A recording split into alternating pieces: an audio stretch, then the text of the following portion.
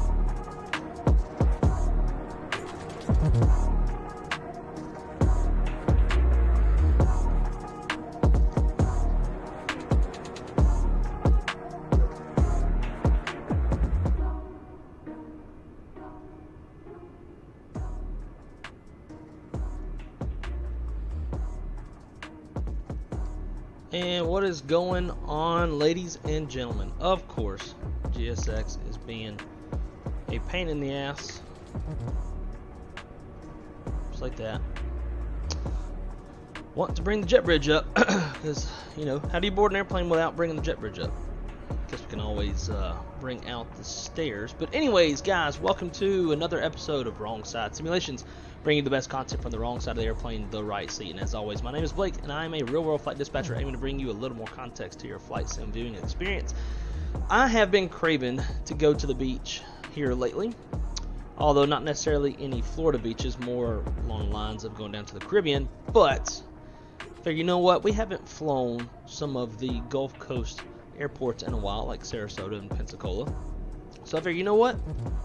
Let's do some Gulf Coast hops, shall we? And I know we got some MD80 fans in the chat. So I figured, you know what? Let's start with the MD, and we'll make our way up to Atlanta, and then from there maybe jump into the 737-900, unless we just want to stay in the MD, and then head on down to Pensacola, and then from there, the world is our oyster. We'll figure out where we want to go from there. I'm pretty sure I'll have enough time to at least get a third leg in. So that's the goal. I'd really like to restart GSX if able. Screw it, we'll just go without a damn jet bridge. Anyways, over to the chats. Joe, Wes, Liam, Byron, Zach, what is going on, my friends? Welcome, great to see y'all. Shelton, Shaq is in the house. What's going on, dude? Getting ready for work. That always sucks, but gotta make the monies, right? Oh, Mad Dogging, damn right. And as we all know, on my channel, when it comes to Mad Dogging, usually get a little bit flustered. So hopefully today I won't get flustered. Hopefully today will be the first time I ever fly the MD and not get flustered or have any issues. But sorry it took a hot minute to get the stream going. I actually started the sim once earlier, like minutes before getting ready to start the stream. Everything was fine. I realized, like, shit, I need to reinstall the sounds for the MD because I had updated it. So I went and did that, restarted the sim, and the sim was like, oh, guess what? You got an update. So then I hit update, and it's like it froze, computer screwed up, restarted the computer, didn't come back up with the update, so the sim never even actually updated. You know, sim stuff. But glad we're able to get this going. I don't understand, like, how it goes from working. Y'all saw everything I was doing on GSX, then all of a sudden it's like, nah. Oh, I hate this thing. If I restart Katl,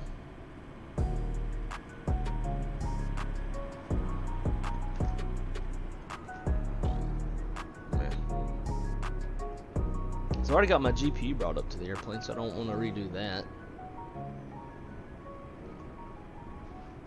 Cool. Well, let's jump in the cockpit, shall we?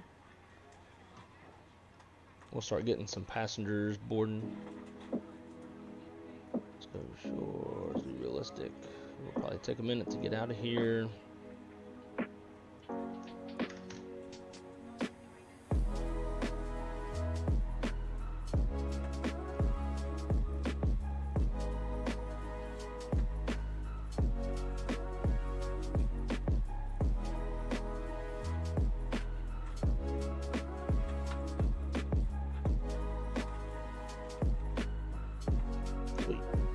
Passengers aboard. We are connected to VATSIM, which is always dangerous for me in this airplane. Helmets on for this flight, folks. Flotation devices ready. That's about right.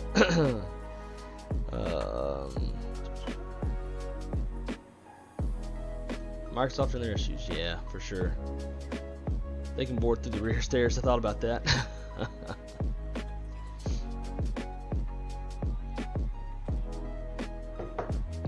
Bring ourselves onto the plane. Probably need to get those doors open. Let's go. Ground services. Forward main. Everything else is should be fine. There is GSX integration with this airplane, so we'll see just how well that works, because I brought up the GPU, and I've noticed ever since. Oh yeah, so I used to always try to click the GPU and it wouldn't do anything. So I figured, you know what, that's probably because I have GSX. So maybe if I bring the GPU through GSX, then it'll work.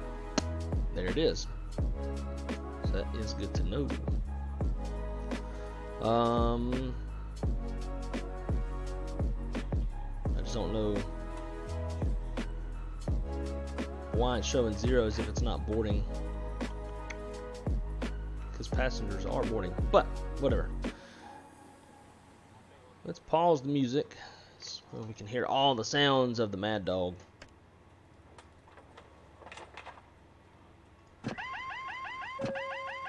Autopilot.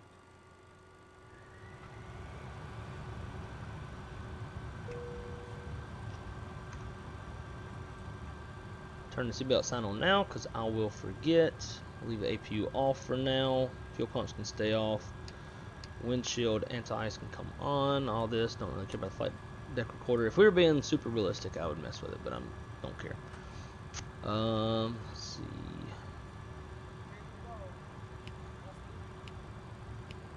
If we turn on ground air,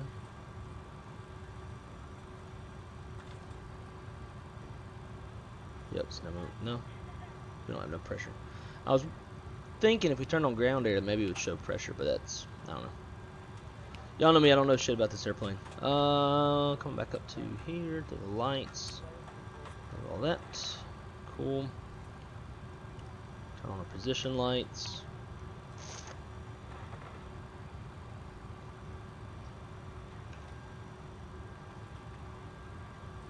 Got that squared away.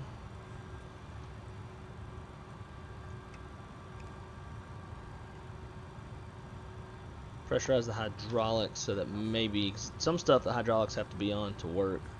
So like if we do the forward stairs, that's part of it.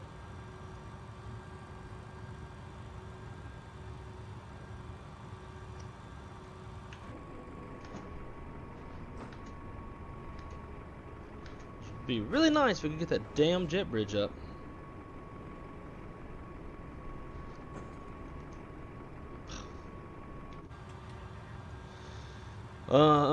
Cool. So I'm still curious though as to why this is showing, like why it's not boarding passengers, because this should reflect how many passengers are boarding. Oh, it's the man, the one and only Rio. What's going on, dude? Mr. Flaps 121 Simulations himself. What's happening, dude? What you up to today?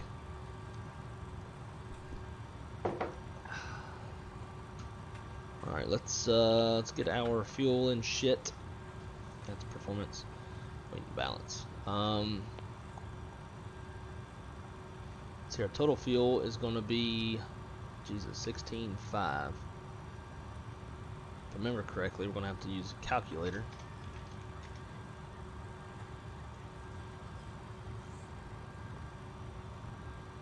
I don't remember what the wing capacity is. I want to say it's like 14. Let's do this. 14.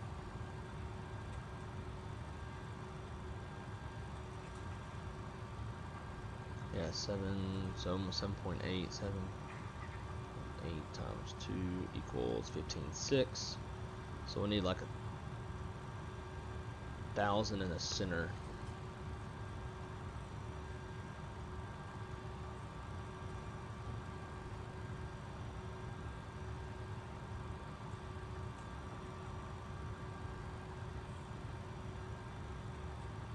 I don't remember if 7.8 or so is really the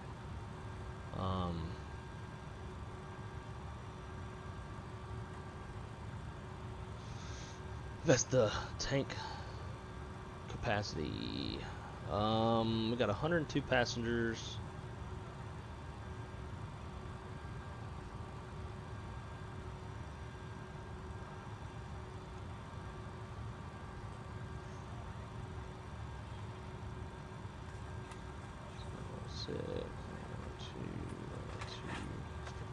Each.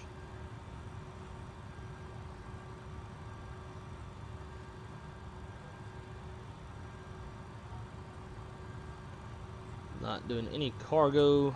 So plan 0 fuel weight's 103.0, and that reflects here, so that's good. Takeoff weight 118.8. Planned is 118.3. Cool. So that should be fine. Okay. I think we're good. Never really know or remember in this airplane.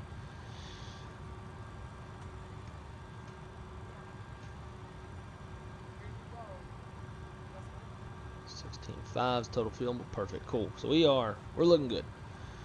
All right, position the nits. We are in Sarasota, Florida. Ksrq.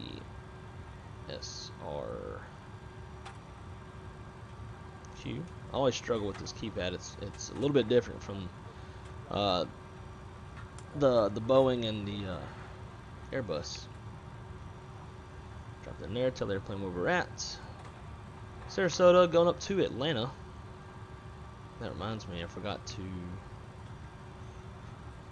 So for some reason, I always have to go in. Anytime I fly Atlanta, I have to go uninstall my Imagine Sim Atlanta, then reinstall it. Because if I don't, it shows both the Imagine Sim and the default Atlanta airports. You can see both ground textures, and it screws up the AFCAD for GSX. And I forgot to go do that, so we will be seeing dual textures on the ground, which is a little annoying. Departing off runway 32.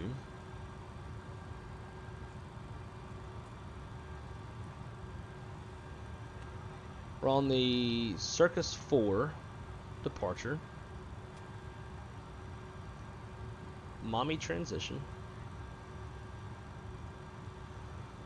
Over to route from Mommy, it's direct Brutz.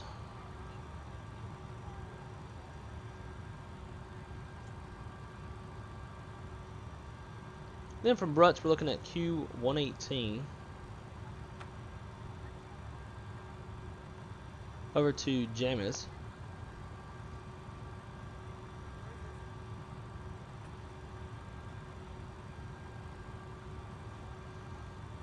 And then it's going to be direct to OTK, Oscar Tango Kilo. OTK.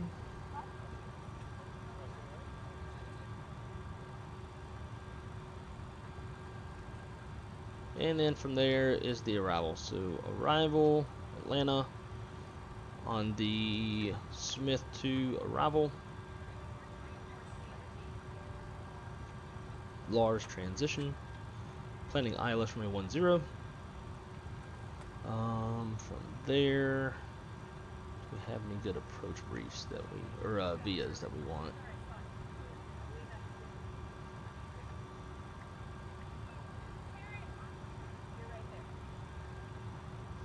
We'll do Dewey or DY, whatever that would be. So back to legs. See if we got any discons. There's one there. Got vectors to Dewey. That is normal. We'll leave that. Activate. Execute. Climb. We're going to go up to, see, en route time is hour 21 minutes. We're going to try 360. If not, we'll descend a little bit down to 32 or 34. From here, fuel is going to be 16.5. Zero fuel weight of 103.0. Reserve fuel is 4.1. Cost index, it just says long range cruise. So that would be probably CI0, but we'll take it down to 21. Cruise winds, top of climb, our winds are 299 at 46.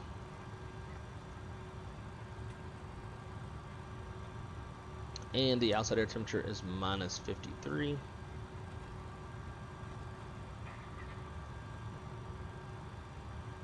Takeoff. It is nice and warm outside.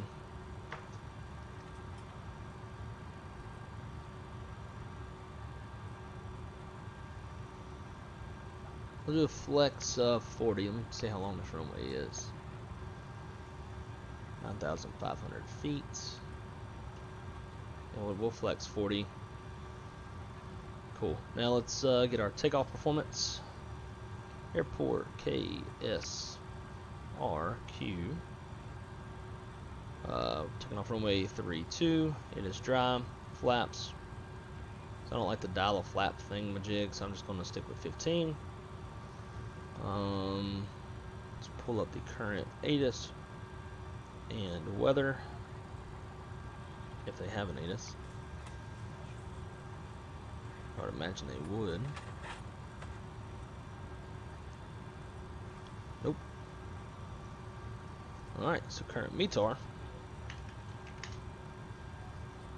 Winds are 290 at 12, 10 statute miles, clear skies, temperature's 28, dew point 21, altimeter's 30, 12. So winds, 290 at 12.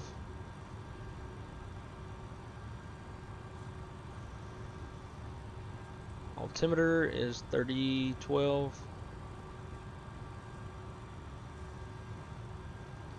Outside air temp, 28. And now anti-ice off, packs on. Takeoff weight, call it 118. Let's see, math calculator, 119. 450 minus 800 pounds for the taxi, which is what's planned, I believe. Look that up.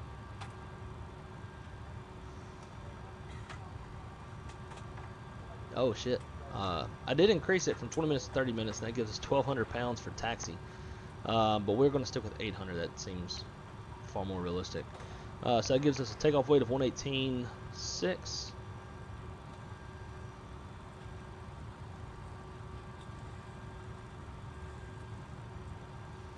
Runway length reduction from when we start.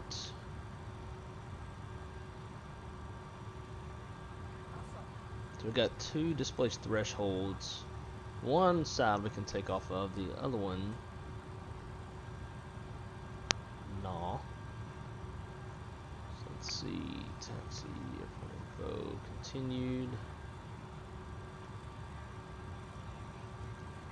So takeoff, we got 8,150 feet. So we need to subtract that, so 9,500 minus 8,150. It's 1,300.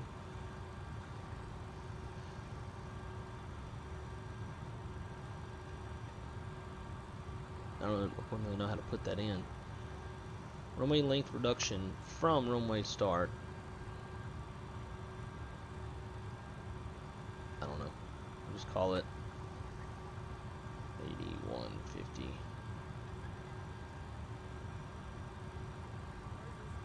Yeah. Something's up with that part. I'm not entering it right. Alright, flap 15 is calling for a flex temp of 50 degrees.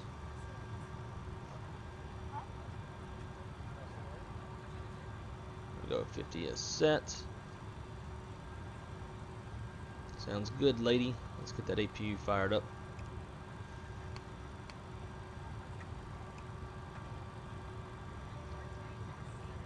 Alright, it's flats 15, flexing 50, V1's 121, 26, 35.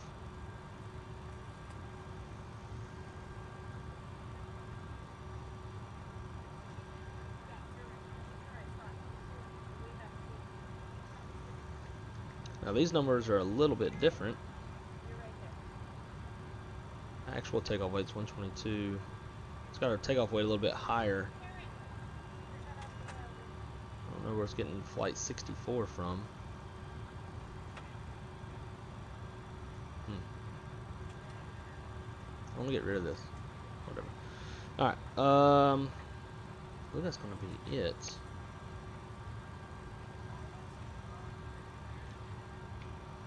Cool. APU's on the bus.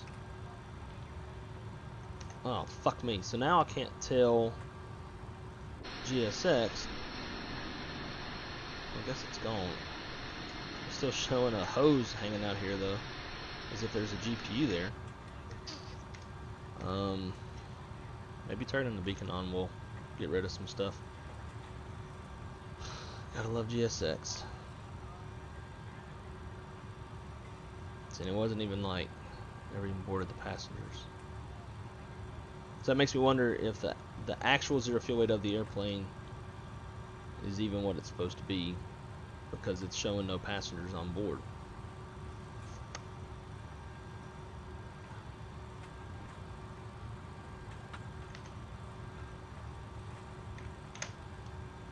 Stand by.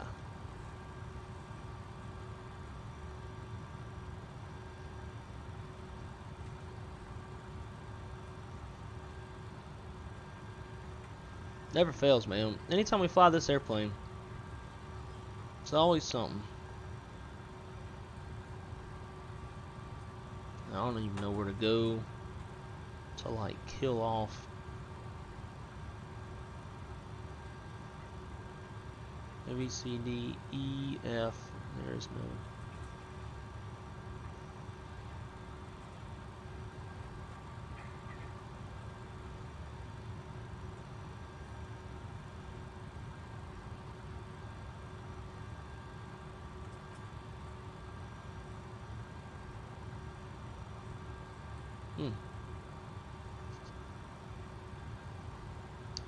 That's what I'm trying to do. I just don't know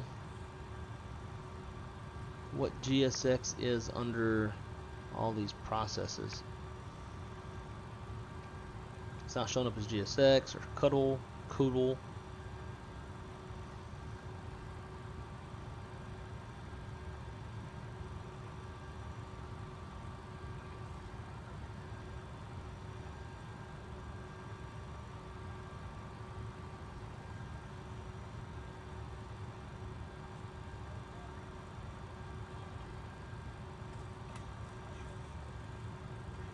And maybe that's why it's not showing, because it's like somewhat dead.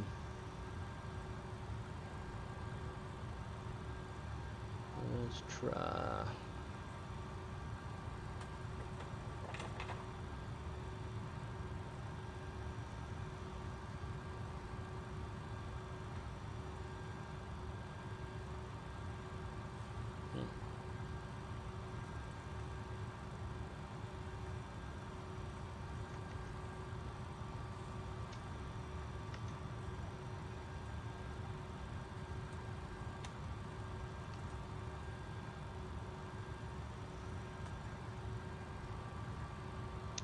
Don't know.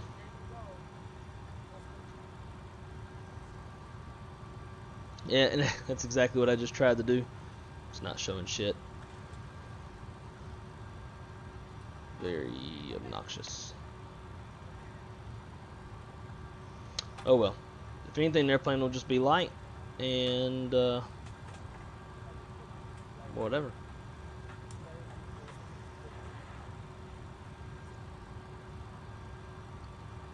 Close up all this stuff.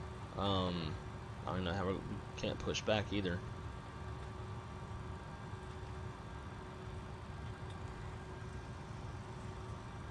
Which is funny too, because you can actually hear GSX boarding in the background, so you would think these numbers would be going up.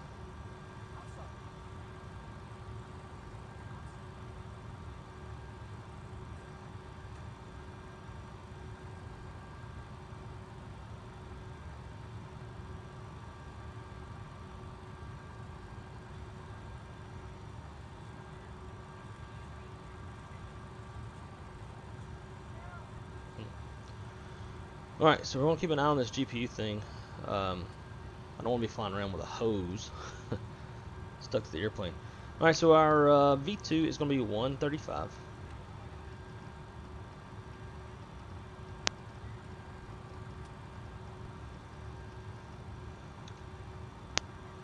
Our initial climb doesn't really say.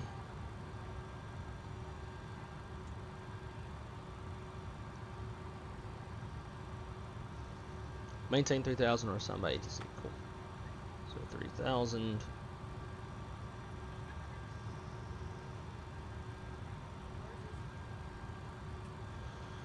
And And runway heading as a backup is 320. Set. Flight director's on. Anti-collision light on. GPU still there. Maybe when we start the engines. Alrighty, let's see what we got. External power access door, yes, because of the damn GPU.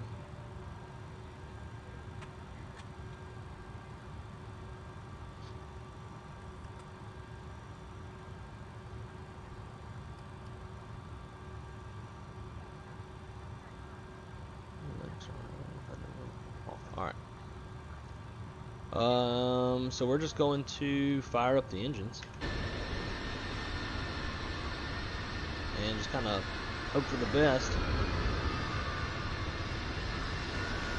Probably have to power out. Alrighty. Air. Start pump. System A. Rest of the fuel pumps on. And come down to the center pedestal. Turn on these little pneumatic valves. And let's start one.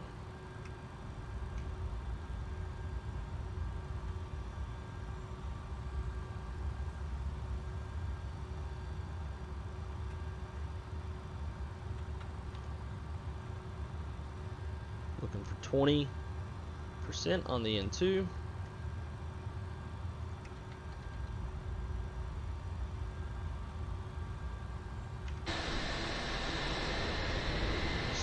Still got the hose, or the cord rather. That's gonna irritate the shit out of me if that stays.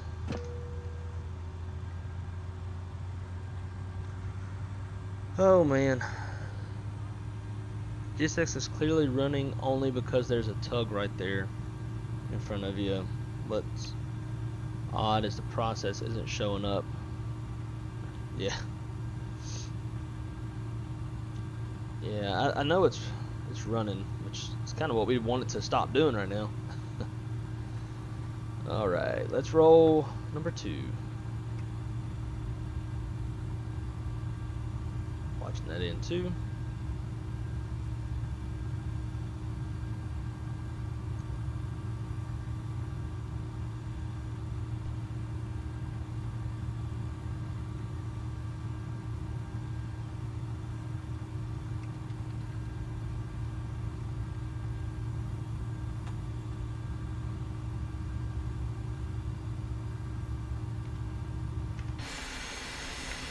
Still there. Well, it's showing unplugged there. Still says external power access door is open.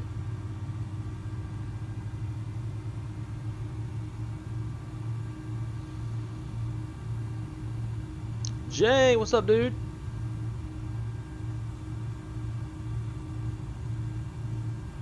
Oh no, don't know.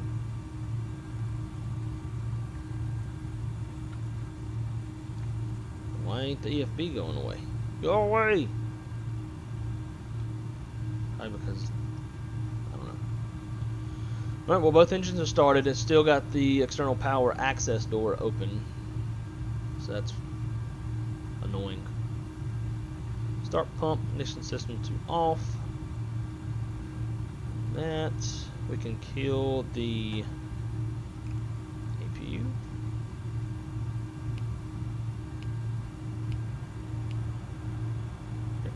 Is on. Alright, I guess let's see what happens when we start taxing. Actually, we'll just power out.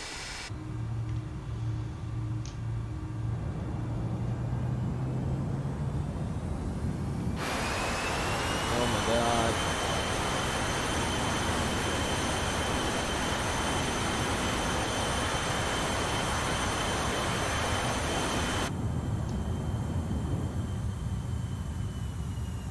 We're like way into the, we're too far into the process to like restart stuff. Okay, I guess we're just gonna roll with it. Hopefully it all works out. So let's go flaps 15. On the speed brake. Trim the airplane.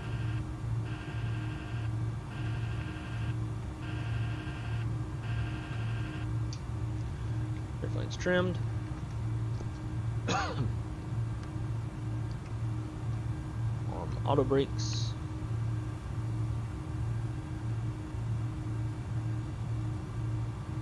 You know what? It's even though. Oh, now it's got it back. Get out of here. Let's try something else. I don't think it's gonna work though. I don't think it even exists, but I'm thinking.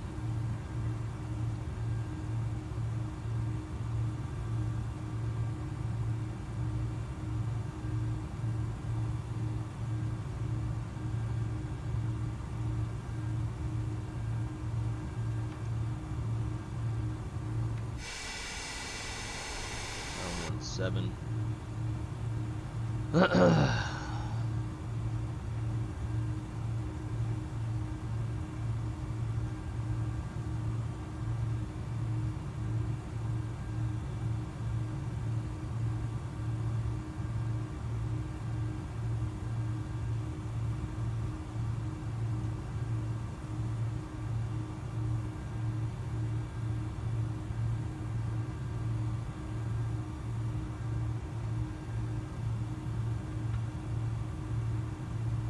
Hoping maybe there was a way to get rid of it in here. Shaq, you haven't missed anything other than the fact that GSX has, like, it won't open up, and because of that, now we can't get rid of the daggum GPU fan.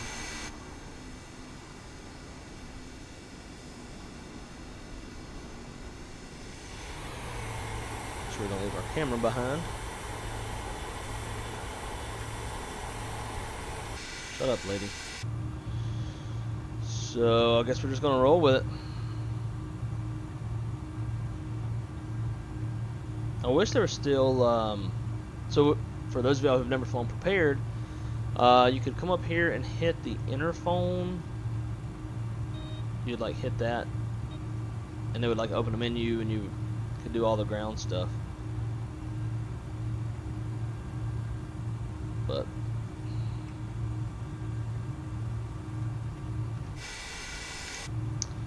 no avail.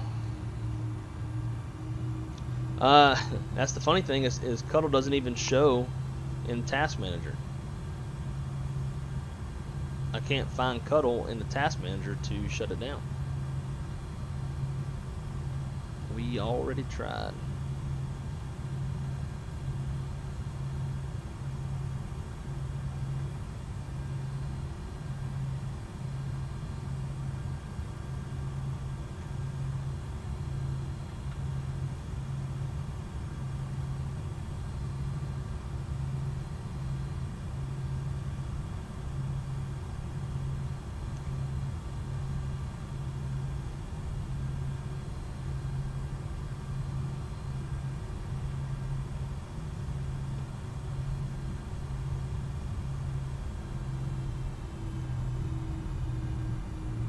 Stupid camera going because it wanted to die earlier even though it was plugged in.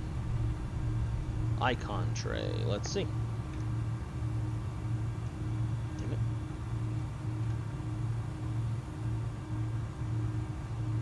Ooh, hey, look at you.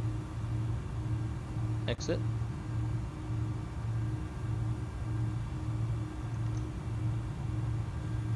And now let's restart it.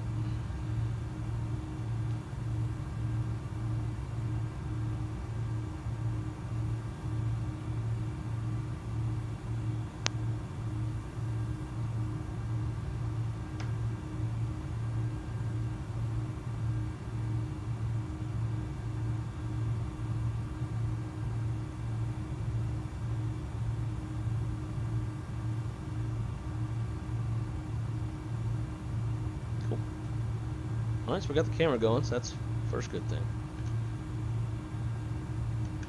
Lock the brakes, and let's see what that did. Okay, so there is that. So now it's up, but because we're not at a gate with the engines parked,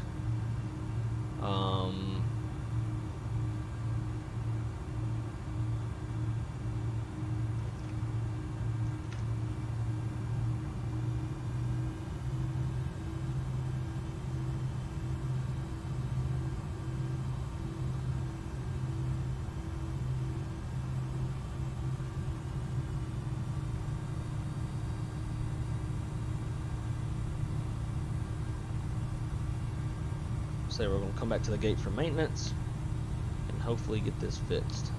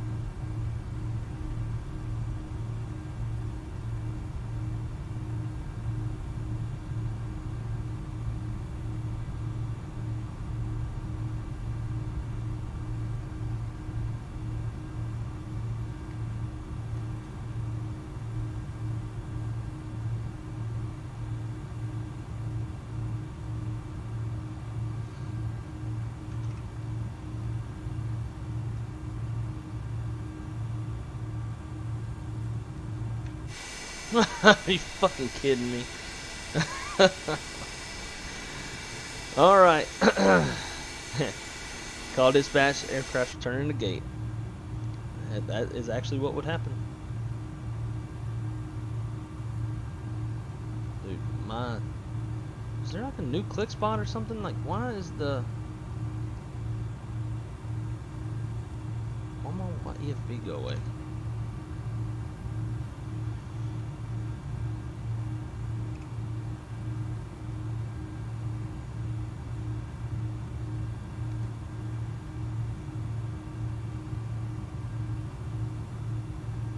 So we burned 100 pounds of gas so far.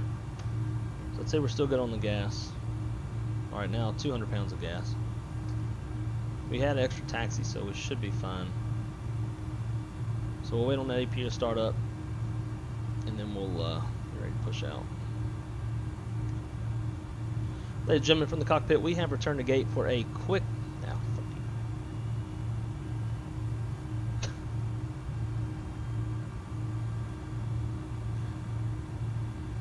PAX hasn't been detecting my microphone, which has been quite irritating. Actually, I think I know why. Let's see.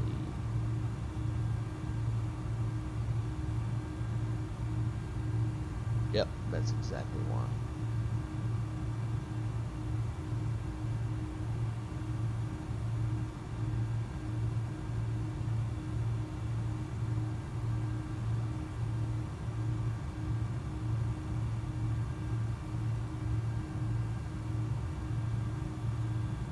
Okay, we are on the APU buses, and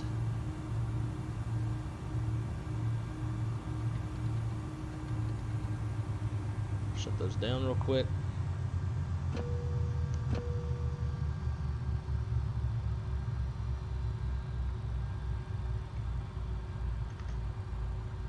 You fucking kidding me? It just did it again.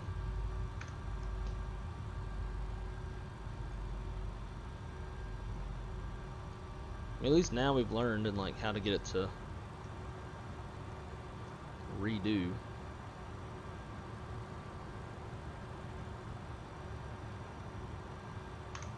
Ladies and gentlemen, from the cockpit, we have returned to gate for a quick maintenance deferral. We anticipate that this will take just a couple minutes and we'll be pushing right back off the gate. We do anticipate a short delay getting out of here, but we do anticipate making some time in the air and get you to Atlanta on time. Thank you for your patience.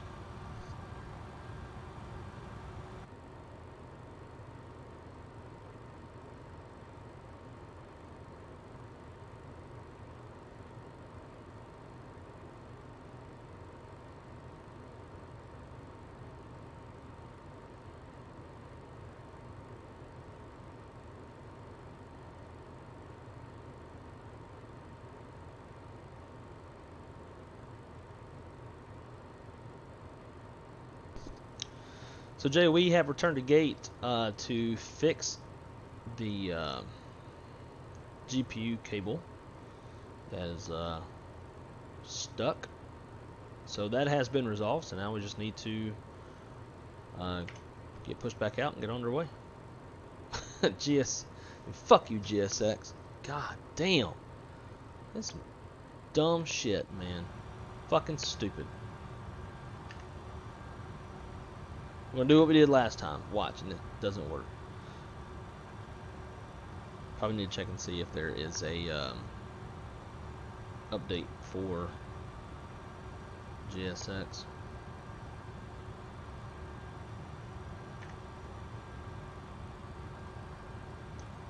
Give it a sec.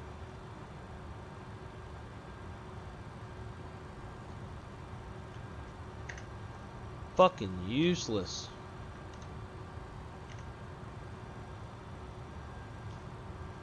Stupid bitch. Okay. Let's restart. Pump system. Boom, boom, boom. Air off. That air is on. Pneumatic stuff is on. Cool.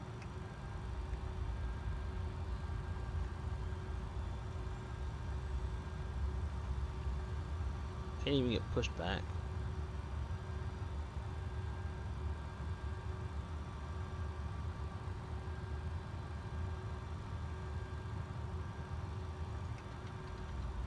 And I bet you it has something to do with the MD, being that it is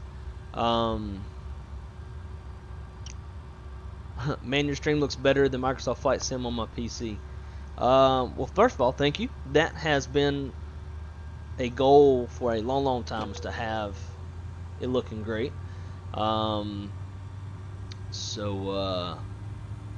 man. That's a huge thing for me, is I want to provide great quality streams to everybody. So cool. I'm glad it looks really good. I beefed up my internet and beefed up my computer and everything so that I can stream in 2K. And that should be why you're seeing a nice clear image. Anyways, I would imagine that the issues with GSX right now are probably tied to the fact that the MD is has the GSX like built into it, or however you word it. I said it a while ago. It's got the GSX integration. And I bet you somehow that's probably throwing it off. So, well, at least the big thing is we got the GPU cord out and all that is squared away. So now we'll just power out and we'll get going.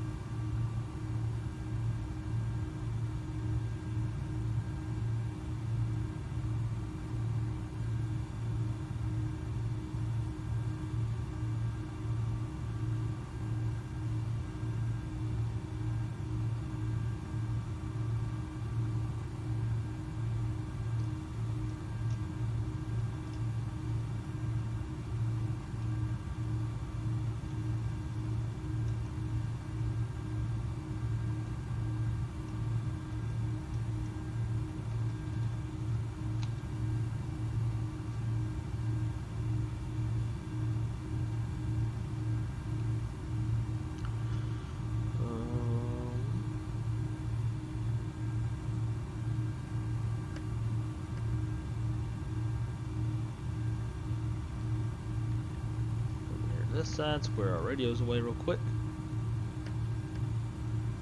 Cool. Alrighty, let's power out.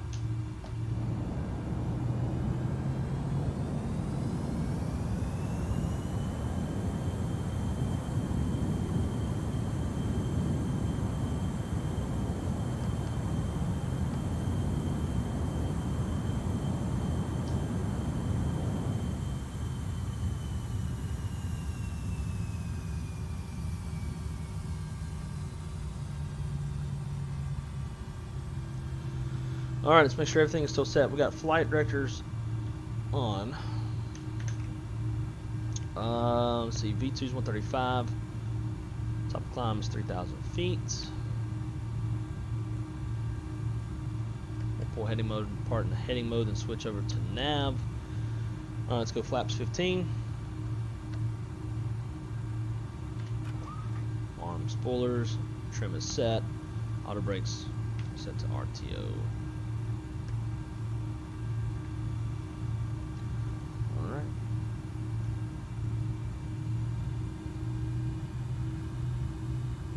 Now let's get out of here. Just a little bit late.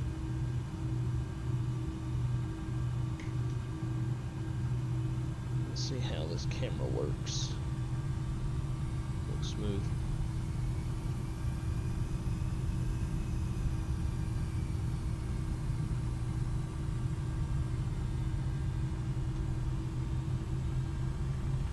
Well, guys, I apologize for the slight delay. Thank you for your patience here with Delta Airlines as we get underway. I'm telling you guys, never fails. But every time we fly this airplane, there's always some sort of technical issues. And this one should be a bit more user-friendly than the rest.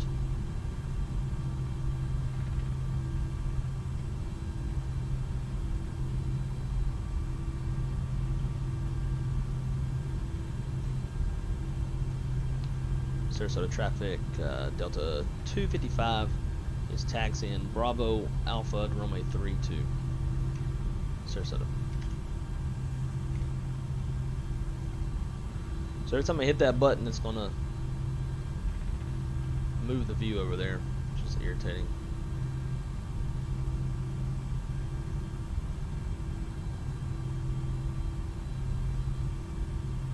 So we are running live traffic right now through PSXT and real traffic.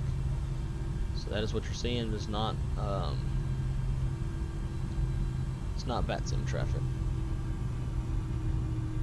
I'm gonna try to fix that.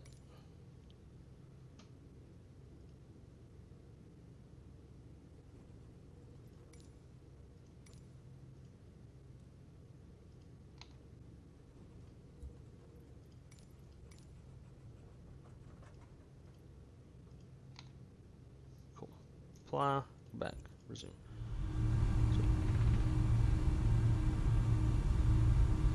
Alright, now that we're away from the gate, we can turn our weather radar on.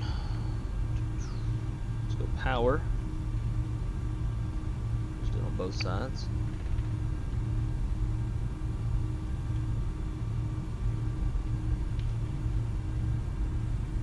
Hello, Mr. Allegiant.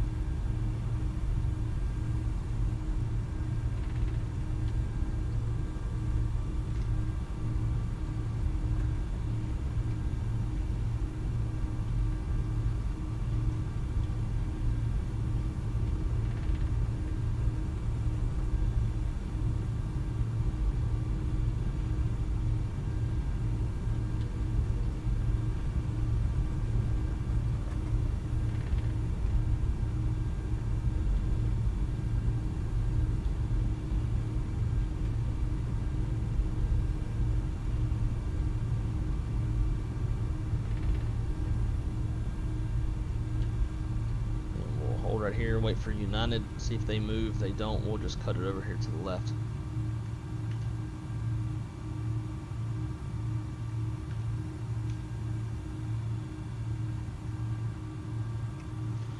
Alright, so we got 117.0.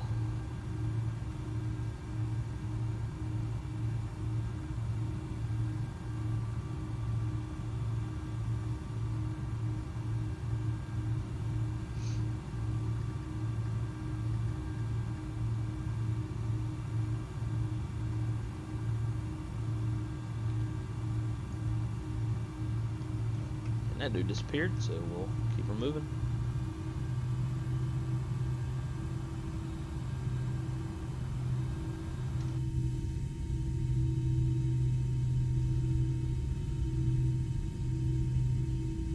Sarasota traffic, Delta 255 is going to be departing off runway 32, exiting the airspace to the north.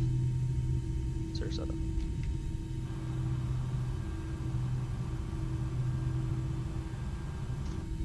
Those little flight controls, check.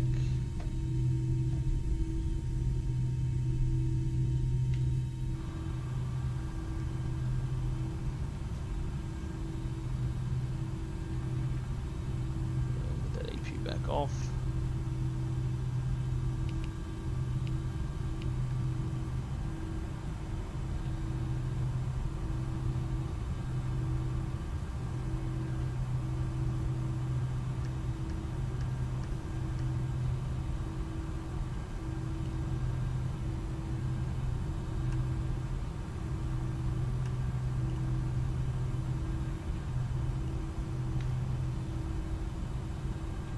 Alright, clear on the approach other than some birds that are flying at us.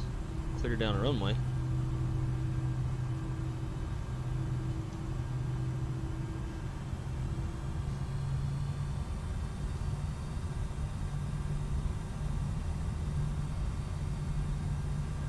There's runway heading.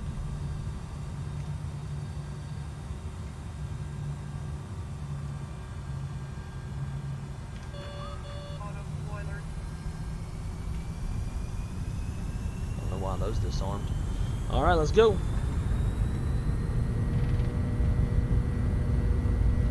Wait.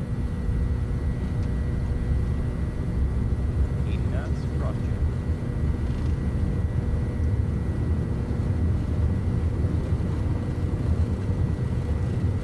V1, true.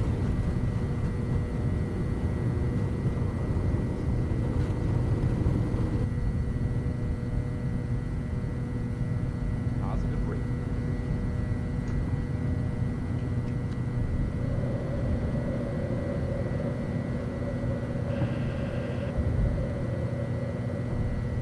Gear up, lights out. Let's go nav. V-nav. Not sure why it's saying heading hold.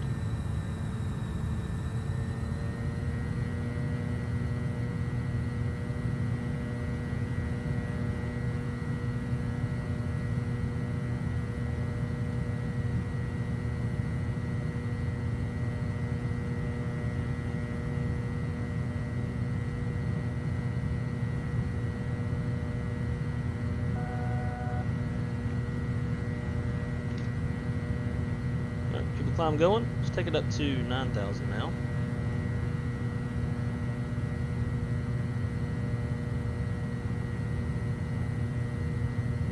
Doesn't seem like that LNAV is really wanting to work.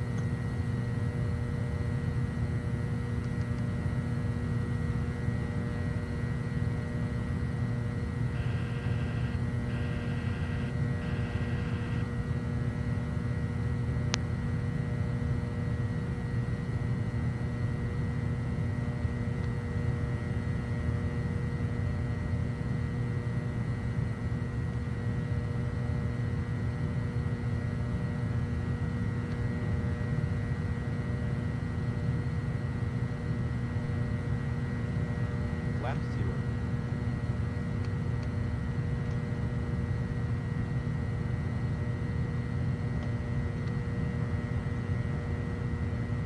Slats retract.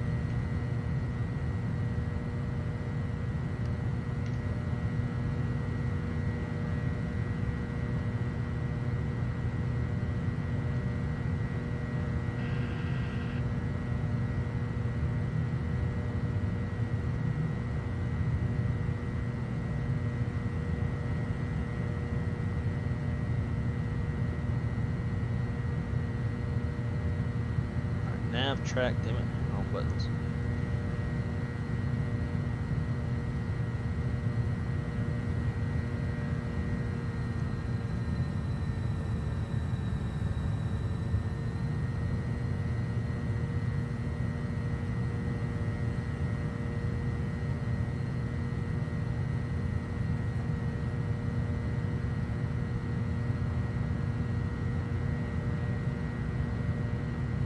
We are struggling. We'll go to the autopilot so we don't die. Let's go climb.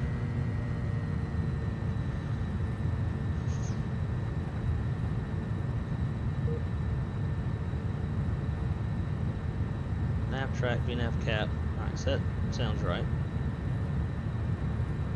We'll go up to our final of 36.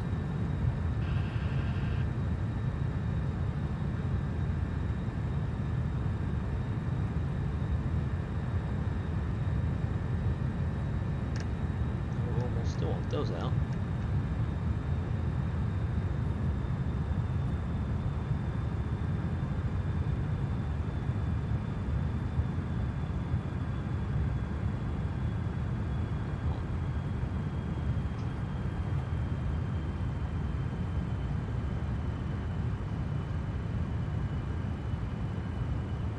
While we're leveling out, there's no crossing constraints.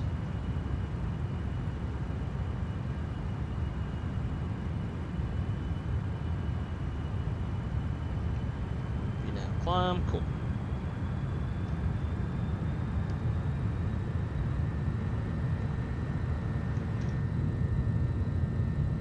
We'll get there eventually. Shit. Sounds good, ain't it? Or don't it? That's those FT Sim sounds. $10 a month to get access to their Patreon, which once you download all the sounds you want, then you can cancel. But then, you know, if they update stuff, you won't get it. But whew. It never fails. It's always a challenge getting going in this airplane. But I would say that we definitely did better than we usually do on this airplane. We didn't have any issues starting up. You know, there was no like me issues for the most part as far as getting out of there. Just the typical GSX and bullshit like that. Alright, so we're above 10. We'll get those lights off.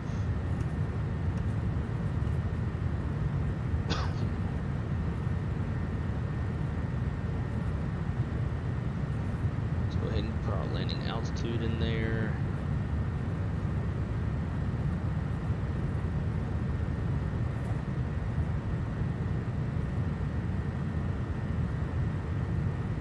Which is touchdown zone is like right at 1,000.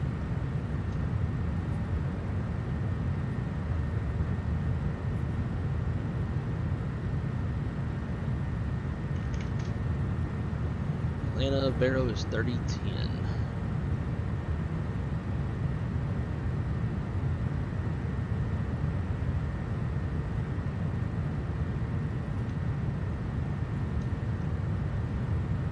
We're rocketing on out.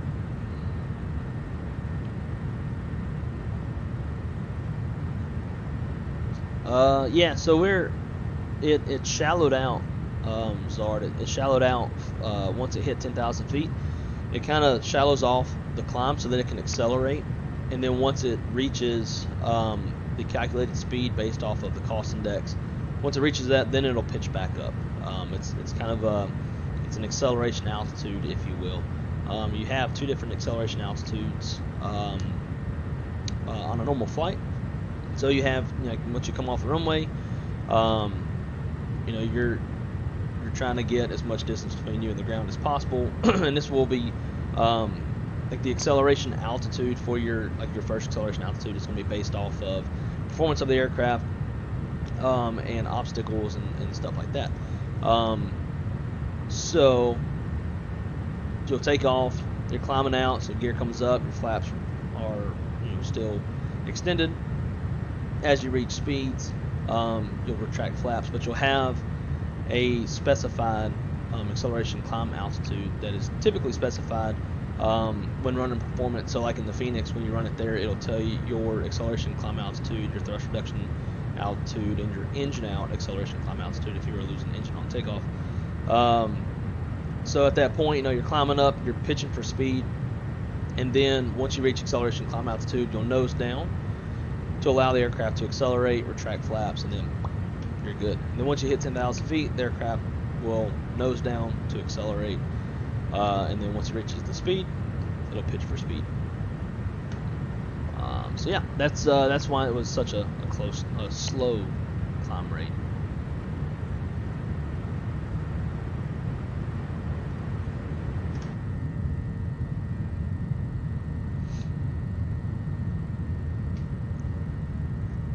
Takeoff was smooth. It was a little smooth. It was a little cockeyed with the winds. I didn't correct as much for the winds because I'm a little timid in this airplane since I'm not. This is obviously not my specialty aircraft. But yeah, I'd take it. There's Tampa off our right wing there. Little vertical sim.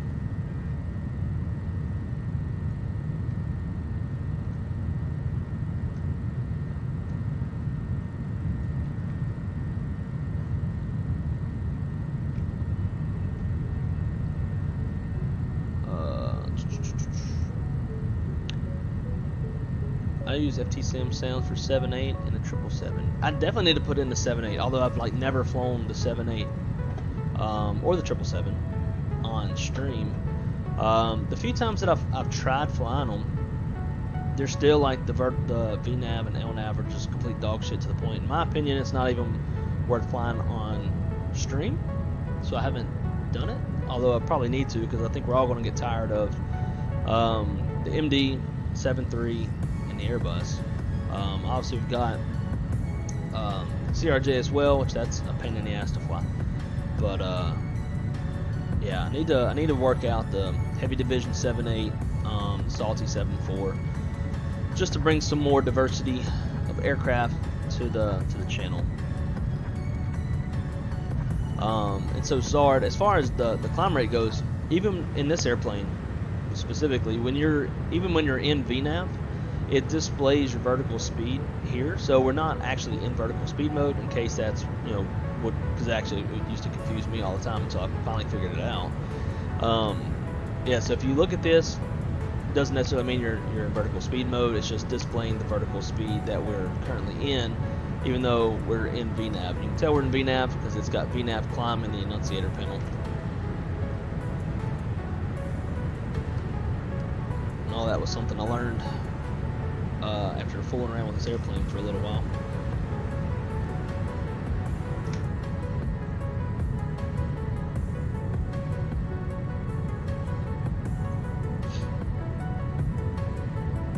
Around there could be more, could be less. Yeah. D-Champ, what's up, dude? Great to see you. Welcome, welcome. I just got this game, just learned. Ah, gotcha. Yeah, so the airplane we're flying, it's the McDonnell Douglas MD82, and this airplane was built a long time ago, I think in the 60s, which is why everything looks so old. Everything is so steam driven or steam gauge driven, minus the PFD and the ND. So this would be a hard airplane to learn if you haven't learned many or any high fidelity airplanes. This one is a study level McDonnell Douglas, and it's the only airplane that has working radar so far for the sim. But yeah, that's when it comes to the climb rate. That's why all of us simmers love having v-nav, vertical navigation, so the airplane can calculate in real time. It's using math, like super fast math, right? Alongside with the aircraft's weight and the atmospheric conditions that the airplane is flying in. So it's taking into account wind speed, wind direction, barometric pressure, everything that the entire environment that the airplane is flying in, and it's continuously running the same mathematical calculation super fast, so that it's building this vertical navigation or this vertical glide path. That way it can pitch for speed, and it's also like kind of looking ahead in a way too. Anyways, that way it'll climb by itself, and you can turn on autopilot and not have to worry about it. Same thing is happening for lateral navigation. So your left and your right turning. It's taking into account all the environment that it's flying in, especially the winds. So if you've got, say, if you got a right quartering headwind and you're trying to make a right turn, that wind is going to play a big factor in just how elongated the lateral path has to be to accurately navigate to each fix, or at least to the next fix rather. So yeah, the LNAV, lateral navigation, and vertical navigation are a big thing to simmers because it takes all of the guesswork out. You don't have to be in vertical speed mode and manually adjusting your vertical speed in feet per minute. So like this whole little thing over here, we wouldn't have to be messing with that at all. If we were in vertical speed, we would have to be constantly adjusting that to maintain the speed that we want. So right now, we're flying roughly 300 knots, Mach 7.3. And so we wanted to maintain that. The airplane is going to be pitching as the atmospheric conditions change. And so if we were the ones doing the vertical speed, we'd have to constantly be changing. It'd be super annoying, and wouldn't be able to sit back and relax. So yeah, that's kind of the whole vertical speed and climb rate. At least that's what most of us are doing, is using vertical or using v-nav instead of vertical speed. Every airplane, every airliner has its own version of v-nav, LNAV. Often they're called different things. Like in the Airbus, which is more of my aircraft specialty, that's the type of aircraft that we fly at my airline. Instead of LNAV, v-nav, we'd call it like managed climb, managed descent. We just call it nav or nav mode, not necessarily like LNAV, but it's the same thing. And the airplane is doing the same thing. It's calculating all the same stuff we just talked about, but it's just called something different. So if you ever watch one of my Airbus streams and you hear me say, all right, let's put it into managed climb or managed descent, that just means it's using vertical navigation. In the Airbus, there's also a mode called open climb, open descent. And so that's going to tell the airplane, instead of calculating a vertical glide path, basically just pitch for speed. So that allows the airplane to do different things, but it will also not comply with any speed and crossing constraints that are on a SID or a star. So you have to be aware of that. If you're in an open descent and you got some crossing constraints on your star and you're trying to come down fast, we have to know that if you get down to where you want to be, as far as like your vertical glide path, if you have a crossing constraint, the airplane's just going to bust it. It's not going to take it into account whatsoever.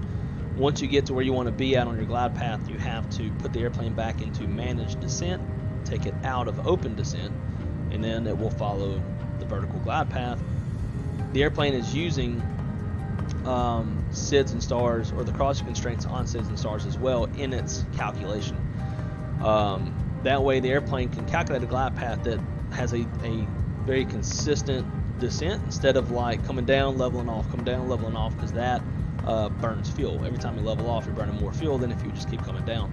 So the airplane will calculate a vertical glide path to where it'll come straight down and never level off and meet all of the crossing constraints. Now sometimes the airplane can't help it. There might be a very elongated area where the airplane is stuck at a certain altitude because of crossing constraint, and is what it is. The airplane just has to fly level for those points, or between those points. But for the most part, the airplane's going to calculate a glide path on its own, using speed and crossing constraints to just gradually come down. It's the best thing in the world, because then it really reduces the pilot workload and we don't have to do as much. Almost the top of climb. We're at 34, climbing to 32, and I did forget to announce that I was out in the airspace in Sarasota. Whatevs. So anyways, I hope that kind of explains. Now you're more confused. Sorry, that was probably a bit, if you're just now starting simming and you don't know much about airplanes, that's a very technical explanation of vertical and lateral navigation. So sorry to confuse you more, but if there's anything I can elaborate on, let me know. Alright, 1,000 to go. Once we get up to cruising altitude, we'll switch our mode over to cruise, take it out of climb.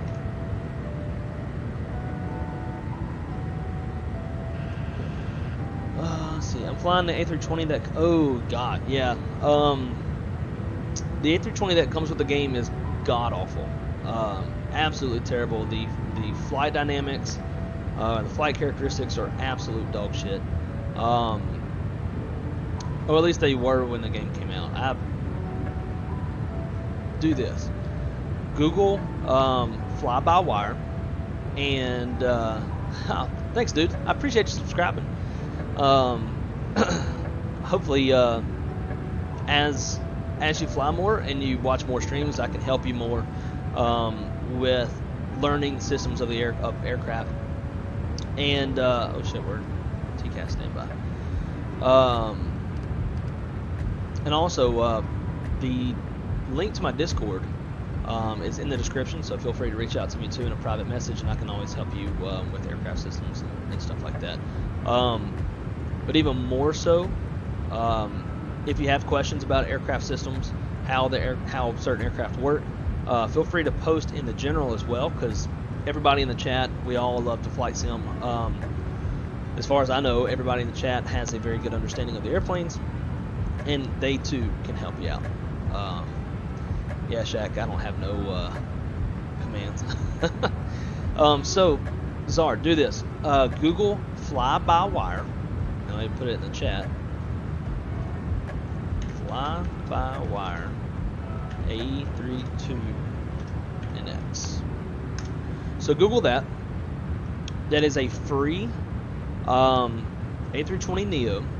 Essentially what happened was the 320 that came with the game, everybody hated it because it was dog shit, and it still is dog shit, and it will probably always be dog shit. So the community took that airplane and developed it, added lots of systems, redid the textures, new engine sounds, new all sounds, added vertical navigation, lateral navigation, all the juicy stuff, right?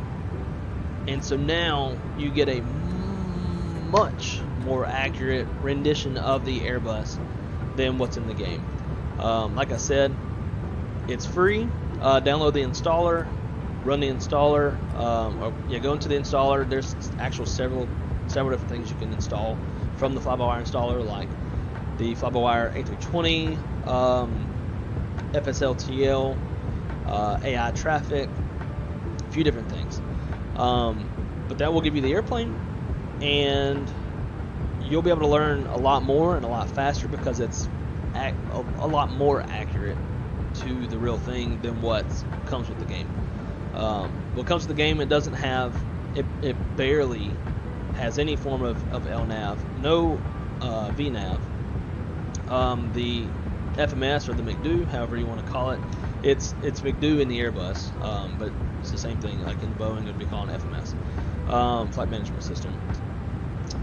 So like the computer of the airplane doesn't work in the way that it's supposed to.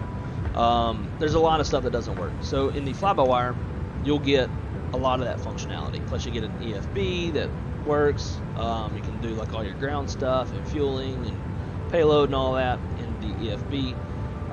For being a freeware airplane, it's really, really good.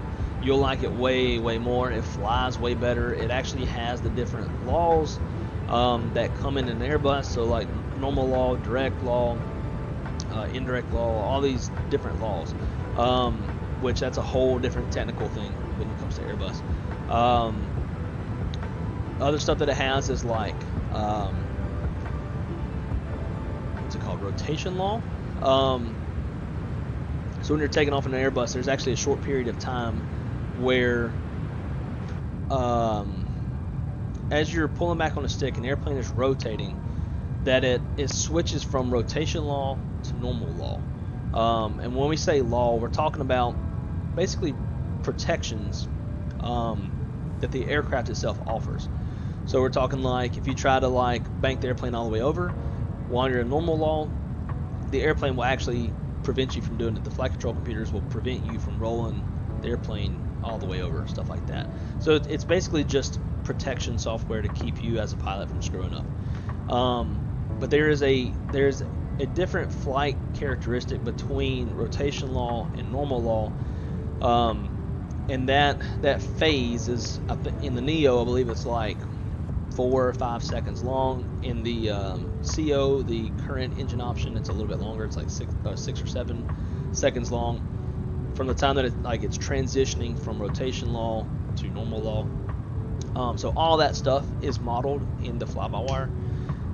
It's just a far better resource to use than the one that comes in the sim.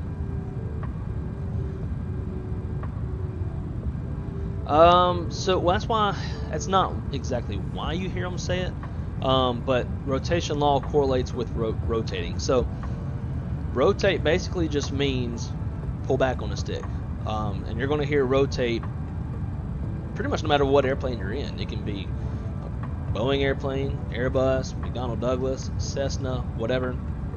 Once you reach V1 speed, V1 means you're committed. So once you hit V1, you have to take off. You lose an engine, you have to take off.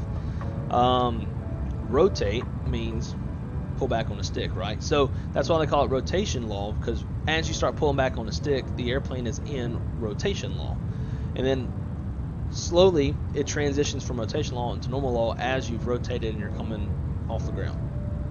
And then V2 is a safe speed in which you would be able to maintain lift in the event if you were like losing an engine or something like that. So rotation law correlates with rotate, but that's not why they say rotate. They just say rotate as mean like VR. So you got V1, VR, V2. VR stands for like it's your rotation speed. So that's why they say rotate. By rotate, they just mean pull back on the stick or the yoke, take off. Yeah, and so Zach has a good point. The same folks, fly-by-wire, who redid the 320neo, they are also working on an A380, which is a 4-engine double-decker airplane. It's freaking massive, and it has a lot more technology inside the cockpit. So it'd be really cool once that finally comes out.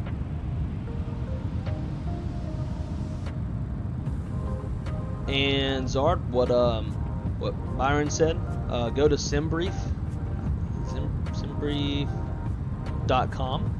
create an account.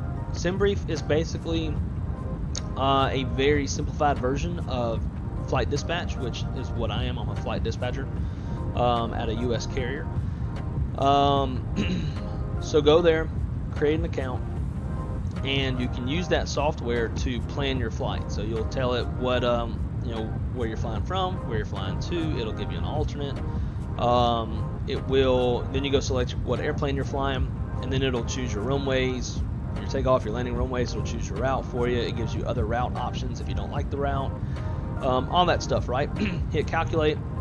It'll pick an altitude, which a lot of times the altitude is too high. If it's a really short flight, pay attention to the altitude, because it will put you at 36,000 feet for like a 45-minute long flight, and you're not going to be able to get that high in that short of a flight. But other than that, it'll give you your fuel, give you payload, gives you all that stuff. And then a lot of these airplanes, you can automatically upload from Simbrief into the airplane, so you don't have to go fooling around as much with the FMS or the make do of the airplane. And it just makes flight simming a little bit easier. If you're like me and you try to be ultra realistic, then don't usually use the Simbrief integration. I use it with the Phoenix, just because like it'll automatically put in the en route portion of the route. It won't use the SID or the STAR, the standard instrument departure procedure, or the standard terminal arrival procedure. So I could put those in myself, but I kind of have to let it put in the route. Otherwise, I can't use the other features that it uses whenever I initialize the flight and all this different stuff. It's a whole different airplane, whole different topic. But yeah, Simbrief is pretty kick-ass, makes life a lot easier, and creating an account on there and doing that will definitely help you out. Simbrief wanted me to get to 390 on a 50-minute flight. Yeah, that sounds about right. And Simbrief will calculate, it'll calculate a flight, and in fact, our real life software does the same thing. It'll calculate, if it can, to go up and straight down. Like that supposedly is like the most efficient way for an airplane is to like literally go up, and then as soon as you hit top climb, come right back down. Like prolonged periods of like level of flight, I guess, hit your gas more than climbing in a way. Like it's finding the balance of like higher altitude, less burn, even though you're climbing, and then once you get up there, come right back down.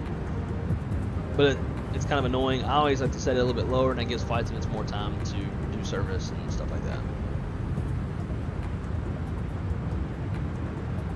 Wish there was some weather out today. We actually looks like we're going to have some weather going down to Pensacola, so maybe we'll stick with the MD and go down to Pensacola so we can pick up the weather that's just north of the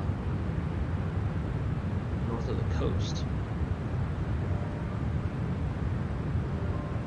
Yeah, and that's exactly why we all hate the Airbus that comes in the sim, because you have to go like do your flight plan from the main menu, which is not realistic at all.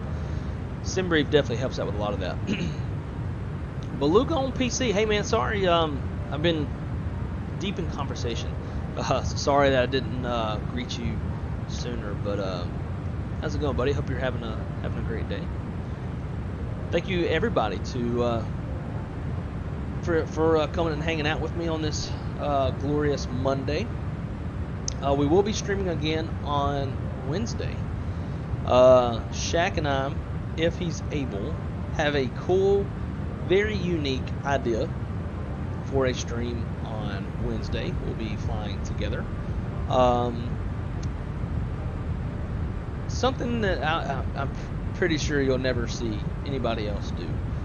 So stay tuned for that. Tomorrow I will probably not be streaming. I've got a full day. I've got to go get a haircut. I've got 2 meetings. I've got to do some delivery flight stuff. And what's the other thing? Oh yeah, I need to go by the dealership where I sold my truck and take them my second key that I've got. And definitely looks like it. Yep. I sure hope this doesn't crash the sim.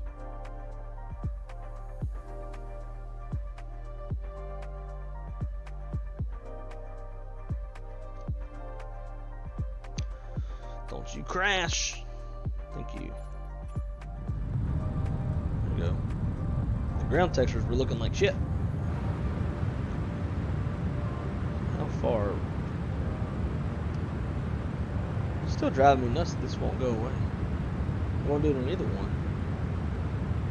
Does anybody know if there's a new click spot for the... Surely there's not. This would be the perfect click spot. Just don't know why the EFBs won't piss off.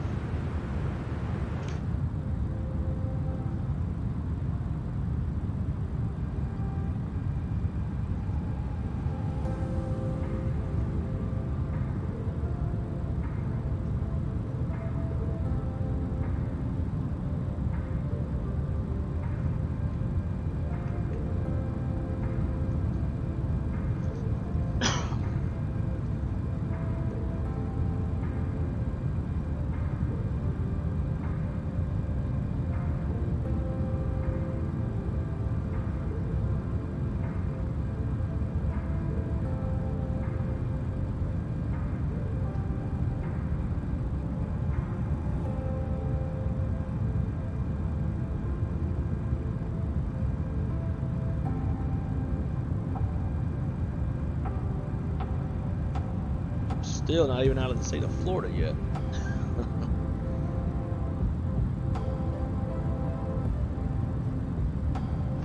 Fortunately, so far, ATC is not online in Atlanta, which is good for me because I struggle with this airplane. So, when we make it to Pensacola, where should we go from there? We could always, I mean, it might get a little old seeing Atlanta, but we could do Sarasota to Atlanta, Atlanta, Pensacola, Pensacola back to Atlanta, Atlanta, Destin, basically Eglin Air Force Base.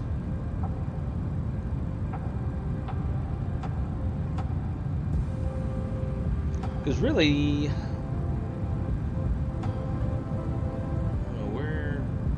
Because if we stick with Delta, then we're...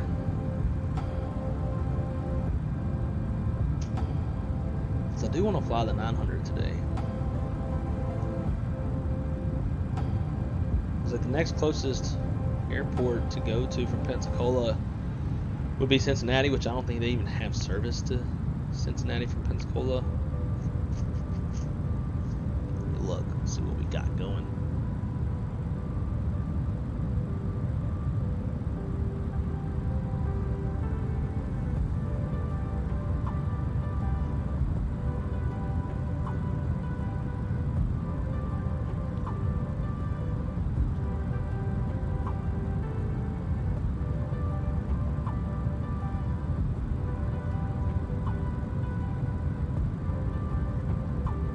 Pensacola, if we select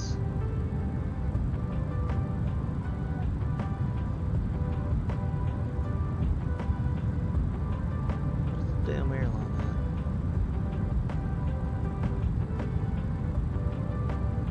There we go. So the only place you can fly to from Pensacola on Delta is Atlanta. Naturally. Who else flies 900? United? Even though we said this is the day of Delta.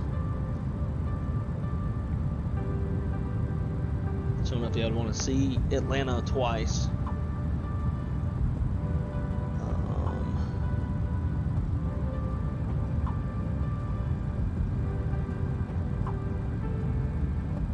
United, we can go to Houston, which is, I don't have payware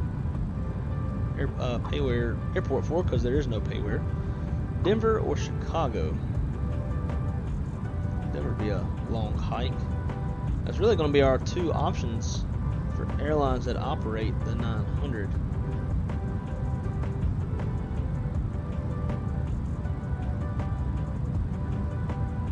I don't know, we'll figure it out when we get there.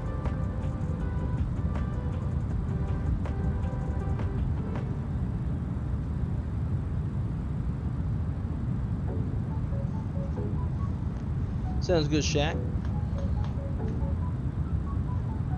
Oh man, gotta figure out what we're gonna do for lunch today.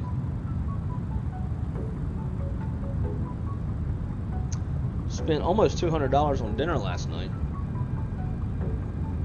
We're gonna go. I remember where we were gonna go. We were going somewhere. And then Crystal brought up this new restaurant that was like 35-40 minutes away, that her friend told her about, but it's like they're all like small plates. It's not like, you know, they have a few like main entrees that are shareable or big, but they're all like small plates of like different apps and stuff, and they were relatively pricey. What all did we get, man? We got like lamb sliders, Brussels sprouts, which were unbelievably good, meatballs, which are okay. Got these like potato au gratin type stuff, really good. I got jambalaya, spicy as hell, but it was really good. Big old Gulf shrimp in the jambalaya. I got something else, and then their strawberry Moscow Mule, stupid good. So had a couple. I had 2 mules. She had 1. Bunch of stuff. Then like at the end, she wanted bread pudding, so she got bread pudding. I got coffee, and just sat there and hung out while it was raining its ass off outside. And then after that, we finally left. It was like a solid $180 something with tip. So it's a good time. I would definitely go back, but shit, it's pricey.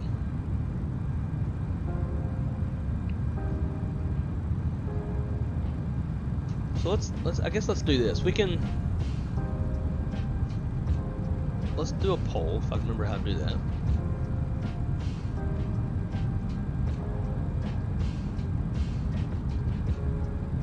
How the shit do I do a poll?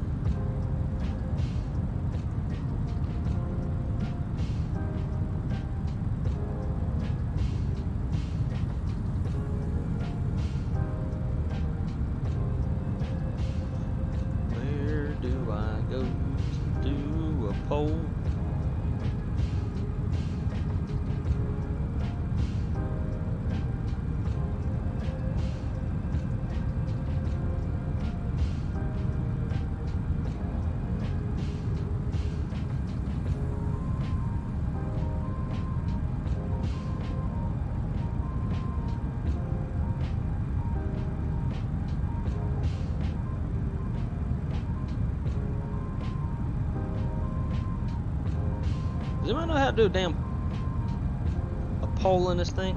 Wait. Engage with your audience. So there we go. Start a poll. Okay, cool.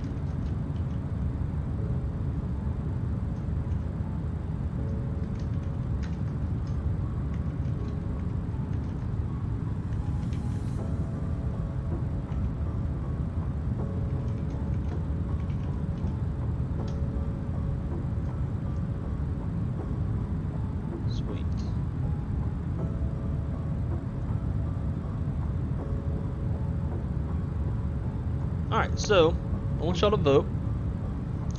Do we fly the 737-900 from Atlanta to Pensacola with no weather radar? Or do we fly the Mad Dog, which has weather radar, so that we're able to see and deviate around the isolated thunderstorm cells that are currently lingering north of Pensacola? And then from there, once we figure that out, we'll have to figure out what we're flying after that.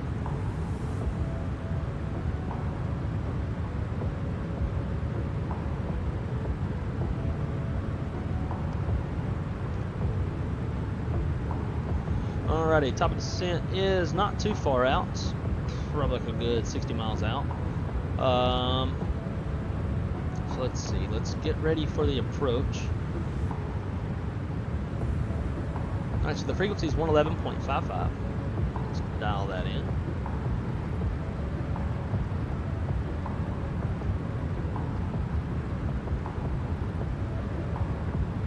Sweet. Final approach course is 95 degrees.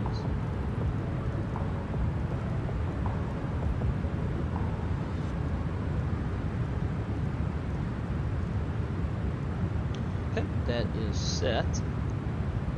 Our decision height is 200 feet. I gotta remember how to set that.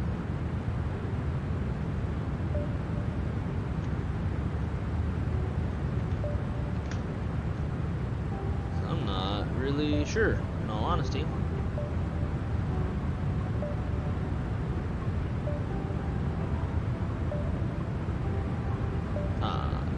Decision height. There we go.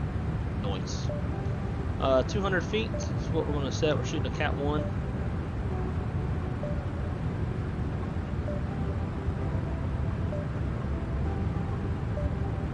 Cool. So check on this side, got on that side as well. Perfect.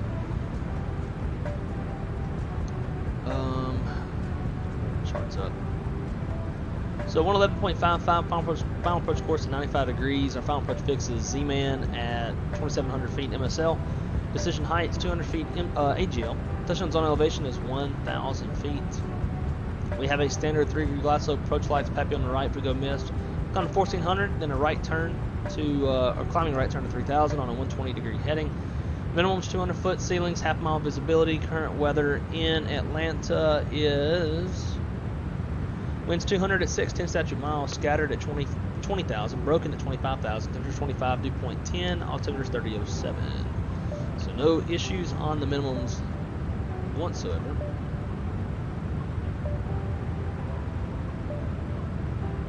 We are planning to land on runway 10, so it'll be a left-hand turnoff. Then we'll make a 180.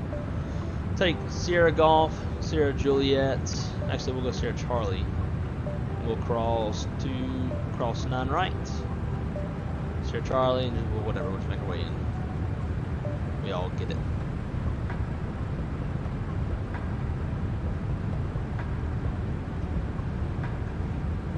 Bottom altitude is 12,000.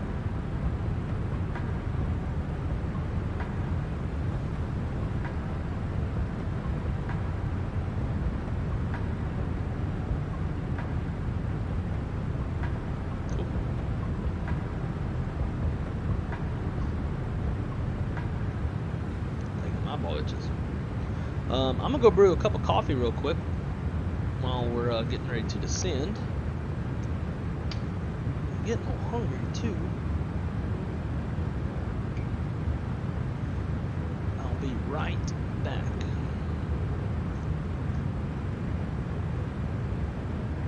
All y'all stay. I got 3 dogs in this room.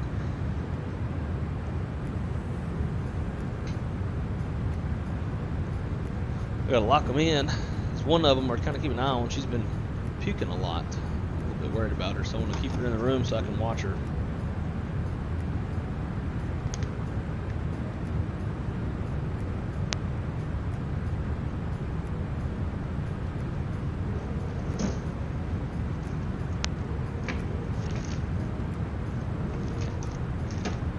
And I think I'm gonna pull out some deer meat for dinner tonight.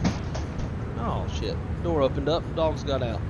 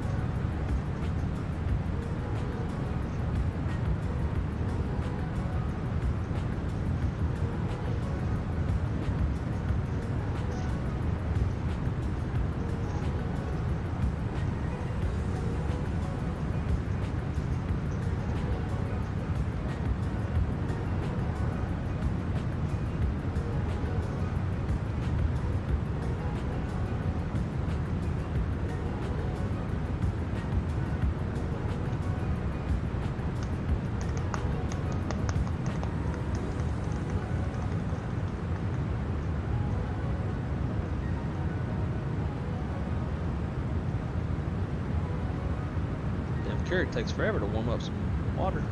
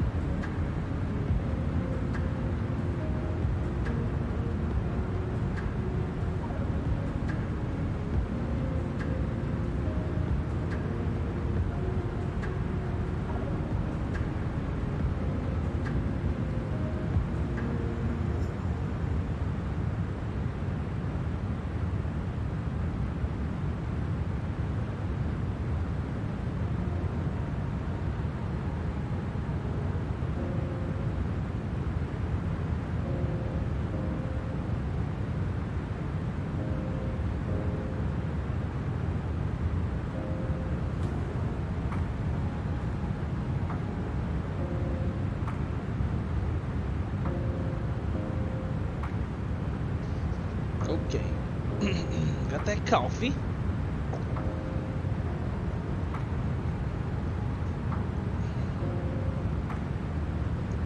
Wheels back locked. Sweet. Just about at top of descent. Had to grab some food real fast, made you hungry. My bad. So, curious when my new steering wheel cover is going to come in. So for those of y'all who don't know, I'm sure most of you do, recently got a new truck. Bought a Ford F-250 Super Duty with a 6.7 liter turbo diesel. Sorry, I'm getting distracted. Turbo diesel motor. It is a King Ranch edition on the inside and a trimmer on the outside. So that means it's basically cowboy looking on the inside and off-road looking on the outside, which is like the truck's basically made for me.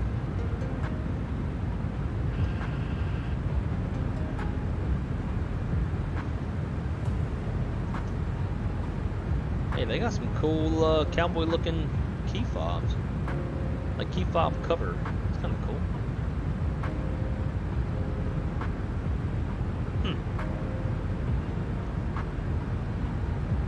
Maybe I'll get one of them. Shit's expensive for what it is.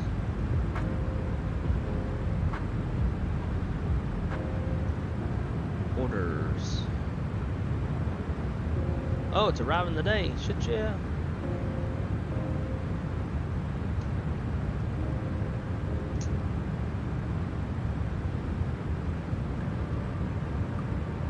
Show y'all some pictures of the new truck.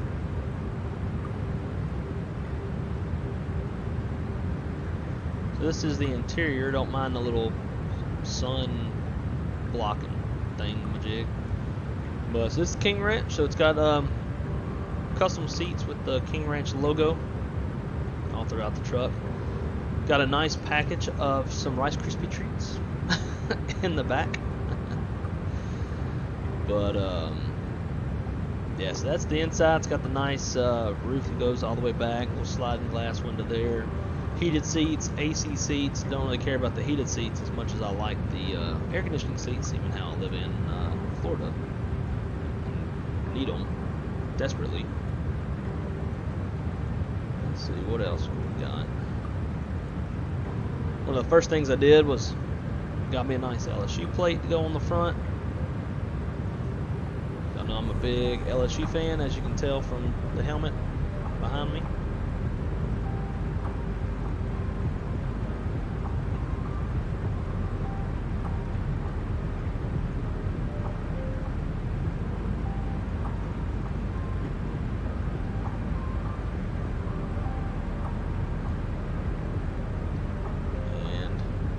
The outside of the truck. So the King Ranch trims have a metallic brown. So no matter what color you get, whether it's black or green, purple, blue, whatever, if you have a King Ranch, it's going to have this brown. But being that it's a trimmer, the off-road package gives you the black rims and the off-road tires and all that good stuff. It does reduce your tow capacity by like 5,000 pounds, so that kind of sucks. But I'm not towing a ton of shit, so not the biggest deal.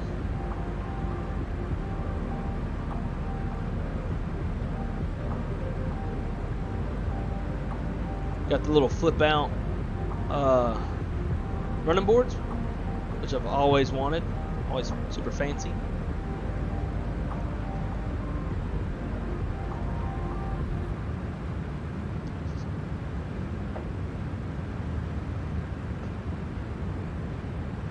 Watch this. Boom! Look at that.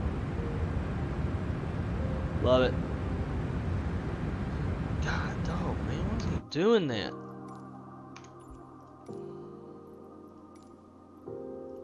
I wonder if streaming in 2K takes up all the bandwidth.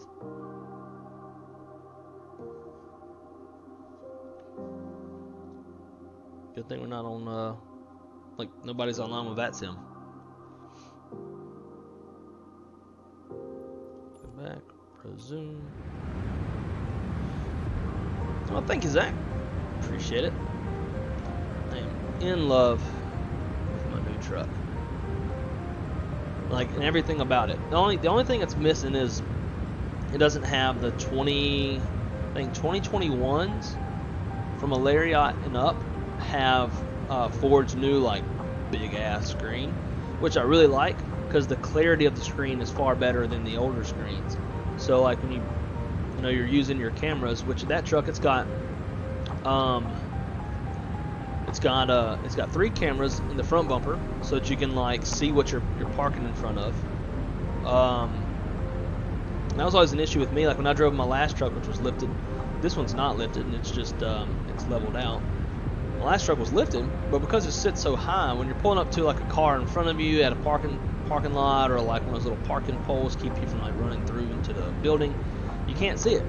And so I would think I'm close, and I'd shut my truck off, get out, and I'll have like a giant space in between me and whatever I'm parking in front of, and my ass is sticking out, and I'm in the way, that kind of stuff. So this truck's got 3 cameras in the front, so you can see what you're pulling up to.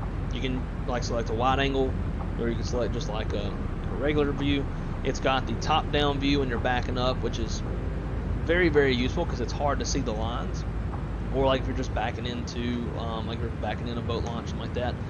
Kind of also helps see where you're at.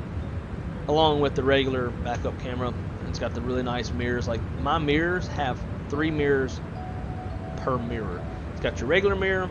It's got like a concave, or is it convex? I don't know. It's got the rounded out, so you can kind of like have a wide view and see what's like, see your blind spot, see lines on the ground when you're backing up, see what you're backing up to, stuff like that. And it's got a camera that overlooks the bed, see what's in the bed of your truck, or if you're driving with a gooseneck or a fifth wheel, something like that, you can see your connection helps when hooking up to those as well. I mean, it's just got all kinds of like quality of life stuff. So now I'm going to have to find something to start hauling around to justify having a diesel. The worst place to drive a big truck is in Hawaii. I could imagine. Shit, really anywhere. I mean, honestly, there's a lot of places that sucks to drive a big truck. Like, mountainous, obviously, is going to kill the gas mileage even more. On top of the fact that trucks are already suck with gas mileage. Anywhere like in big cities where like parallel parking or parking garages. Like last night we parked in a parking garage and it was fine. Had 7 foot 10 inches of clearance, but like the parking garage at the Orlando airport is like 6 feet and 5 inches or some shit like that. Like my last truck, I would barely clear it, but like my radio antenna would drag the roof.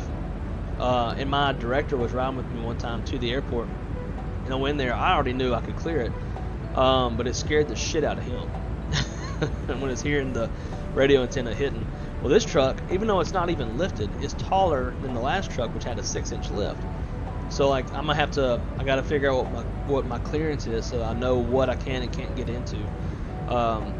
Big trucks are they're harder to park, especially this one. It's just a long truck. It don't even have a long bed.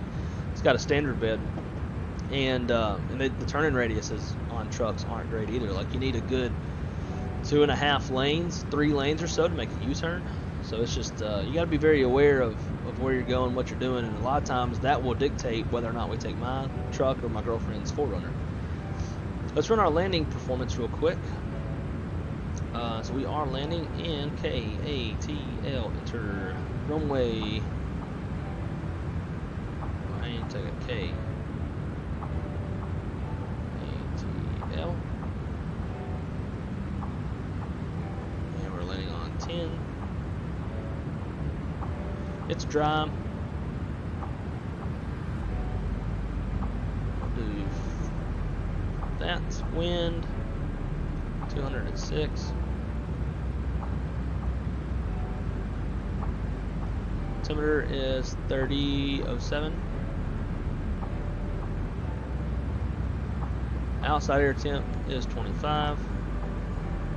Yes to reversers. We'll add 5 knots for wind correction and auto brake manual.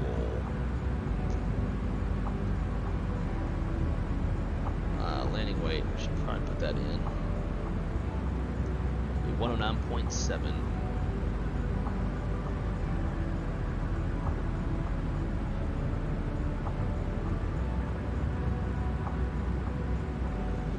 Sweet. So our VREF is 127, so that's our target landing speed.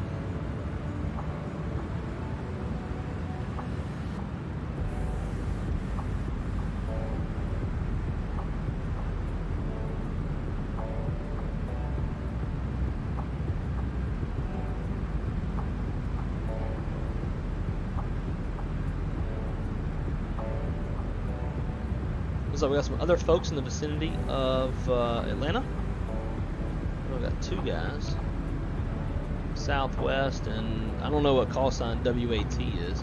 Whiskey Alpha Tango. It's a 737-800. I think both of them will probably be on the ground before we get in. Probably no factor. Parking spots are way too small. Yep. Parking spots seem to be too small no matter where I go.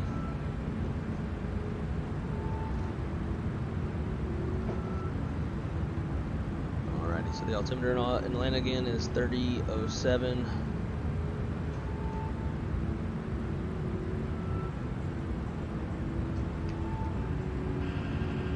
3007. Cool.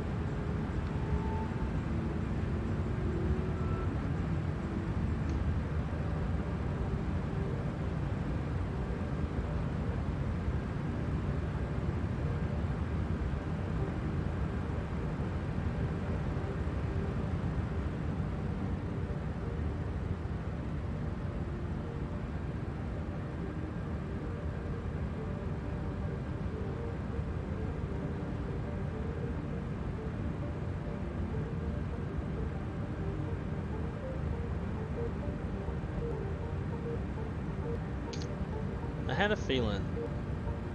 So Simbrief planned to land to the east, but the airport is currently landing to the west.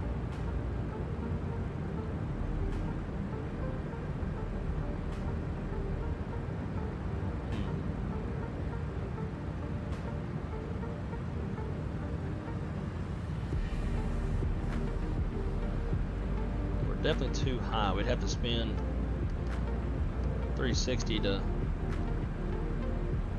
get low enough to shoot runway 28. I think we'll just leave it as it is. So the other guys are landing to the east as well, so we'll just stick with it.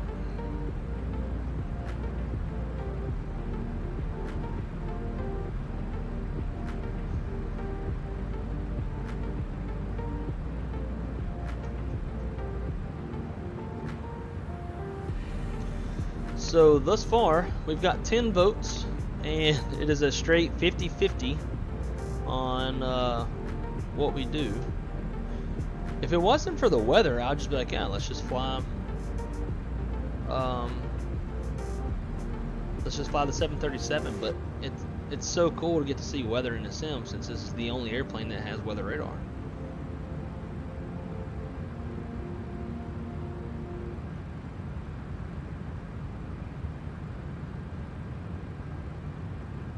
So guys, if you still haven't, please vote. We need a tiebreaker.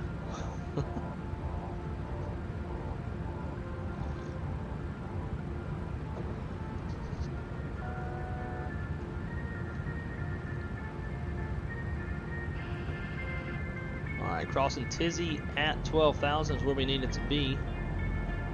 So now we'll keep it coming down to 4,000 feet.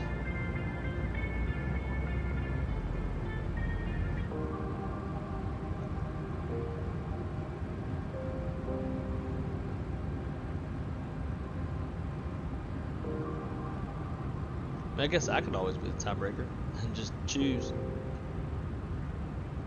Yeah, I don't know which one. And it's like, it's not even like significant weather though. It's just isolated. Some little isolated sails down here.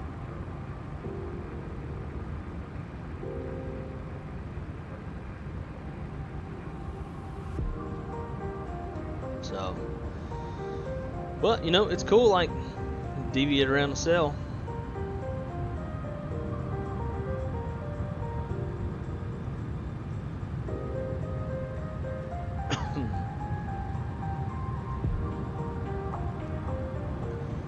Heads MD80, tails 7. Okay. And I actually have a flip coin app on my phone, so we'll use that.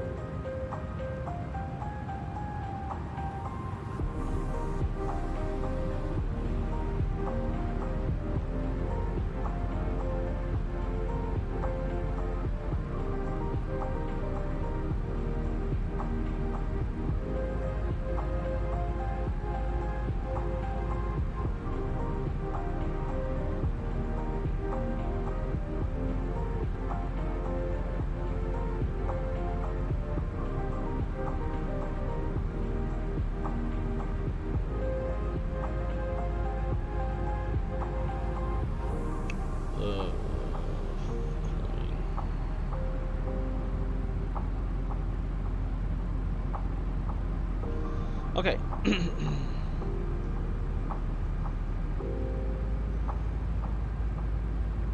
I do feel more confident in Boeing. Absolutely.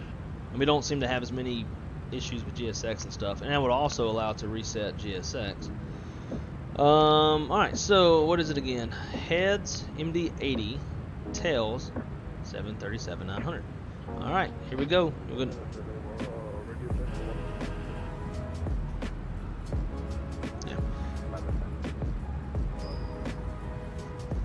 It is tails, so we're flying the Boeing. Cool. Well, settles that. Watch, we'll get down there and there won't even be any weather and be like, ah, we made the right decision. We came down here to see weather and there was none.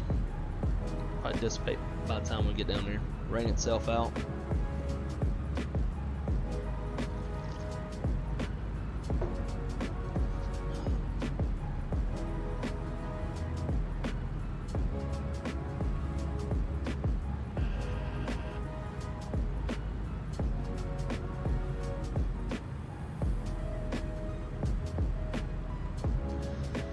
I do hate having to like bypass the airport because it always adds like 10 damn minutes to flying. It's like you're so close but you're so far and you're just ready to land. Alright, below 10. We'll get them lights on.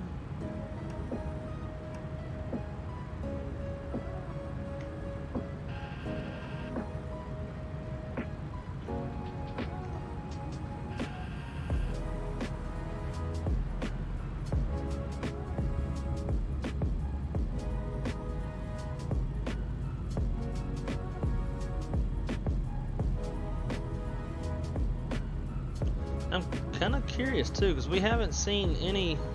Oh, there's one. Never mind. So we haven't seen anybody on TCAS, but TCAS is so small on here. How can you even increase the range like that? Oh yeah, there's plenty of traffic. Probably get some RAs. No big deal. So cool. I got the fly-by-wire installed. Now to take flight. Nice. If you have Navigraph, make sure to update the nav data for the fly-by-wire. Oh, look, there we go. The poll has concluded, and it's 54%, 737-900. So thank you to the 11th voter for breaking that tie for us. We needed that.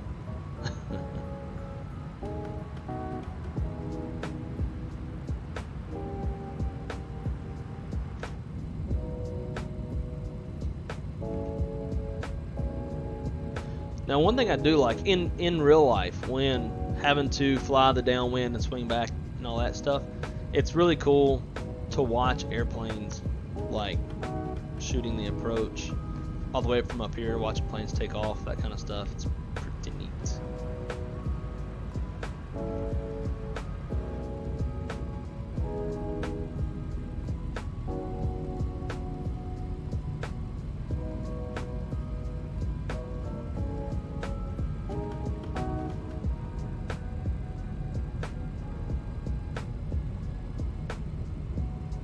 I was not the tiebreaker. In fact, I don't think it let me vote.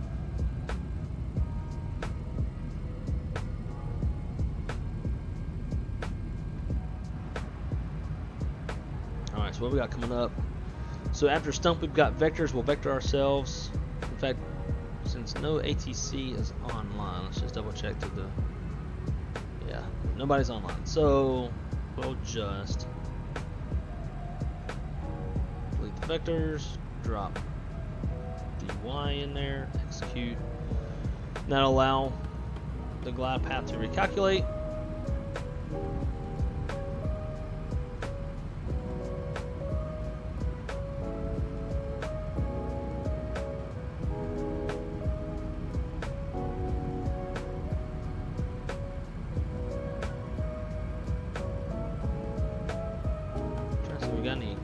See any airplanes?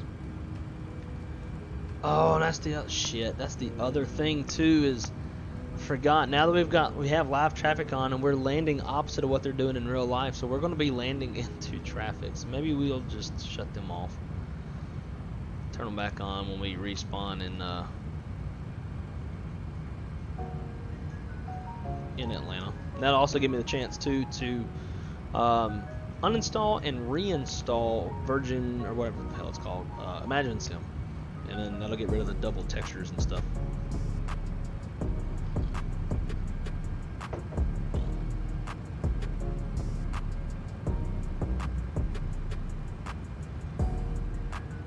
So let's go into vertical speed mode.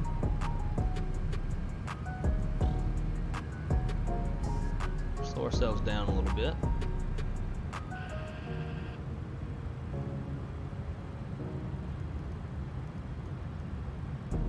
Shorten up this approach. Let's see. Let's go direct Z-man.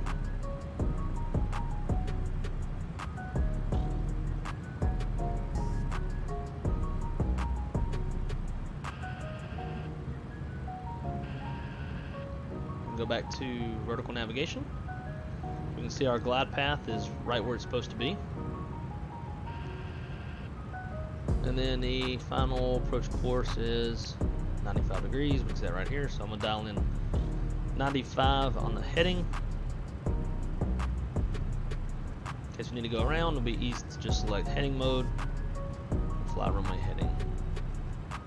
And then once we reach 3,000 feet, make that right turn on a 120 heading.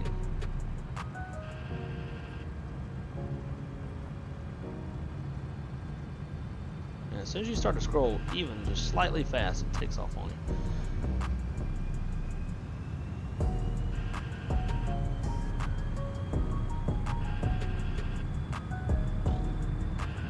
Drop it in there again just to let it recalculate. There we go. Kind of clean up that nav display a little bit.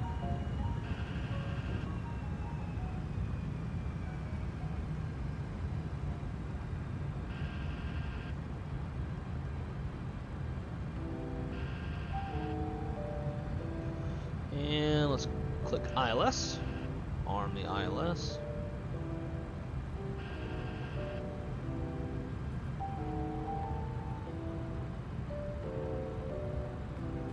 May have time screwed up. Vertical speed.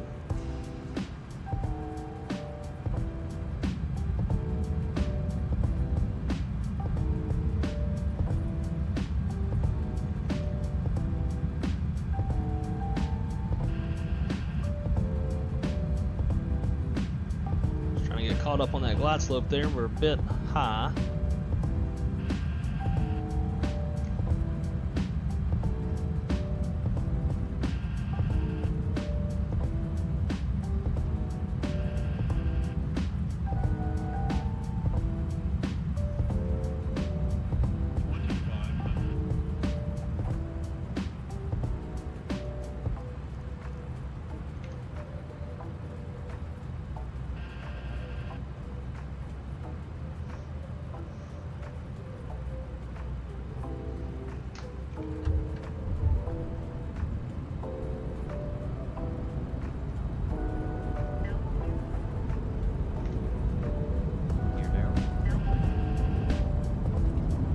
Getting lined up on runway 28, or sorry, not 28, but 10.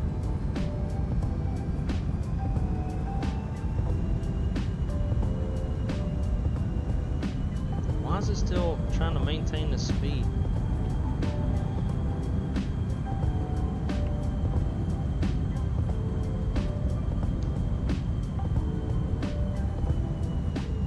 Might have to go around.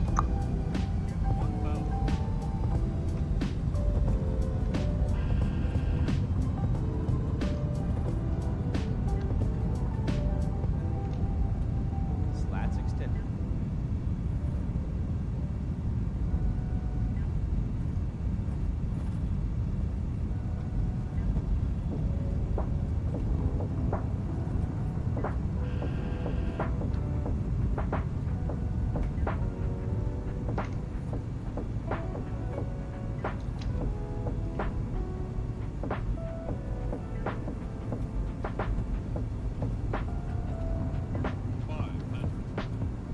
Alrighty, we're gonna go around. This was a horrible attempt. Should just flew the whole procedure.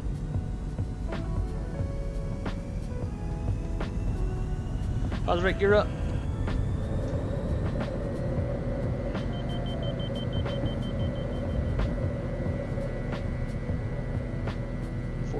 Now we're gonna make that left turn to 120, climb to 3,000.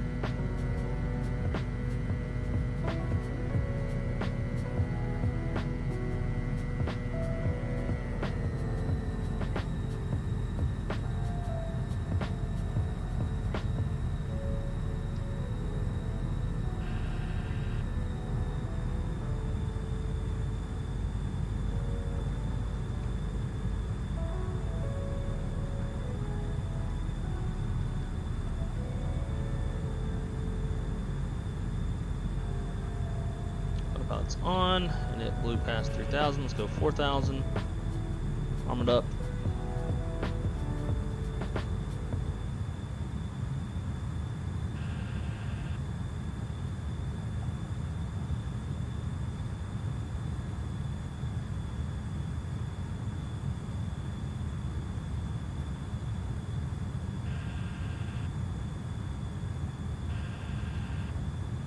Alright, and let's make right turn.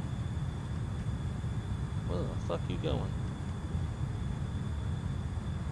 How's it going to the right? I mean left, go right.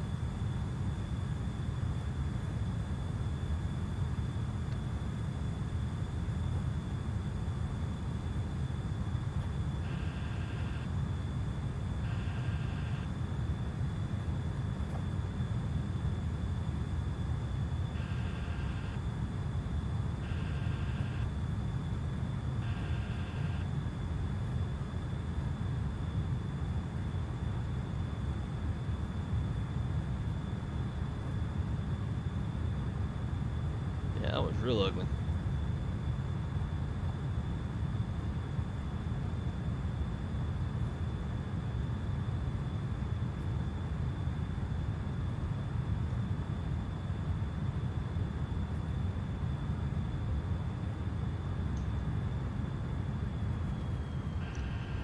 Auto throttle's on, but it's not really wanting to. There we go, speed select. Cool. I don't think I've ever really gone around in this airplane before. Now I was trying not to, but that one there was no way. Alright, let's box it back around. Let's go 275.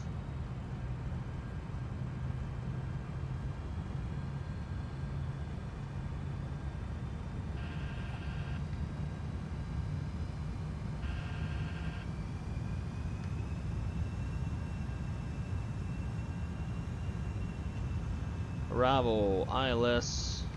You know what we could do? Shit. I'll say this would be a good time to turn back around and land the opposite direction. ILS 10.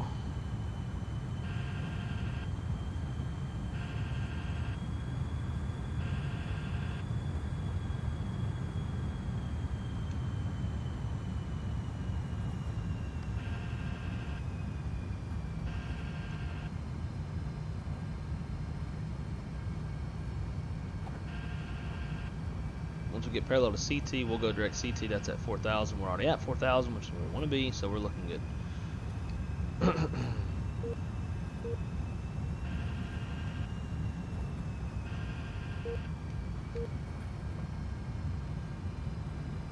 That was just that was a bad one. Definitely want to do that one all over again.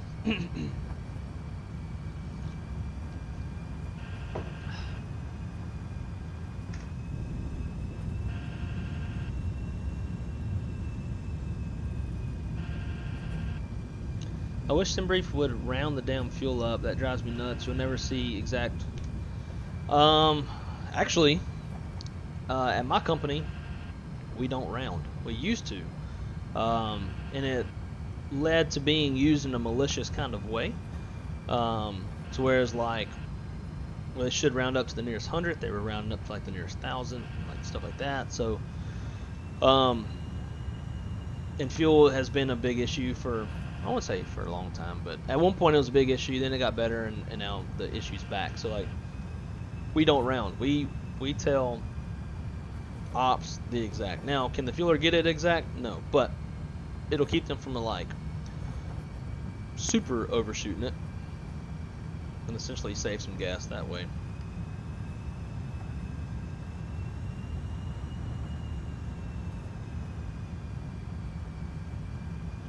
Looking on gas, we got 7.4 on the gas. Reserve is 4.1, so we're good. We can go around probably another once or twice.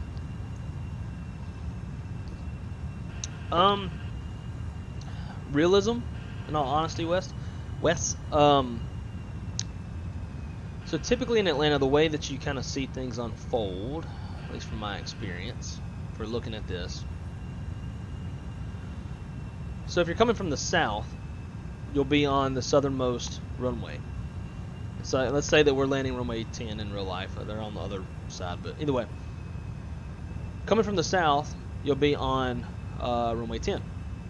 If you're coming from the west, you'll be on runway 09 right. And then if you're coming from the north, you'll be on 8 left. That way they're kind of keeping airplanes from crossing each other's paths. Now, if it's low traffic volume, then yeah, they'll probably put you on 9 right. But in real life, most of the time you'll probably be on 10. Every time I've jump seated from Florida going into Atlanta, we're always on 10 or 2-8. Every now and then we'll get put on one of the closer runways. Okay, CT. Let's drop that into the direct. Execute. Let's go nav. And I guess these buttons don't work. Yeah. This piece of shit.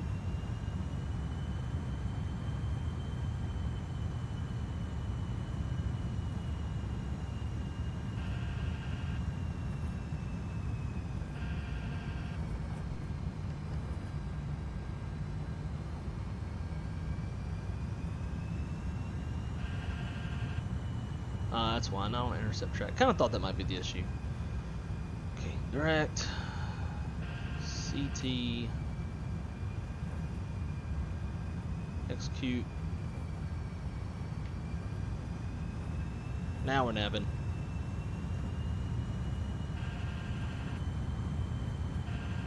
At least I think.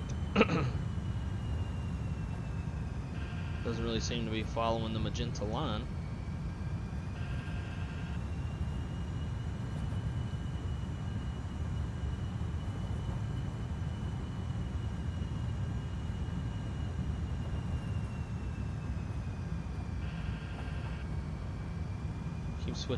Switch over to Loke.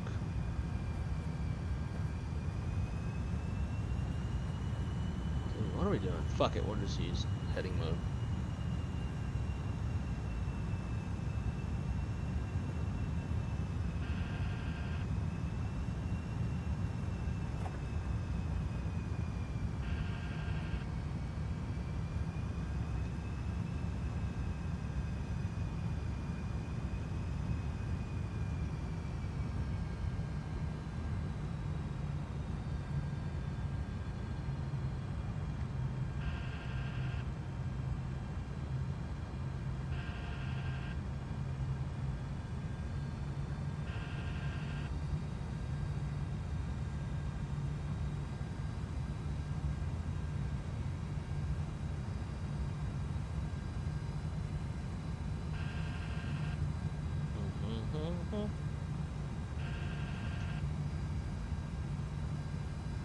Alright, glide slope's coming down.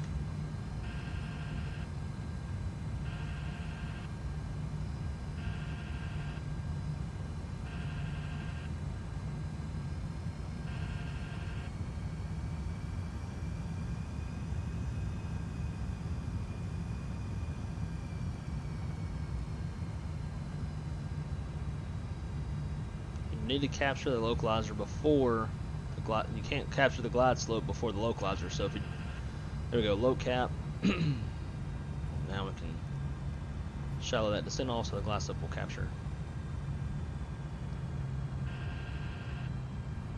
Yeah, if you try to capture the glide slope first, it won't capture. You have to capture the localizer first and then glide slope. So always stay below the glide slope until you capture a loop.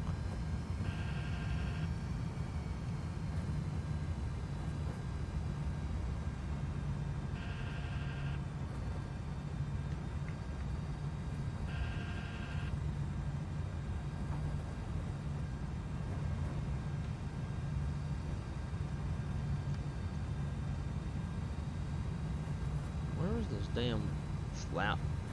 I saw flap speed somewhere.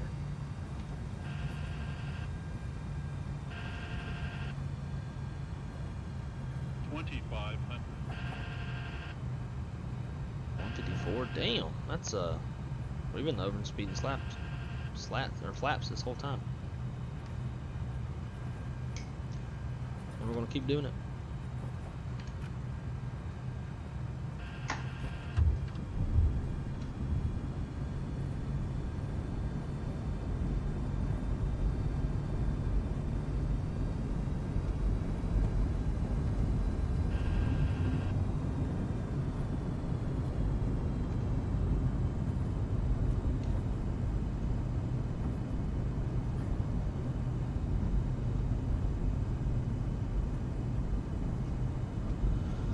Atlanta traffic, Delta 255 is on a 7-mile final, runway 10, Atlanta.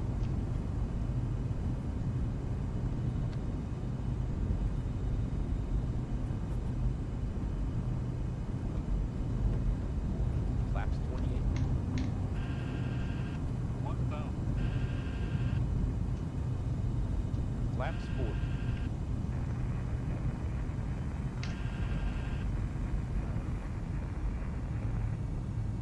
Hear shit.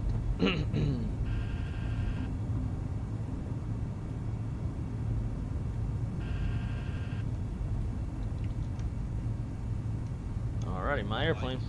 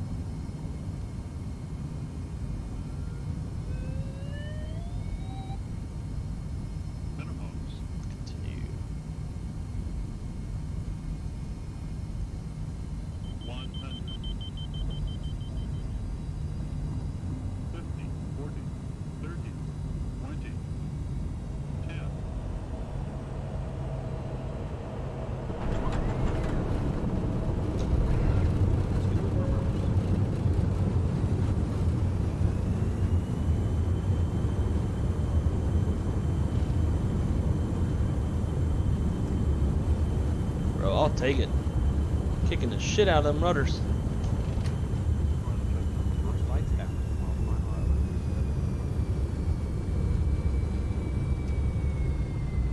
60 knots.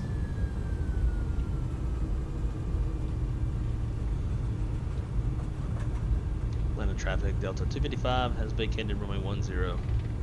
Atlanta.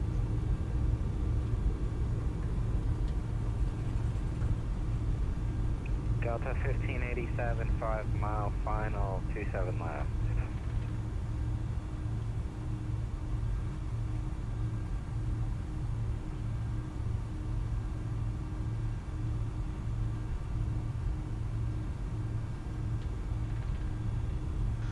Woo!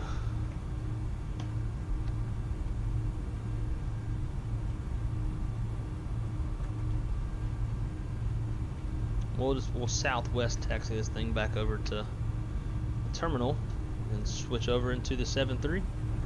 Touchdown at -132. I'll definitely take that. I thought I kicked the rudder too early, but turned out actually wasn't bad.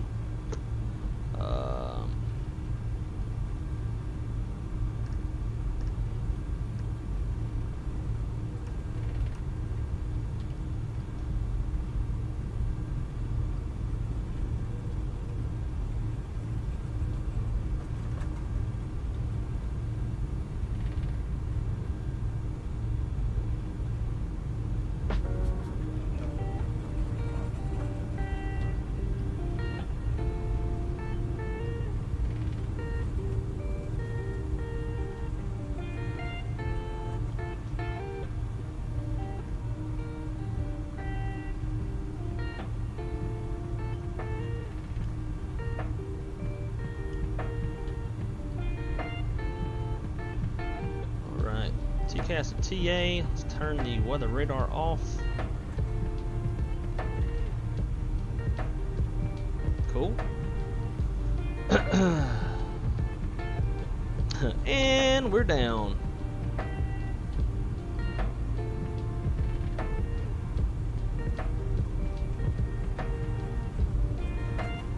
Yeah, that crosswind was far more gnarly than it would be in real life. The last I'd looked, we had a right quartering tailwind at 8 knots. Like, would not have had to have kicked the rudder that damn hard and be fighting that hard. Did y'all see how much I was yanking that damn yoke around? It was all over the place.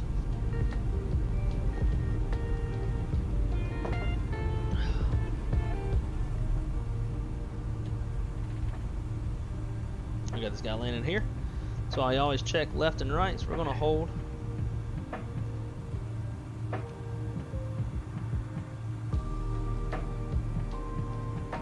Damn, that's 321 Neo. Sexy. Yeah. I love the 321 Neo. Alright, let's see. Do we have anybody else on approach that we can see?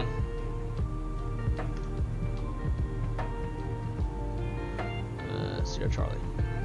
Delta 1525. Clearing runway 27 left. Delta 255's crossing runway 27 left at Sierra Charlie, Atlanta.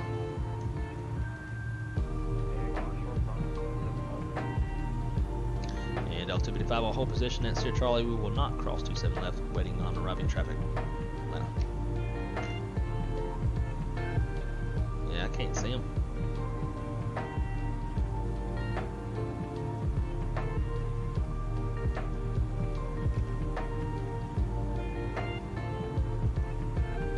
Delta 1525 crossing 27 right.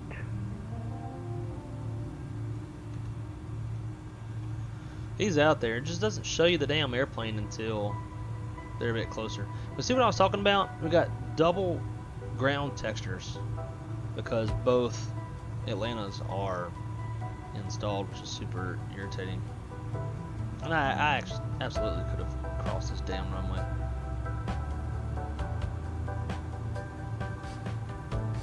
I feel like Microsoft Flight Sim wins are a little excessive. They are. They've been excessive for a minute.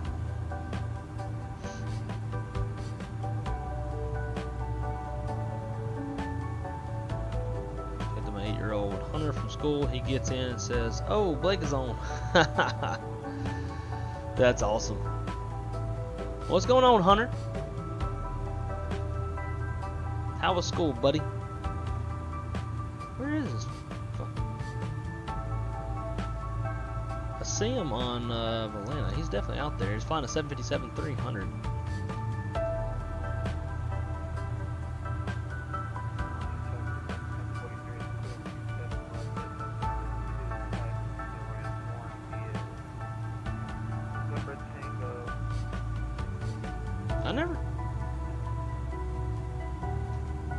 I don't see him. Which terminal I'm gonna go to? Guess we'll go to Tango.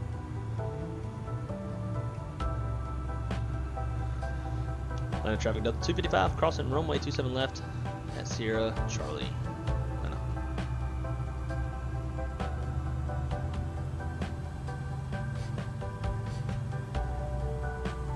Wish I could see that guy.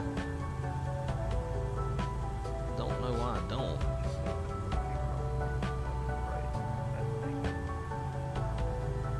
At Tango.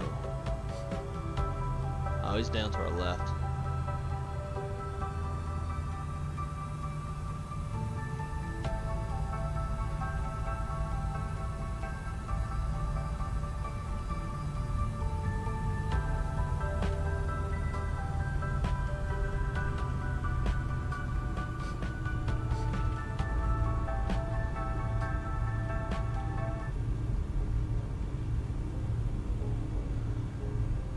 Traffic Delta 255 is clear of runway 27 left at Sierra Charlie. We'll go down to Tango, so we make sure we stay behind this guy, even though we can't see him.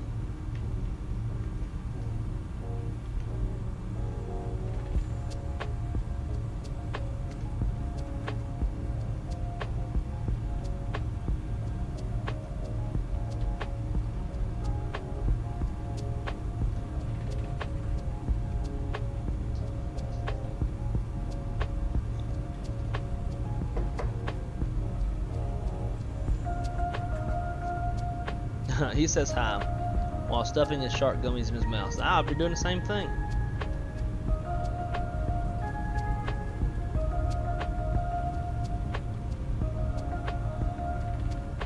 Then a traffic Delta 255 is crossing runway 27 right at Tango, Atlanta.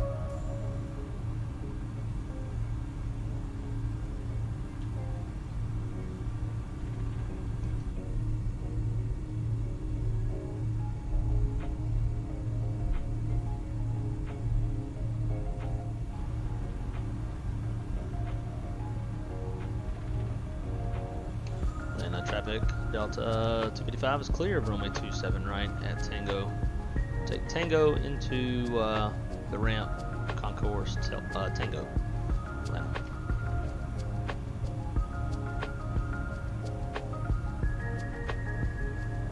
I wonder if I just don't have models for the 7.5 or something. I don't know. That's weird.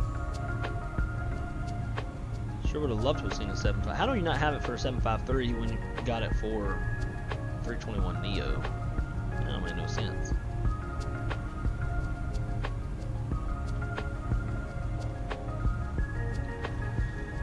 Alright, let's see, where are we parking at?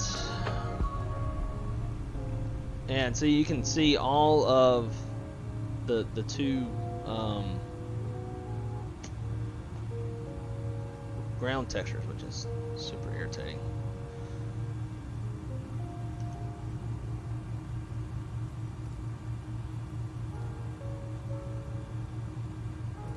And it'll park you on this one.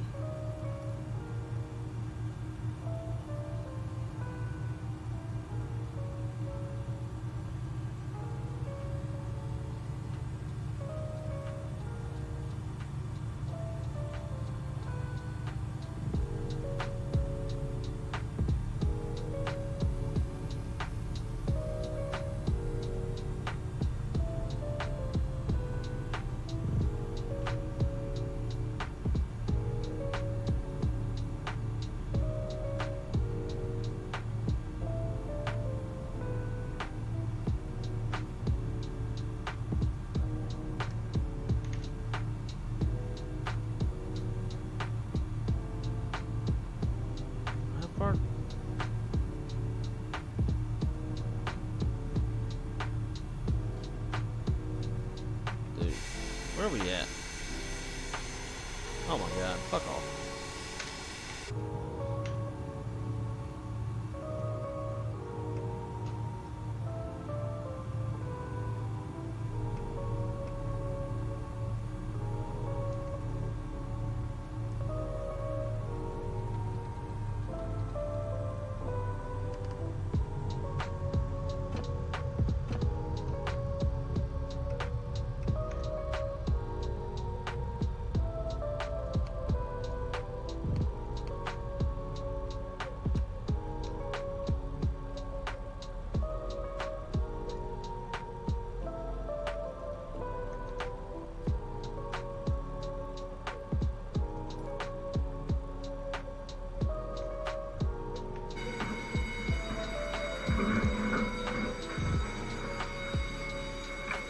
additional services, GPU. So that will actually get the GPU to show. Turn them off. Well, guys, welcome to Atlanta.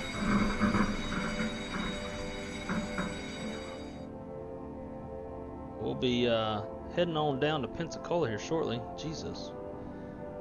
Maybe I need to reinstall whatever the profile thing is for this airplane with GSX. That's messed up. Alright guys, give me a sec. I'm gonna get everything reset and we'll make our way down to Pensacola in the 737-900.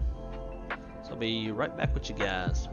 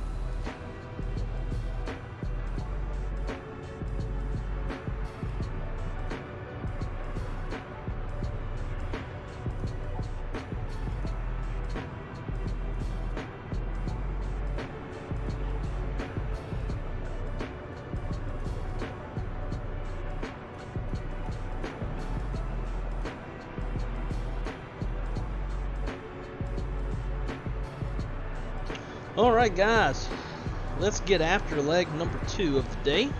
Hoping to hit 3. It'd be pretty nice.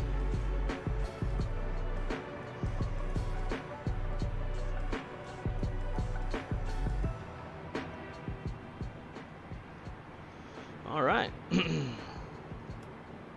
get the airplane to align. Get the whole overhead pedestal set up to where we need it to be.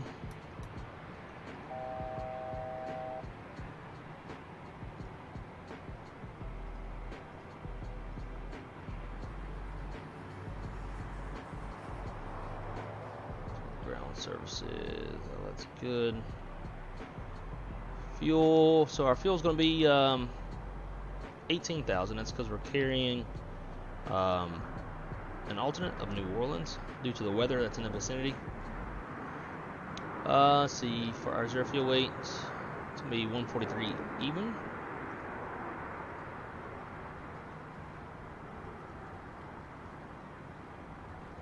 Cool. Alright, and we're going to be cruising at an altitude of, where does this want us at? 34,000. We'll try it. Flight is 53 minutes.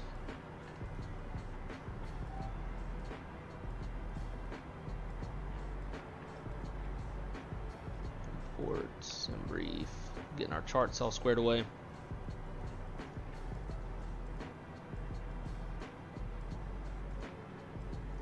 Planning to land on runway 17. Distance elevation is 121, so we'll put it at 100. Cool. Let's see. We'll leave all this same for now. Down here, on standby, and let's go VHF2. VHF2. That's selected.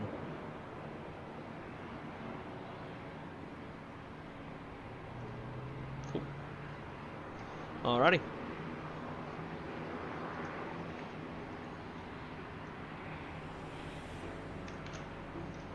We are in Atlanta.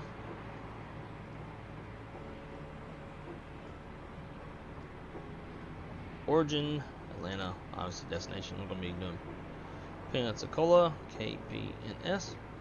Kpns. Let's say it real fast.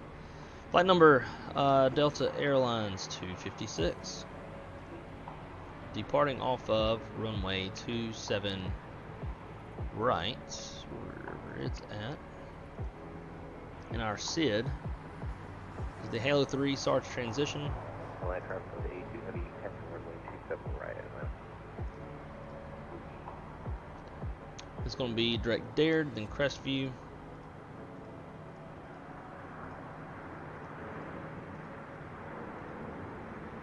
And then let's go arrival, ILS 17, Pensy. Perfect. Connect all that. Activate, execute. Climb 340. Net. Drop the 0 fuel weight in there. Our reserve fuel 3.8. Cost index is going to be, I think it's 39. Cruise winds 295 at 65.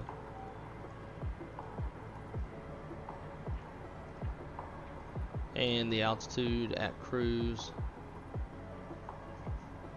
minus 48. Execute that. We'll take off with a flex temp of 60. We'll do climb 1. Take off, flaps 15. Now we'll do 5. Yeah, let's go 15. That's pretty high these speeds. CG 28.0 gives us trim of 3.5, 42, 43, and 45.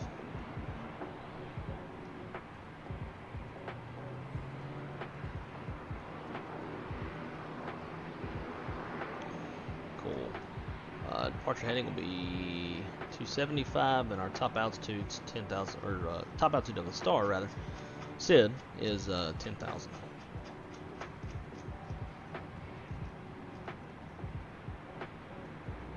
Cool.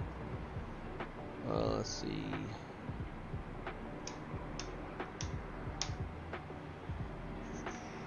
F. Buttons and switches. 38.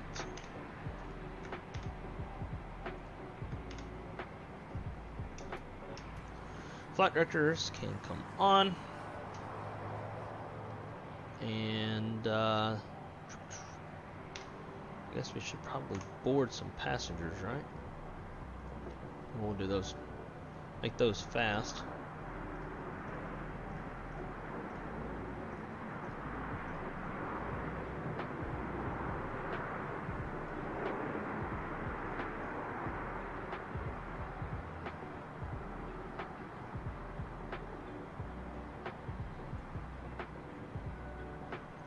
Cool. So those guys are boarding up. Altimeter is 3003.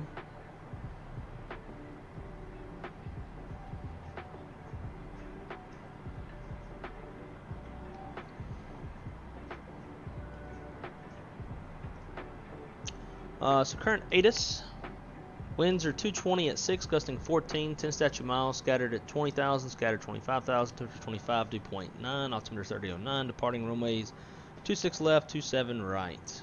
RNAV off the ground, departing runway 26 left, expect RNAV off the ground, departing runway 27 right.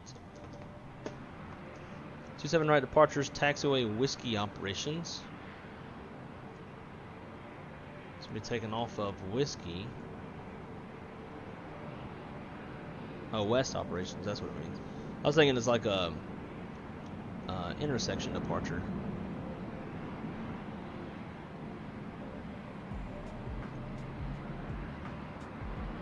Cool. Avgeek, what's up, dude? Alrighty, let's get that fuel pump on. And I gotta remember these damn buttons on my Bravo.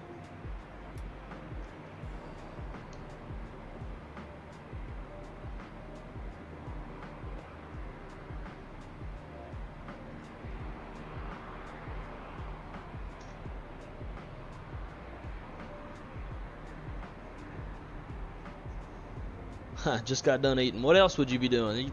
That's all you ever do, man, is you just eat. Traffic, Delta ATU, we take off runway 27 right, Bill 3 departure, the northeast. We'll be joining that guy here pretty soon. Just check the teléfono. Oh, fuck me.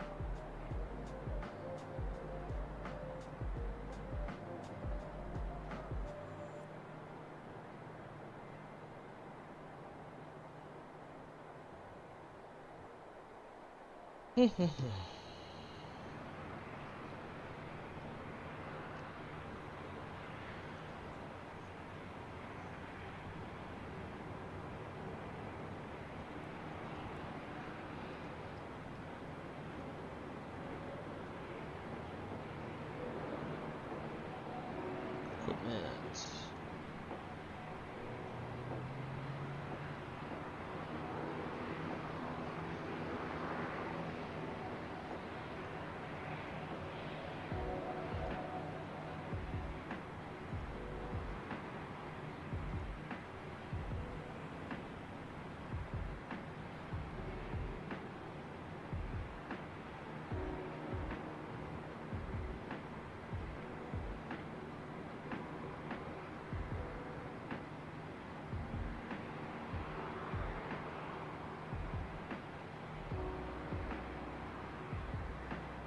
Is this airplane set up how I like it?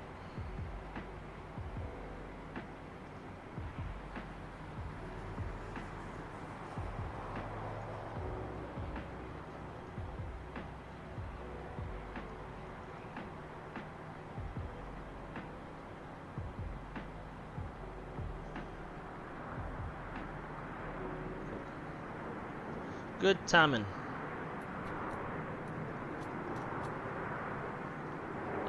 Tad bit of center tank fuel, so we're turning center tank fuel pumps on.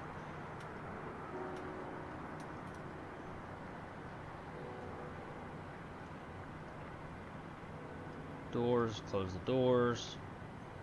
Ground services, we'll pull all of that.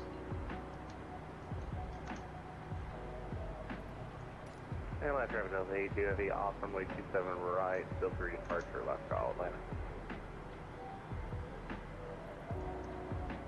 Joey's still hooked up, but who cares? What is up, my man? Jet Kid, what's going on, dude? Having a better day today?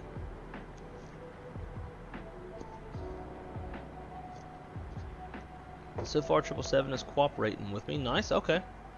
Now I'm assuming that's with the like the salty mod to make it, you know, give you some more systems.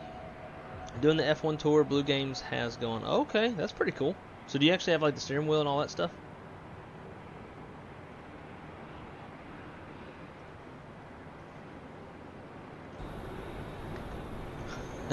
Oh.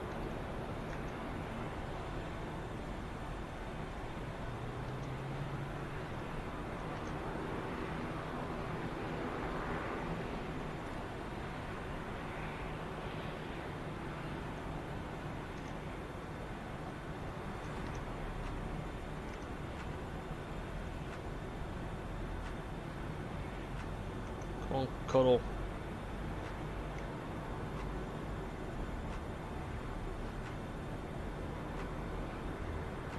Let's see, operate jetways, get that pulled.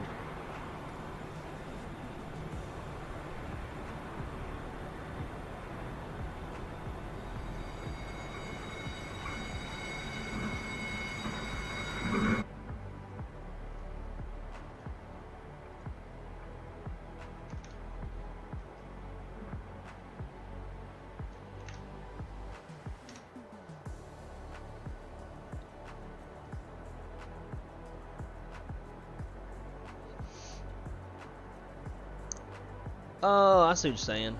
Flying DHL. I got you. How they transport the F1. Gotcha, gotcha. My back's starting to hurt. Too hunchy. Being too hunchback.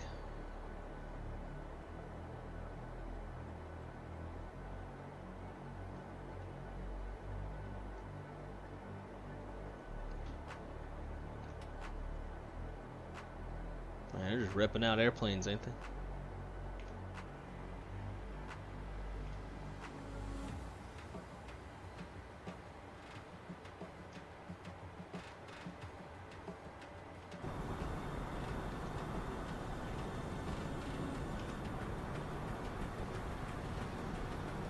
Don't got nobody behind us yet.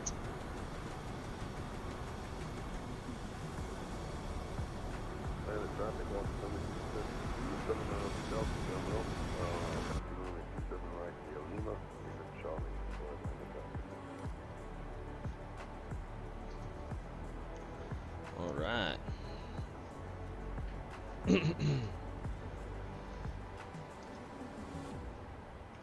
Shut up, bitch. Night traffic, Delta 256, pushing back Tango 3. We pointing our nose to towards the south. Atlanta.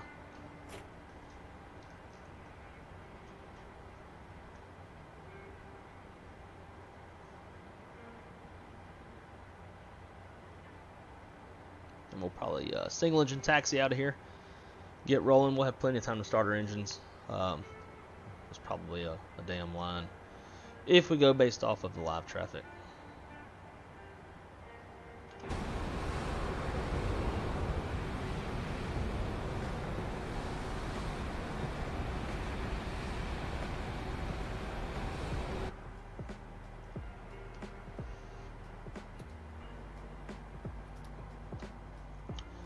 Alrighty, let's go ignition right channel. I feel like I'm missing something, but I don't think so. Start engine 2 first.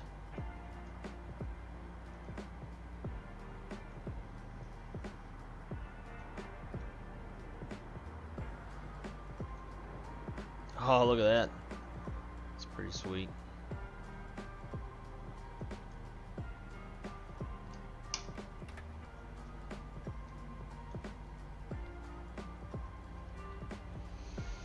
Let's ride.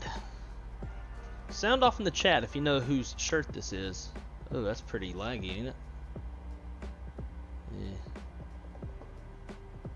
That's bad. Turn that off. It's probably because I have it doing a 4K or 2K video, so it'll be more clear. I'm gonna have to go change that.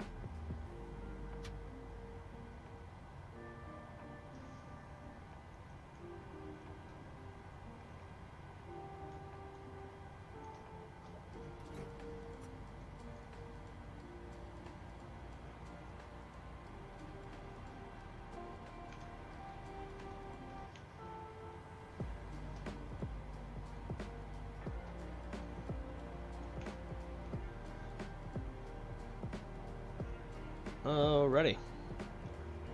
Get some air back on.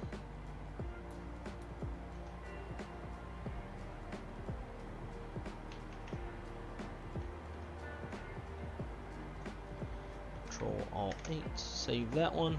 Cool. Our rig RTO. Flaps 15. And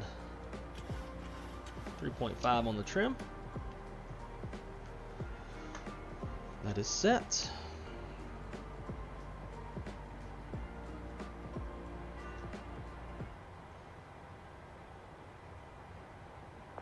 Hey, we got all sorts of traffic pushing. I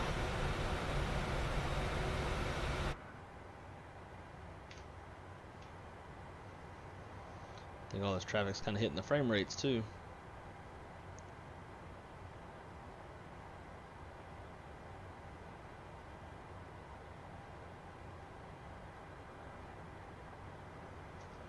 We're going to go ahead and roll.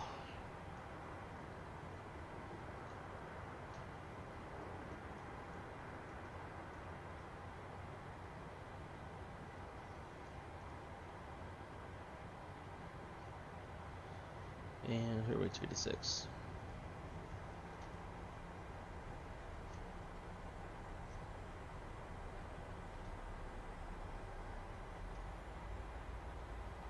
And the sounds aren't very loud.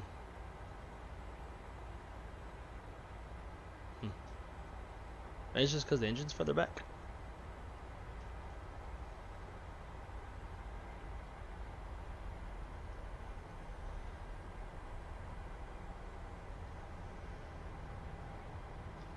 Atlanta traffic does 256 coming out of Concourse Tango. May taxi runway 27 right via Lima Charlie. Atlanta.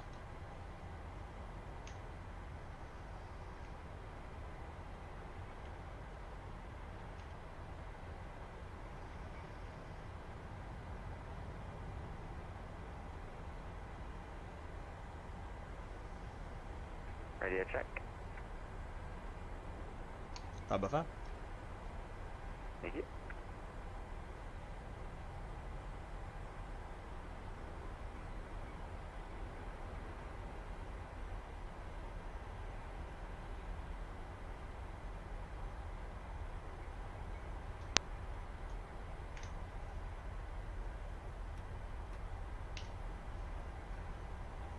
Atlanta traffic market 2632, line up 279 to departure, 12 minutes away.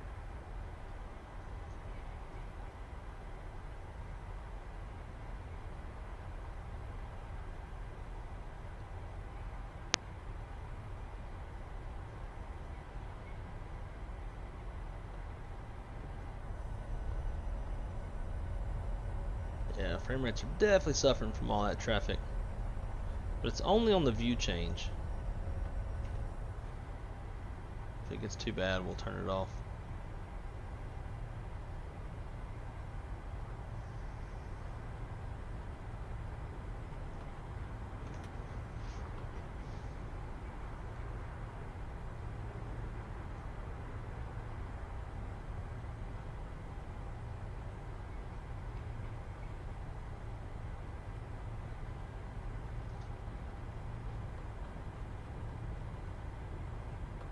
Alright, how many we got out in front of us? We got a few. Look at like 4 fucking airplanes taking off. One of those is VATSIM. One's live traffic. We got 2 lined up. That's interesting.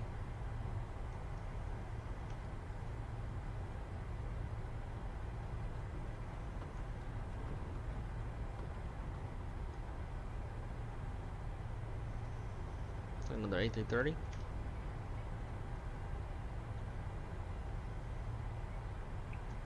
Atlanta traffic, Delta 1295, taking off 27 right now.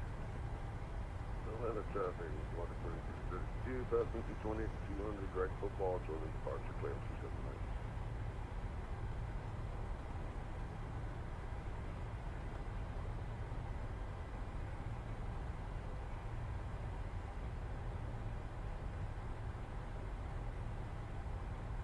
It's like a Neo, yeah.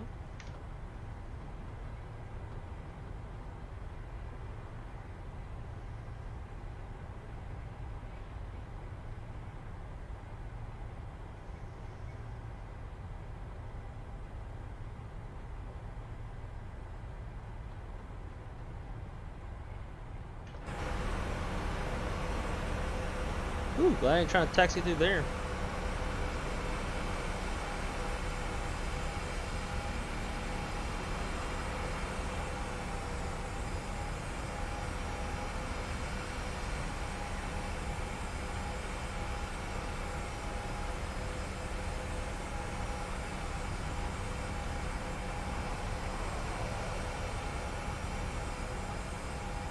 Still on that one engine.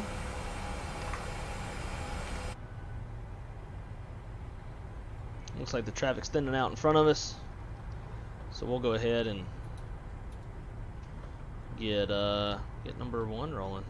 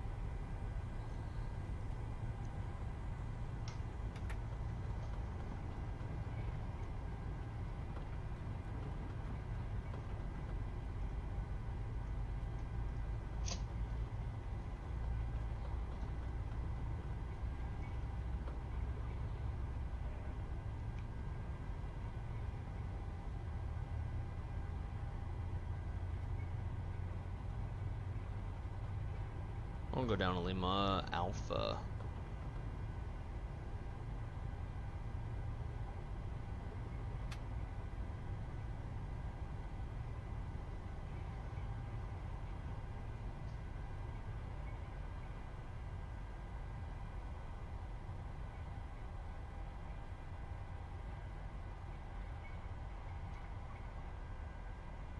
More of that double texturing. So irritating. Okay, let's get the rest of everything else buttoned up.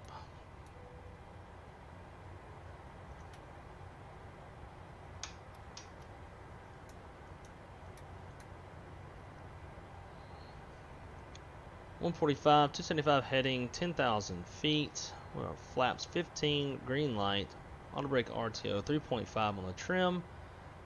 I'd say we're just about ready to go.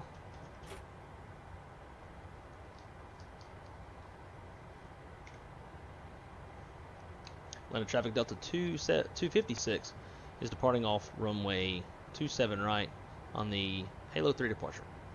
Atlanta.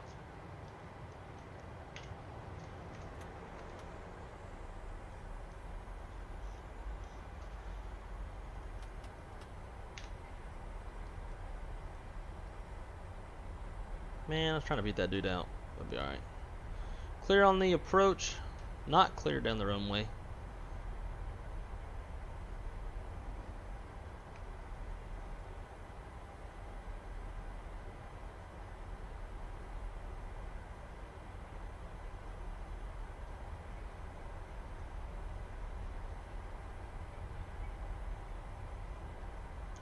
Don't really see anybody else behind me.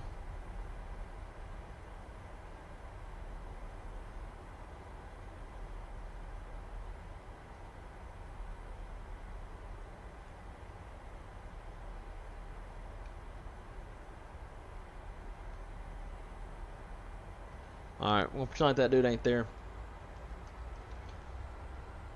50% and toga.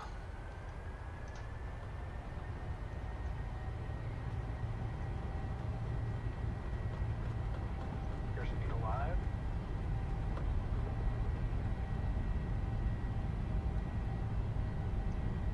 V-nav.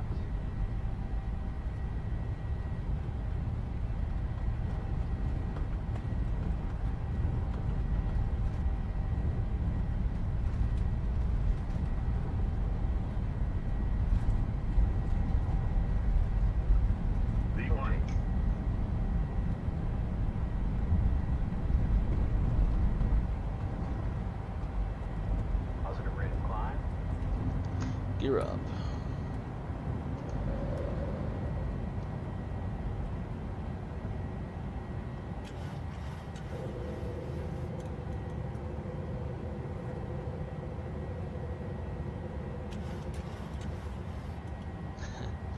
I didn't see anything either.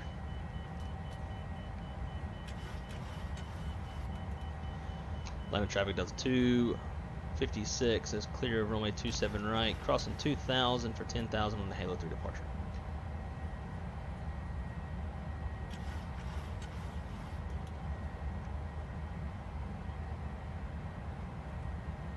Alright, acceleration altitude, nose are down.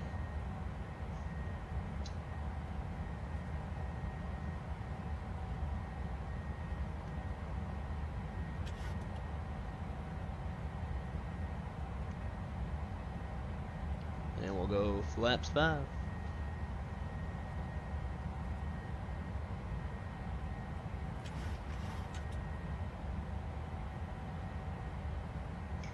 And let's go nav, RNAV.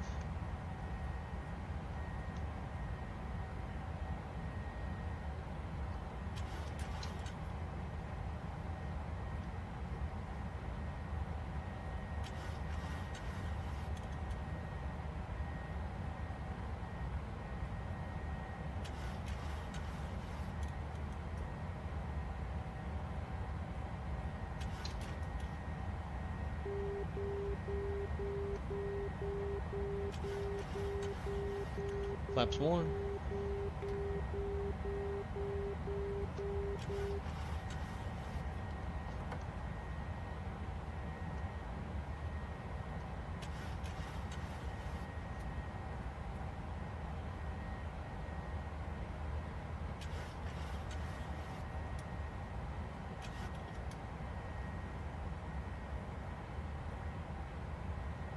Traffic, W972, north side, round 3, Taxi 6 class via Cockpit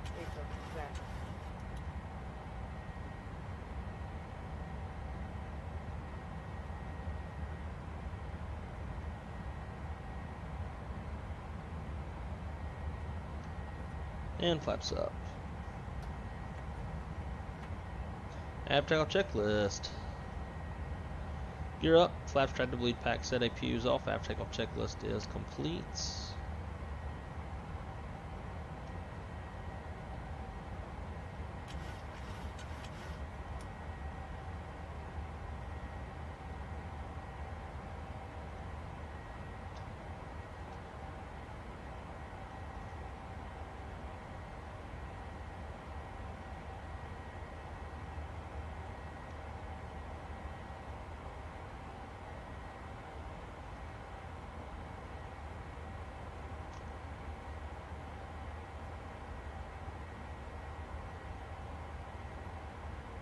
Damn flight directors.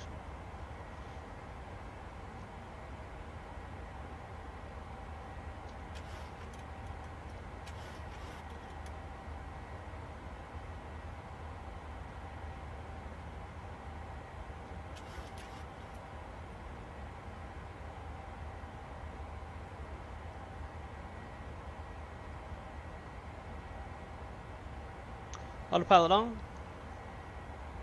Autopilot's in command.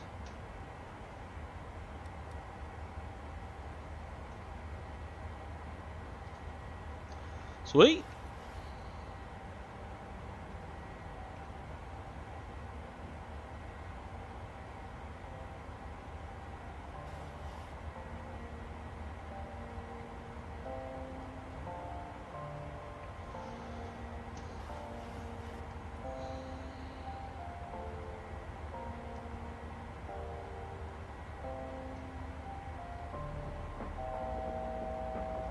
$1,000 to go. No further altitude restrictions. We are stuck at 250 knots until Rivet, but we'll keep that altitude coming up.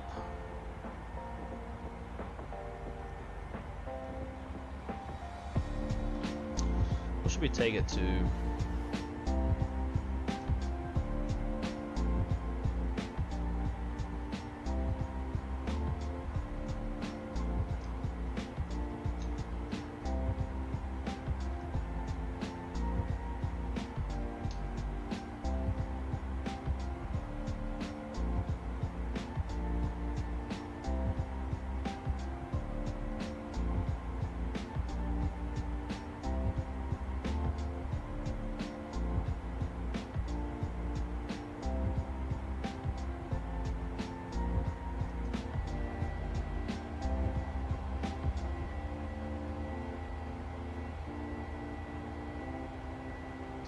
On the way, Pensacola, one of my favorite places in the world. Well, Pensacola, Gulf Shores, Orange Beach area. Love that area.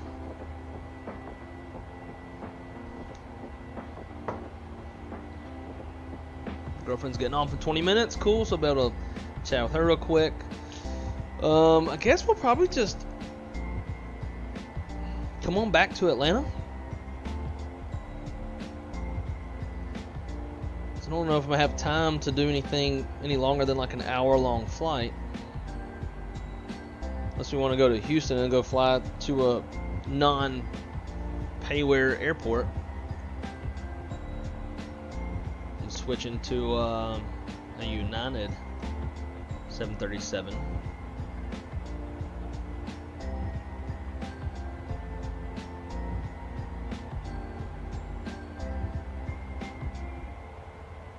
Still got some weather down in the area.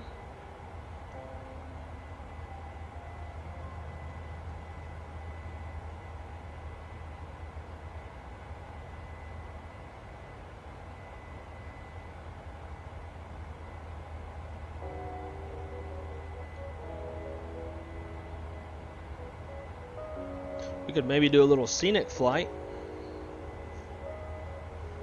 Fly from Pensacola to New Orleans and just stay low and fly the coast. Something like that.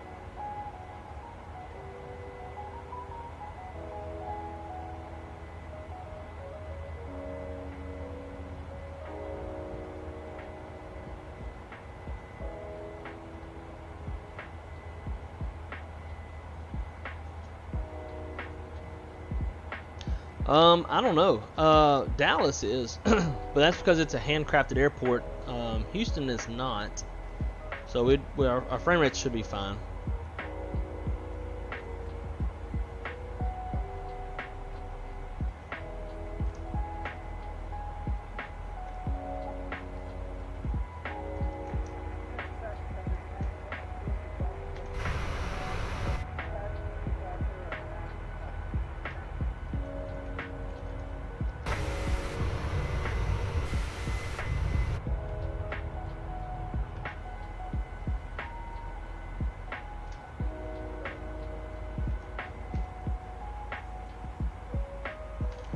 So we are above 10.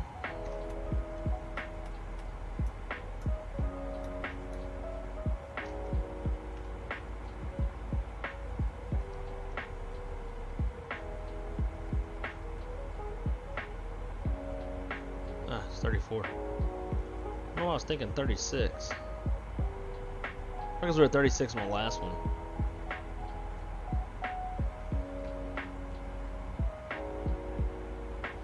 We'll go ahead and hit standard so we can sit back and relax and enjoy the views.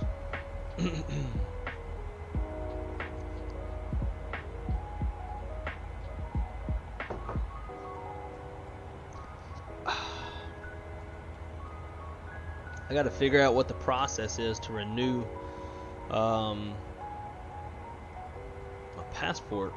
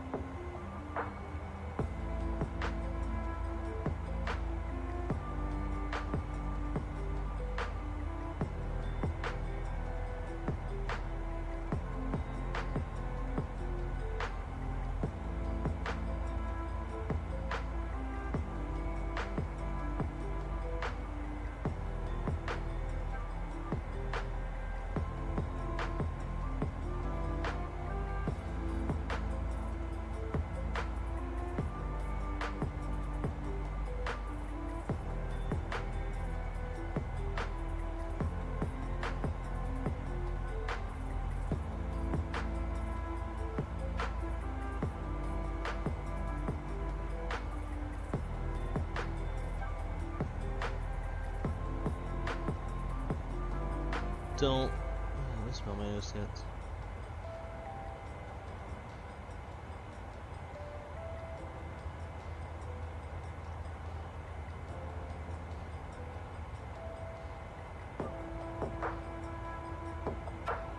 How to renew. Fill out this form by mail or in person. You must submit your most recent passport with your application.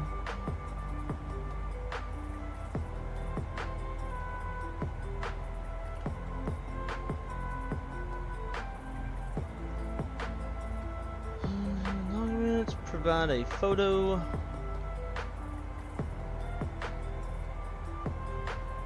Damn, it's $130? Mail your completed application, including your most recent passport, name, change document, photo, and fees.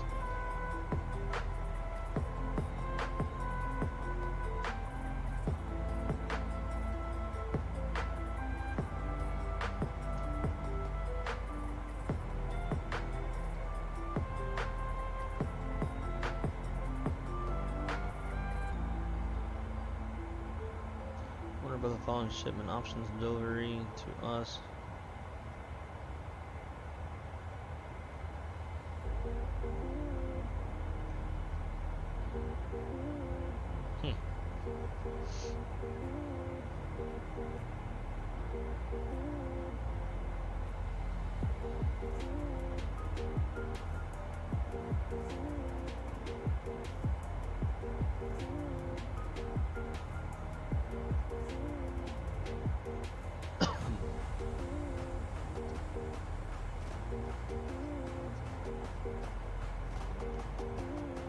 Fuck, I need a fucking check.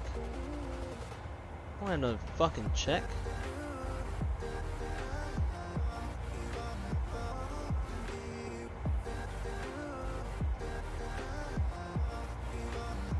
I hate the government. Fucking suck.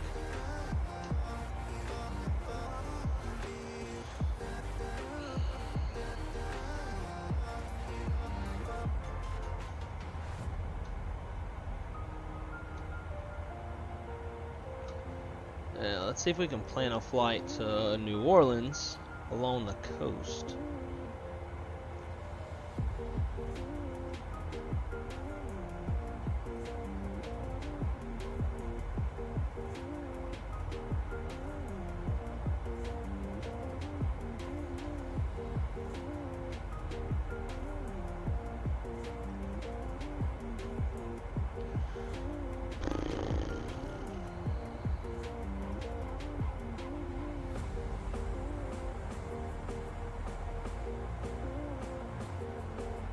If this was Russia, you'd be disappeared for saying that.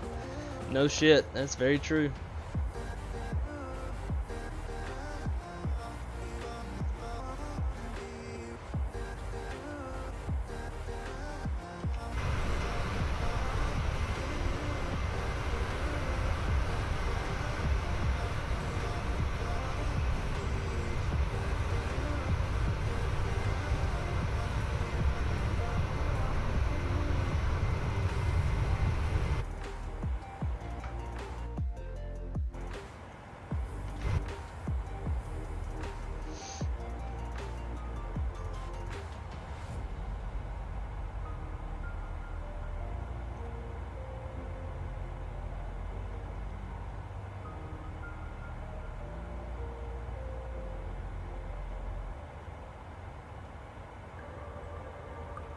I agree.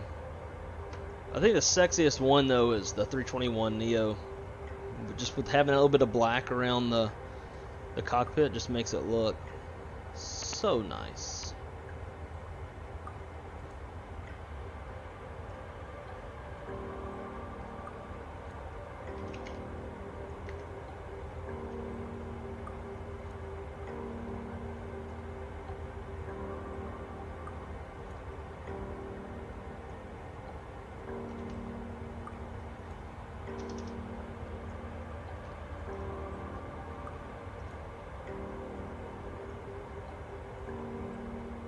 Oh, yeah. 330 Neo for sure. The dogs are looking at me, licking their lips. They're like, yo, bitch, it's time. Check on that other dog.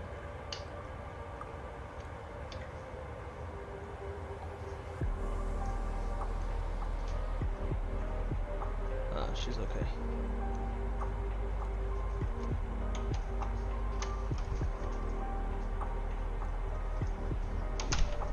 Damn steering wheel cover still ain't here.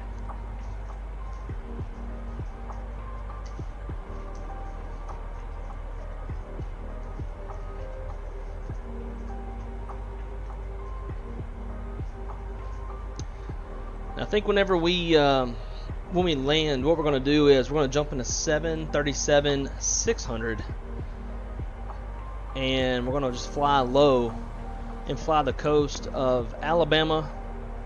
Oh, you know what?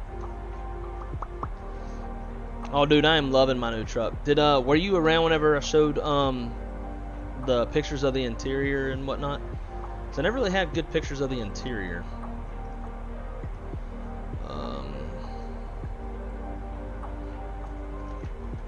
Dauphin Island. Flight sim.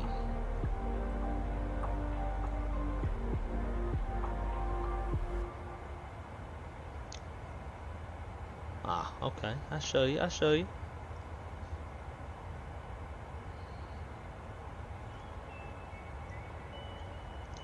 So this is the King Ranch package for the interior. It's kind of like cowboy version, or it's like cowboy interior type shit. Yeah, so you got the King Ranch logos.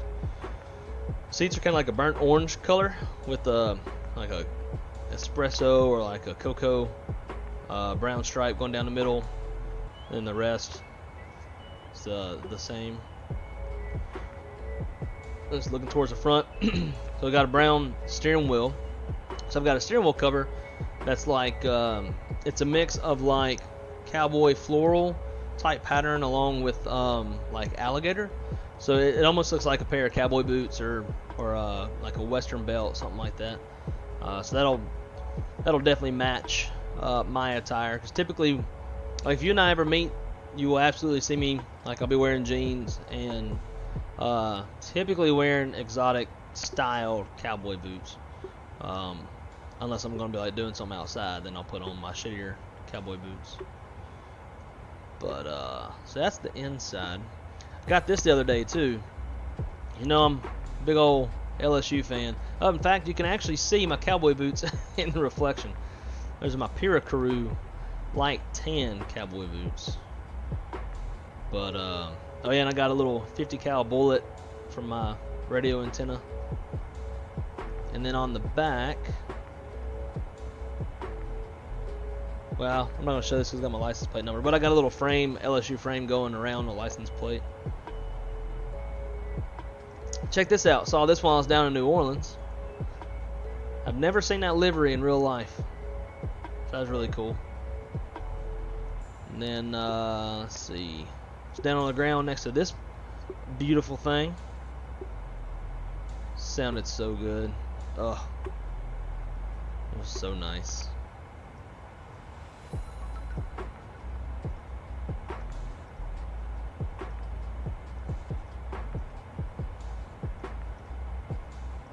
Spotted this in Orlando. Got that black around. Ooh, it just makes the airplane look so much more aggressive. Gives it so much more personality.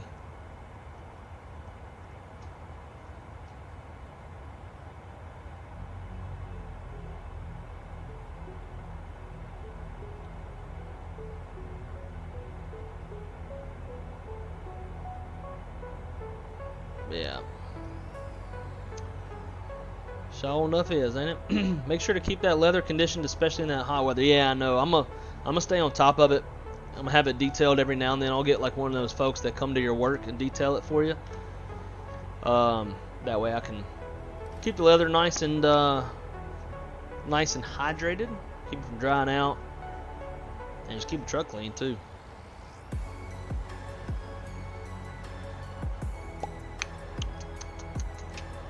Alright, so where's that airport?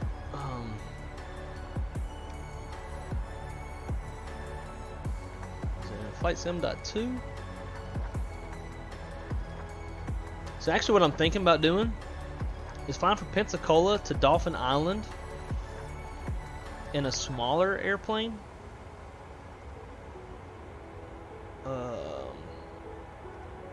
Scenery map. I have to go by the Dauphin Island airport. Yeah, it's not there. Where did I see that airport at?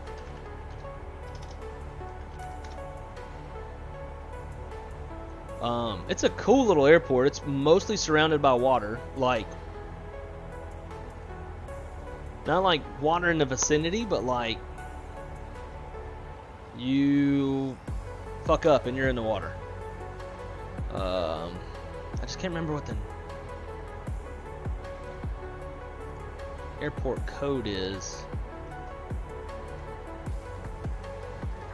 Dauphin Island Airport.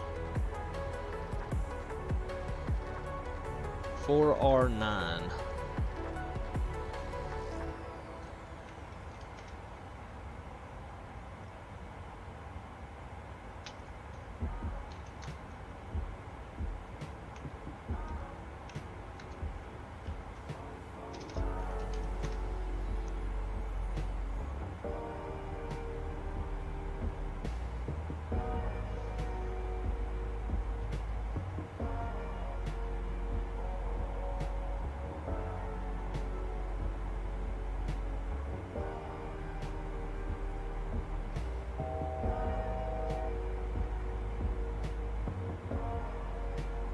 Look how short that cruise is. It's like 22 miles of cruise.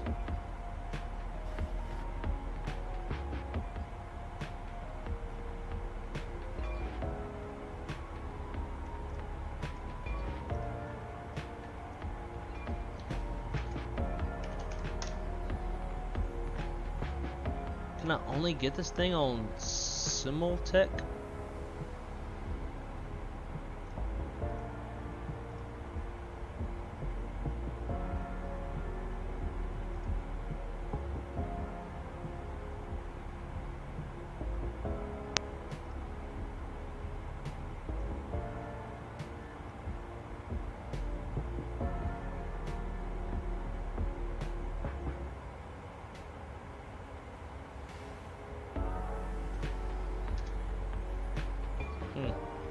I guess.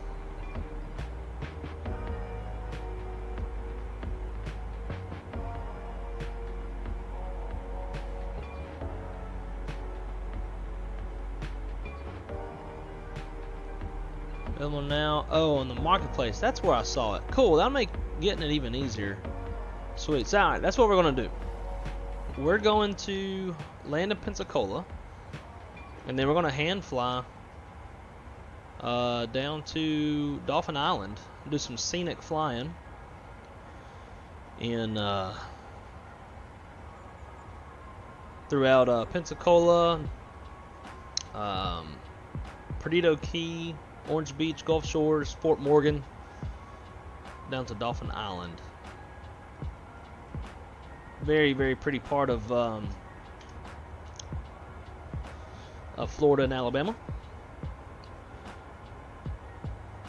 I don't know what airplane I'm gonna fly though. That don't sound like a damn. That's why. It sounded like the engines were like shutting down.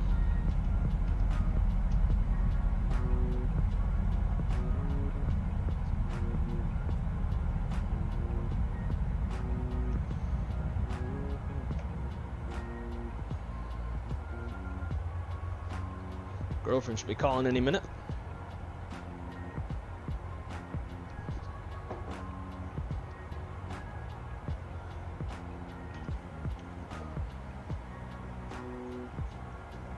And so here's the weather that we're looking at with out in front of us. It don't look like much out there. And I had a feeling this would happen, although I'm sure it would show something in the MD if we were still flying it.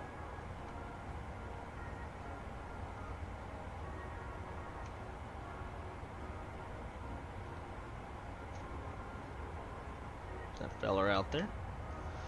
Let's see.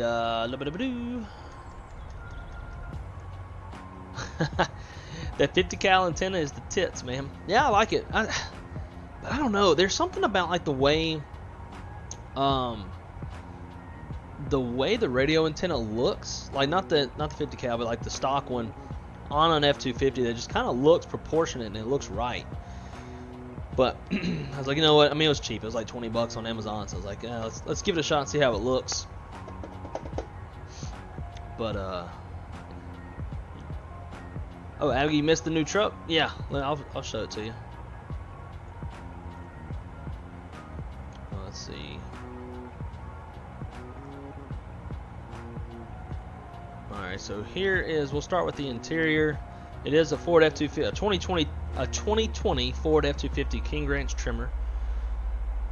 They got the whole King Ranch interior. I'm sure you're probably more familiar with some of the trim levels and whatnot, but it does have a 6.7 liter Power Stroke turbo diesel, which is always nice. Got the nice moonroof. I actually didn't think I was going to use that very much. I use it every day. The truck has 5% tint all the way around, as well as tint on the windshield. None of that is legal. So it gets pretty dark inside the truck at night. So roll that back, let the moonlight in. It's nice.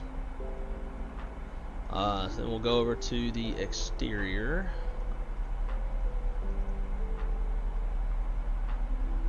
A little front shot with the LSU plate. Now, there's a booger getting that thing on. These are only one-way screws, security screws. So they were a bitch to finagle and get those off because I don't have the tool for it. Then got the 50 cal antenna in matte black and silver. That's gonna be the generic theme I'm gonna be going with. Everything's gonna be black and silver.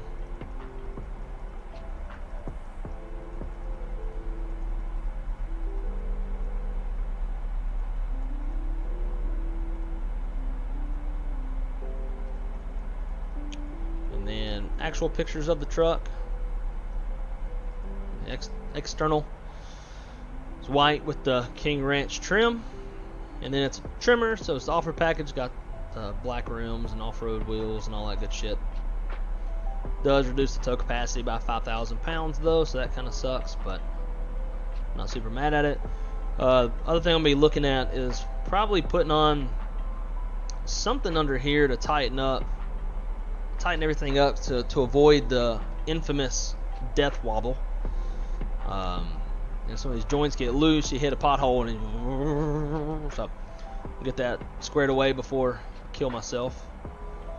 But it's got the flip out running boards, which is real nice.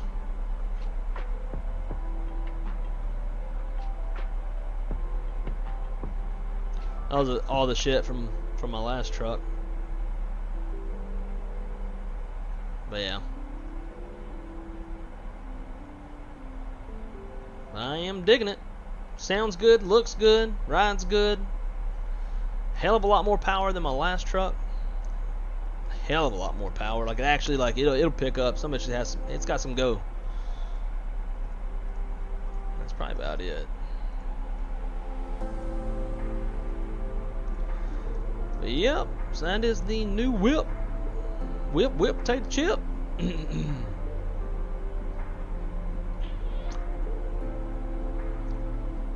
Almost bought a house on that island. No kidding. There's just nothing out there, which probably may or may not help with property costs. But like,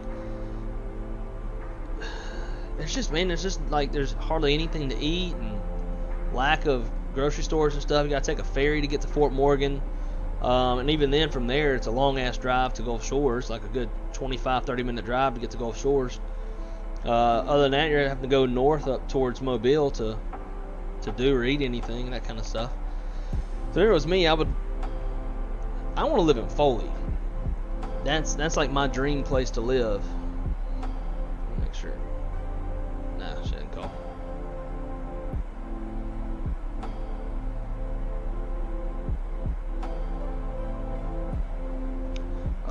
Let's see. Show y'all where Foley is. I could always work for Jepson. If you work from Jepson, you get to work from home. And that'd be real nice. But yeah, so Pensacola is just down over here. So Foley is come down a little way. It's about a straight shot from Pensacola. And let's see. It's actually not what I want. Map settings.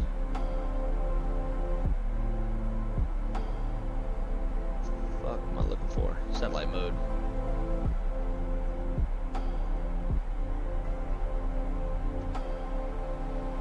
But yeah, so Foley's it's like the first town before you get down here to Gulf Shores. Gulf Shores, very touristy area.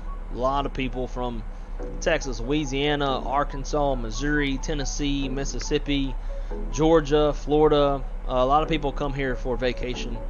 So I want to live up here in Foley because you got everything you need in a very close distance from Publix, Walmart, Target, all that shit. Just everything is lined up down Highway 59, but there's tons of wide open fields. You've got the bay, you've got the Gulf, you've got the intercoastal, you've got wide open fields, you've got freshwater tributaries, you've got woods, you got everything but the mountains. It'd be like literally the perfect sportsman's paradise for outdoor type stuff. So that's where I want to go. It's just I'd have to commute again, and I ain't real crazy about commuting. So does GSX work with marketplace airports? Yeah, it does. But for the most part, anytime if you have an airport you fly a lot, either creates you like one good parking spot through GSX that like does everything you want to do. Like for me in Jackson Hole, I have gate number 1, and I have that as a walking, like no jet bridges, stairs work, and then I set up waypoints for the passengers to walk. So they come out of the terminal, come down, and board the airplane. So anytime I fly in or out of Jackson Hole, I'm always parking at gate 1 because that is like the custom one that I made. But if you go to flightsim.2 or flightsim.to, there are there's this one guy who makes like a shit ton of payware. He makes GSX profiles for the big third-party airports in the U.S.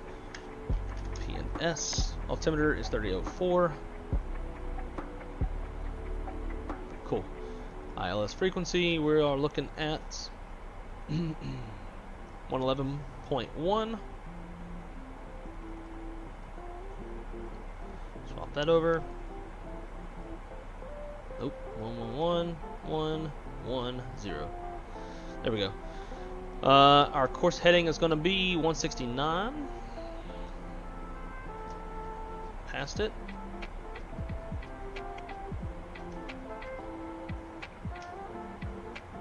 $169.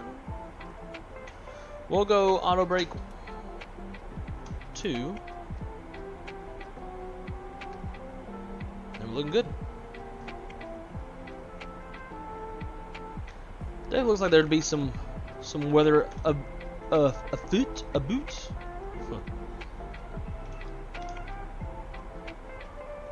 If only this thing had weather radar, but it is in-op. Buttons work, but it itself does not work.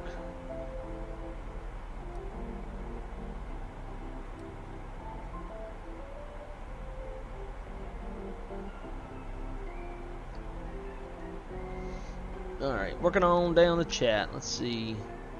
Woohoo, 3-year-old has, oh my god, 102 fever. Never a dull, dude, I'm telling you, man, like, Somebody's always sick or hurting or something. Man, that sucks.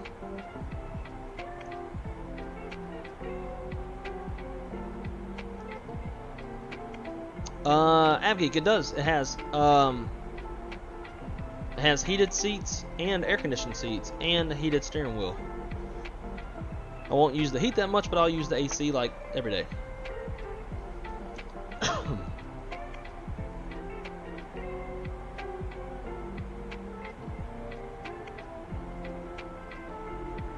Another flight, this one ain't too bad. Alright, I'll see you whenever you get back. We'll probably be hand flying down to Dauphin Island.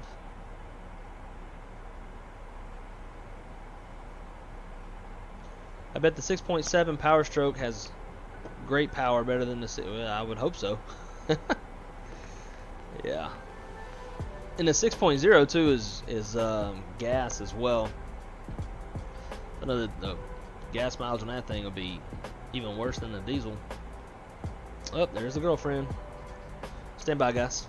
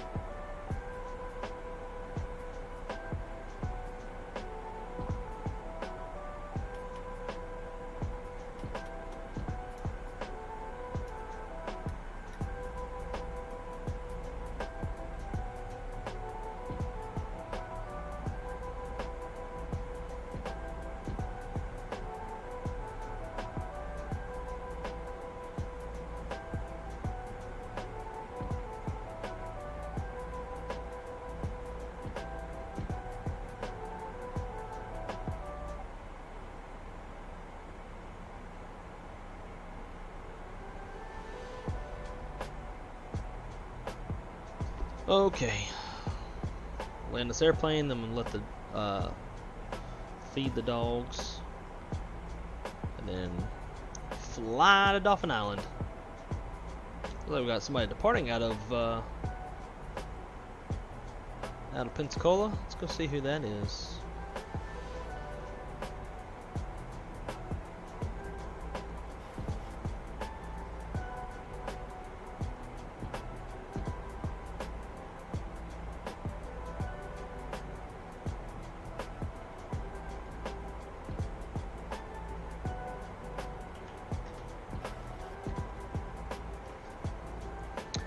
Looks like that would be Spirit 1100 Pensacola to New Orleans.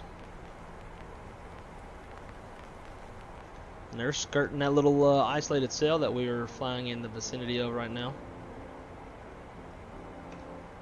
Yep, that's Spirit. A couple other guys on the ground. Got Southwest getting ready to head to Nashville. And then we got Envoy that just landed from DFW.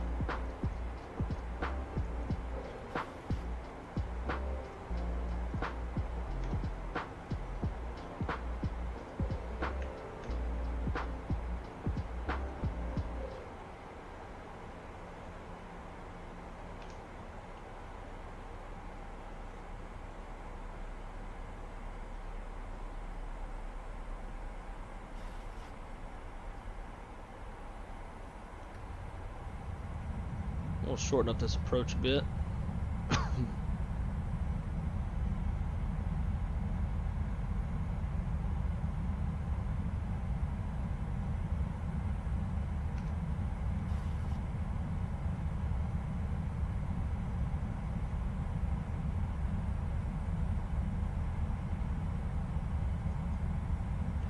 (18 degrees Celsius outside, so we are not in ice conditions. Do not need to turn on any ice.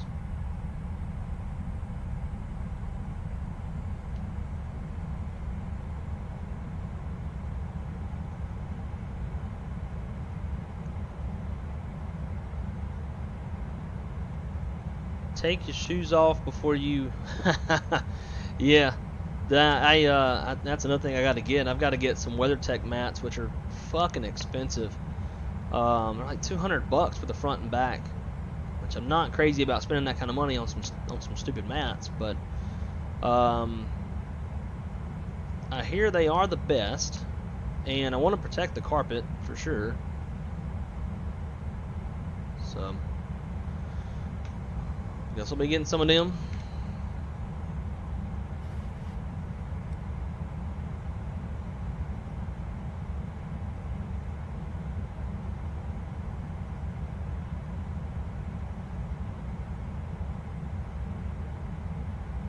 Pensacola traffic. Delta 256 is 16 miles to the northeast, inbound runway 17. We'll call final. Pensacola.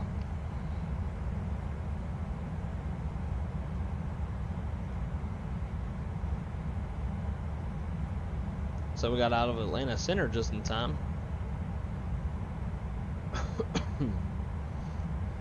Now there's Atlanta approach now too.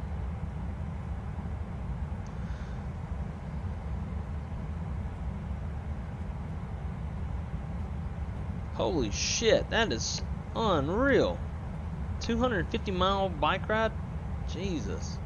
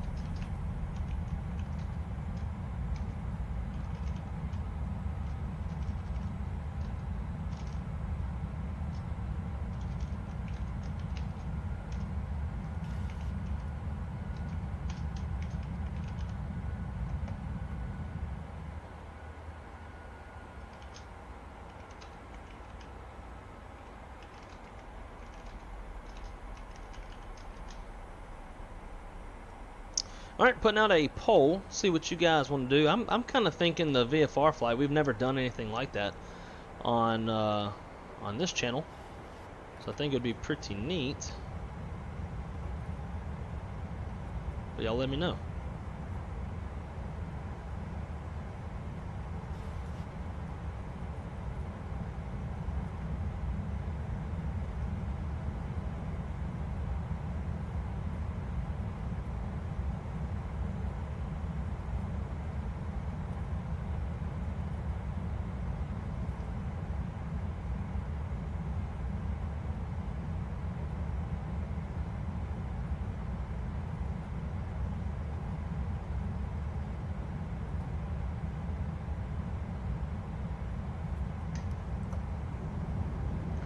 Dirtying up, trying to slow this thing down.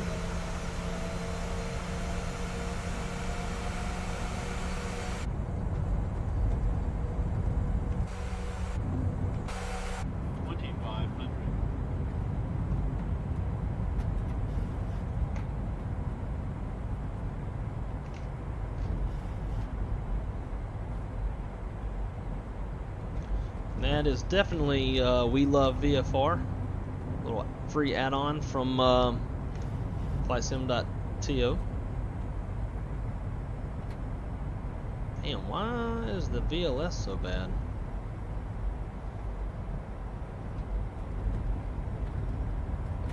About to get in coffin corner. Yep.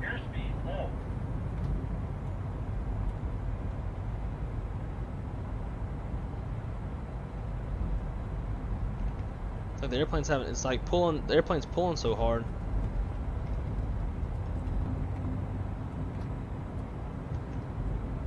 Oh. Flaps 30, please. Thank you.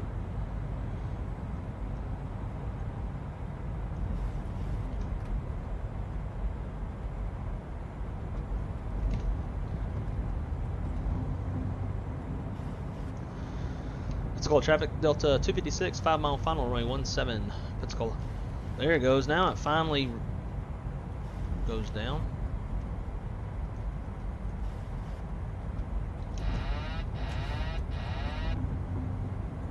My airplane. 1,000. Captain Nate, what's going on, dude? Thanks for stopping by. Great to see you.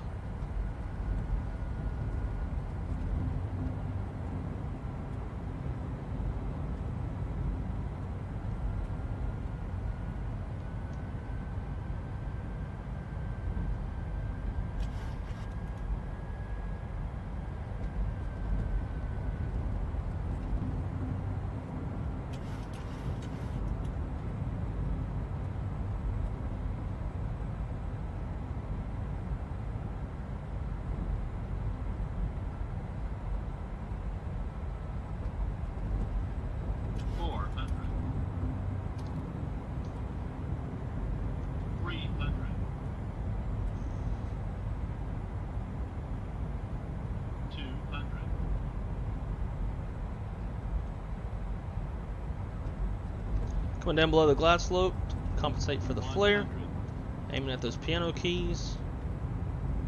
50, 40, 30, 20, 10.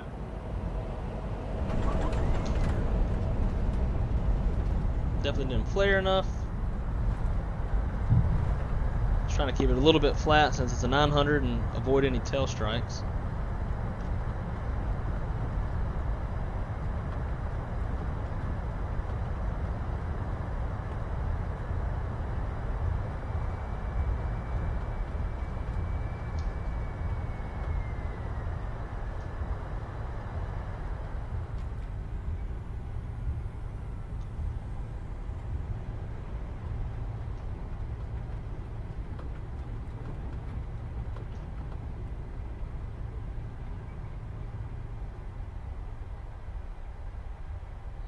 And we will close the pole once we get to the gate. Now, I myself, I'm kind of leaning towards a VFR flight down the coast, something scenic. Take a look at Pensacola, Perdido Key, Orange Beach, Gulf Shores, and Fort Morgan as we then cross the Mobile Bay into Dauphin Island. Dauphin Island itself is a pretty wicked little approach.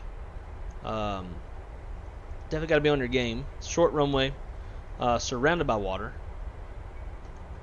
It's kind of like Key West, but harder.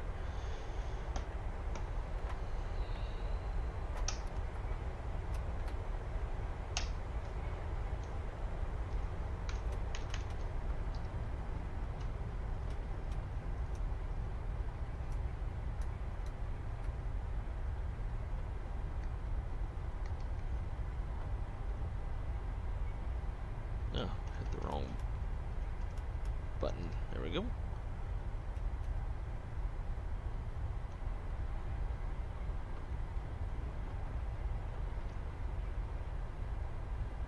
And this fella getting ready to head to Nashville.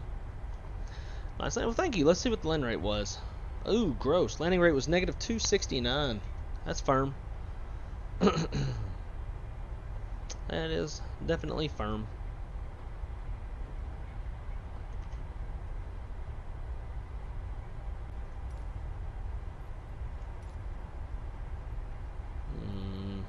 Let's go with gate 10.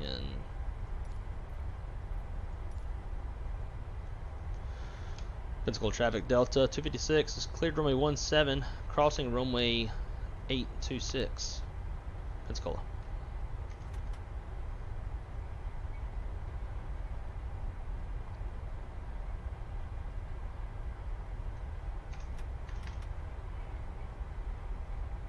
Looks like the pole disagrees. Yeah.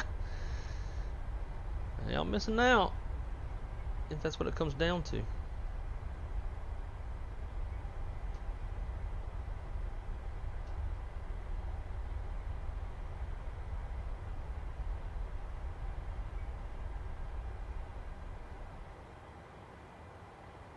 Like he's pushing out, so we're going to hold off for him.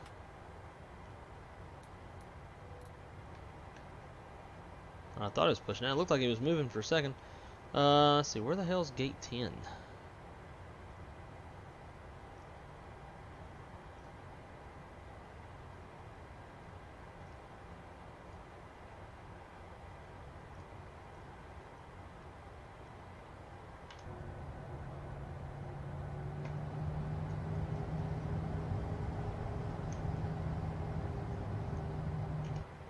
That was weird. Oh, he did move. I knew he was moving.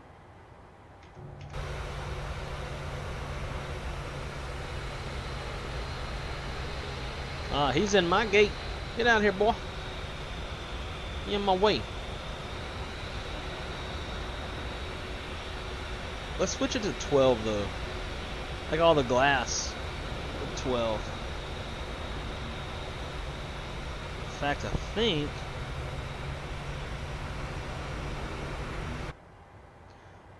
Let's see. Let me check something. Because I did change some stuff here. Let's see. Change. Facility. Next. Let's go ramp 10. See what 12 does. No. So I had one set that I made by hand that turn the airplane a little bit and passengers walk into the terminal. And Southwest is like, nah, I'm out.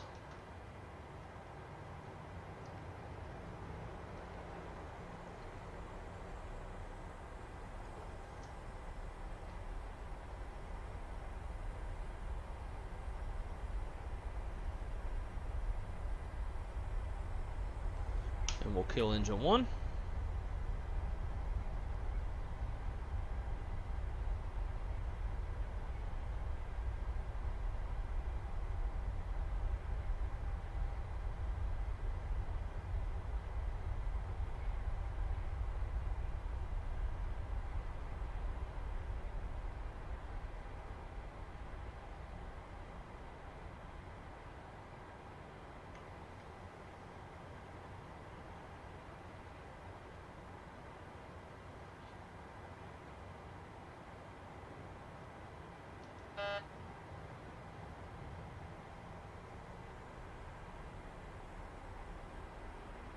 Jesus, dude.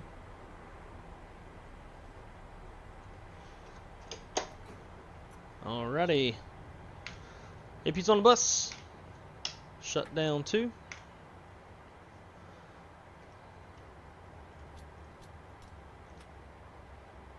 And let's see. Fuel pumps off. We'll stay on the APU because it looks like we're going to be heading back to Atlanta.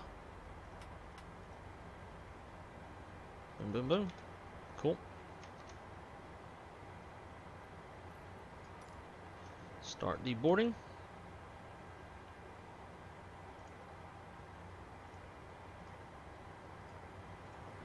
Damn it.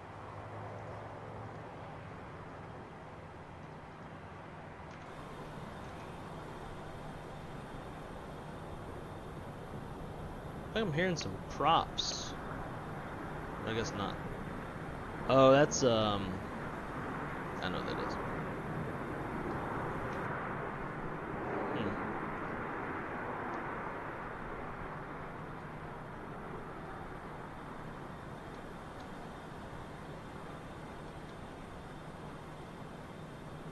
Kind of a cool view down here. So yeah, I'd made a profile to where people walked out of this door, went outside and boarded the airplane. It's more for like SOBs, or not SOBs, but like ATRs and stuff like that. But I don't remember how I saved it. Hello, peoples. All right. Let's close the poll. Looks like we're going back to Atlanta. Dance monkey. That's right. Let's see.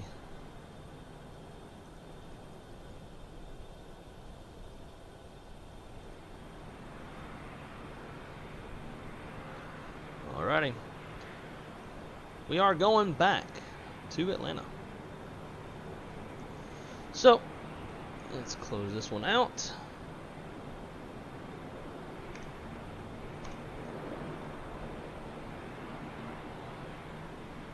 And I'm going to start prepping everything for the next one. So just give me a few. We'll turn out pretty quick so we can make sure we get this flight completed. Be right back.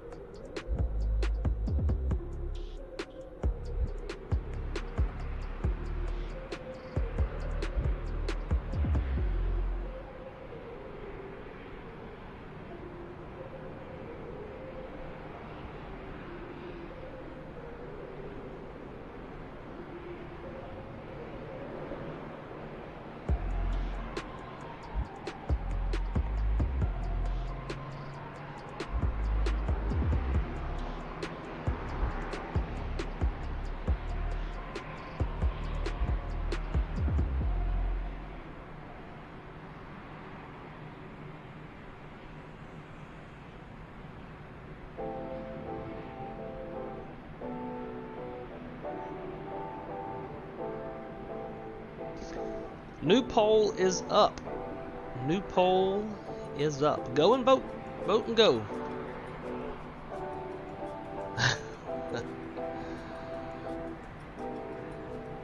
I love watching the pole move. It's kind of fun.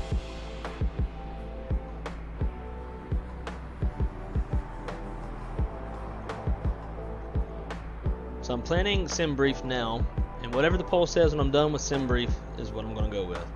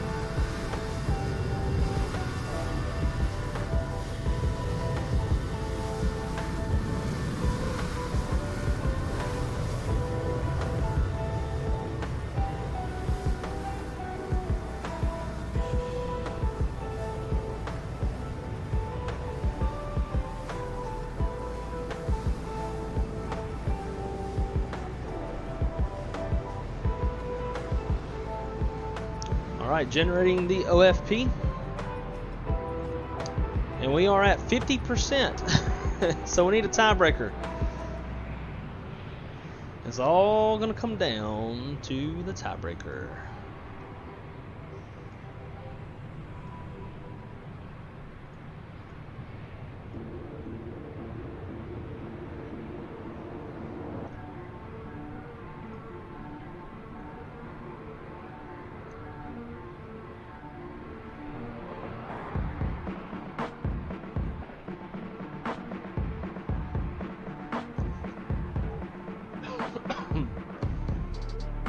Looking for that tiebreak.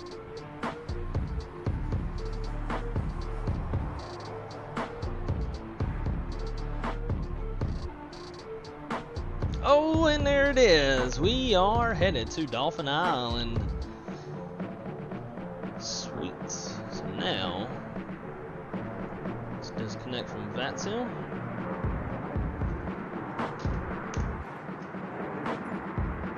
And let's go by the airport real quick.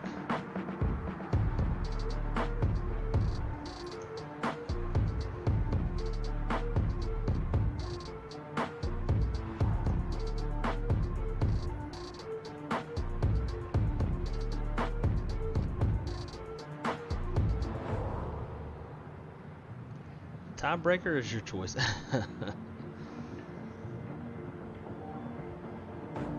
This will be a cool little flight, I promise. Or, I say that and then watch, probably boring as shit.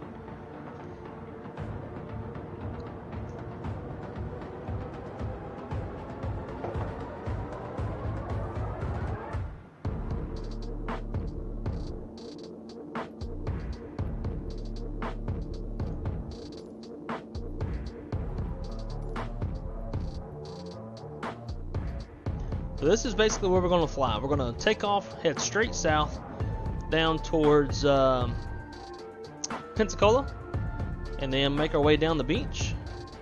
So through here, we'll pass over Perdido Bay, down into Perdido Key. Actually, Perdido Bay is down here.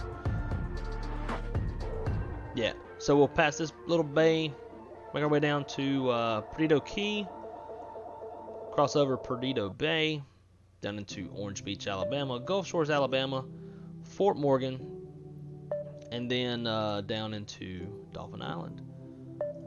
Depending on how we're doing on time and the speed of our aircraft, we still got to choose an airplane.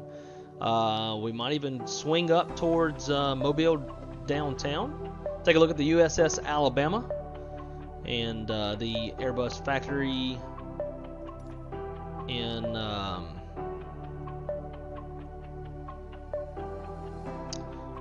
Mobile downtown.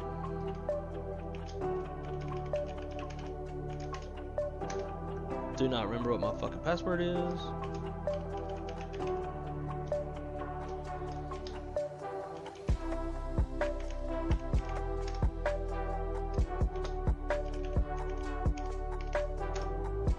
Fuck.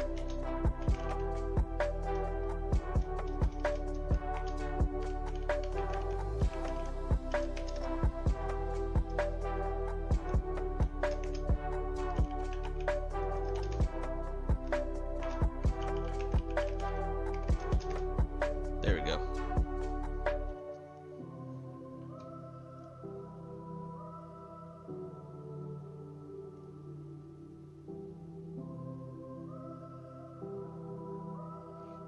Coolio. While that's doing that, let's figure out a good airplane to fly.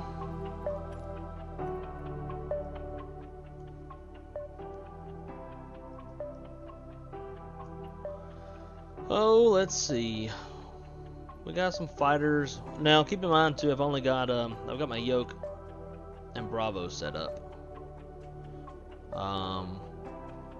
Actually, I think I have an idea what airplane I'd like to fly. We could do the PC-12 or the Seminole.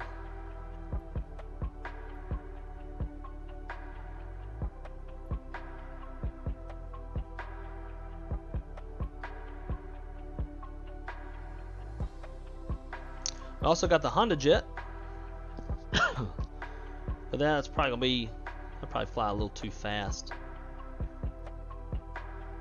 for what we want to do. I don't want to fly too slow, but I don't want to fly too damn fast neither.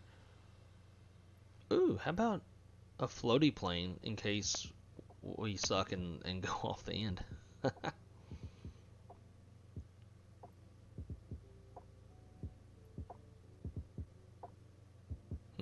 Alright, let's do this.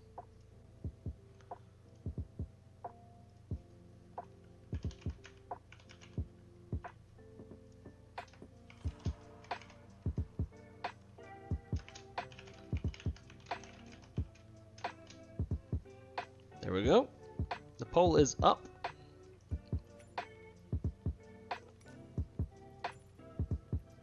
I think it's still downloading.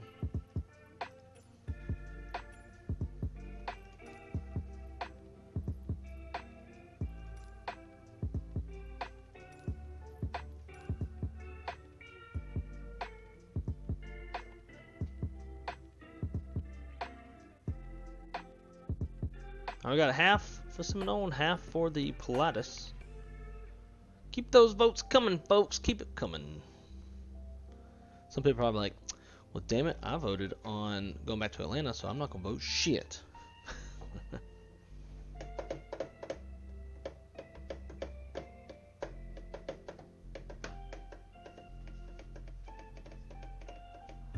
Oh. Guys, give me 1 sec. I'm going to let this do its thing. I'm going to go feed the dogs real quick. My dog's over here nudging me, licking her lips. Like, hey, bitch, feed me now.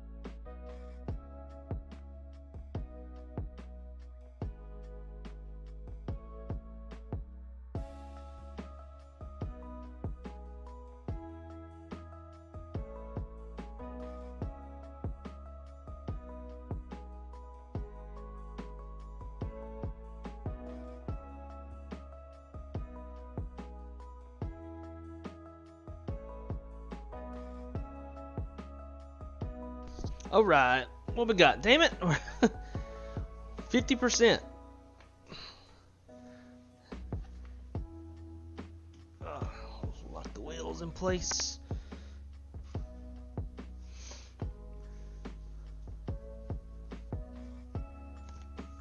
I vote right, brothers? Yeah, fuck that. Okay. So the airport's installed.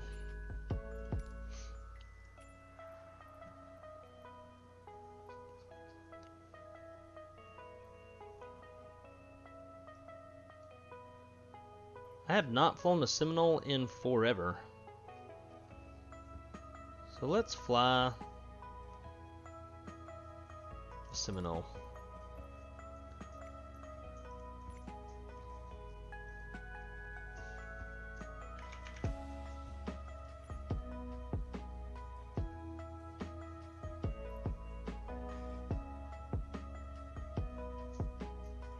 And let's spawn on the UPS ramp. We can get in the air real quick.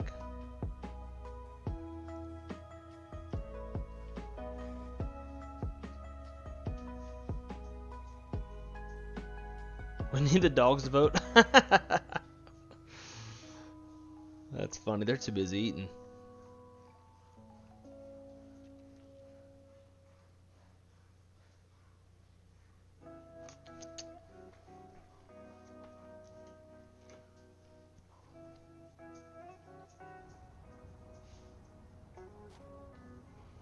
Alright, let's see if I still got views set for this thing. Probably not. Nope. And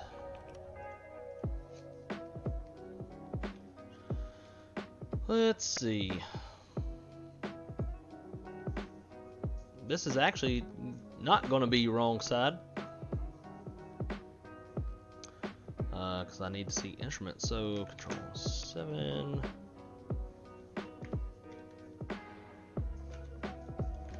Get some good views set up for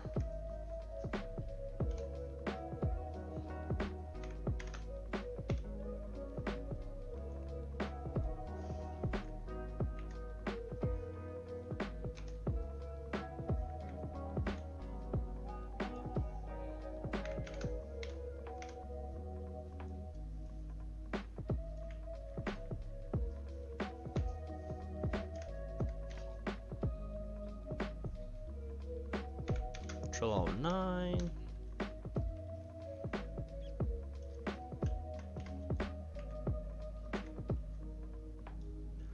Control Alt 1. Probably nothing up on the overhead. Nope.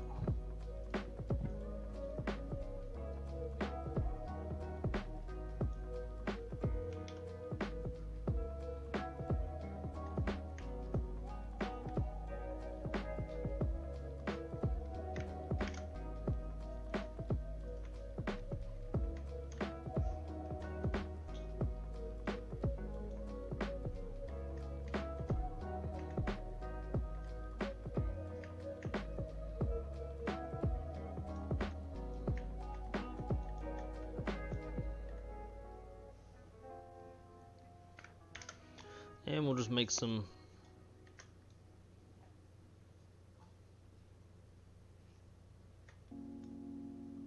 it's like a little GoPro.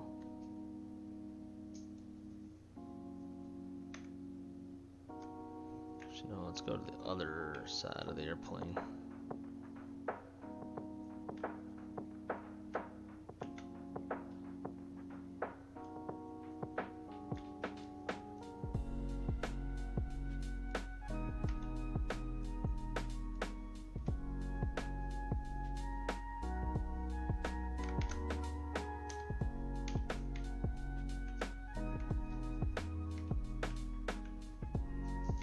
Okay, that'll work. Who's ready to go? I'm freaking ready. UPS ops, like what the fuck is this tiny thing? Right? How much did that PC run you? It was roughly like $6,000 or so. After which it's a Jetline Systems PC, so it's a boutique. Purchase the warranty, comes with lifetime support, whole bunch of stuff. So you could definitely build the same computer for a little bit cheaper, but I like the lifetime support. I've got a good relationship with those guys over there. They've done a lot for me in the past, so stayed with them. So after Tony's time of assembling and all this kind of stuff, it was roughly $6,000 or so, like 55, $6,000, something like that. Cool. Let's crank this thing up.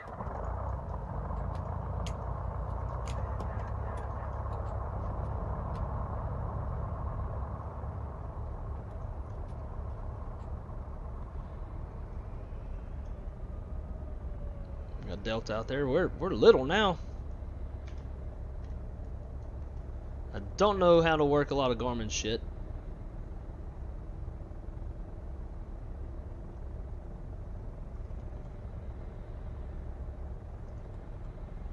Will that load up on it? Oh man.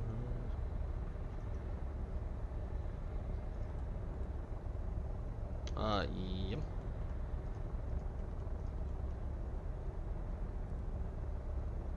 Just take me to the damn map. I don't even know what this thing's showing me right now.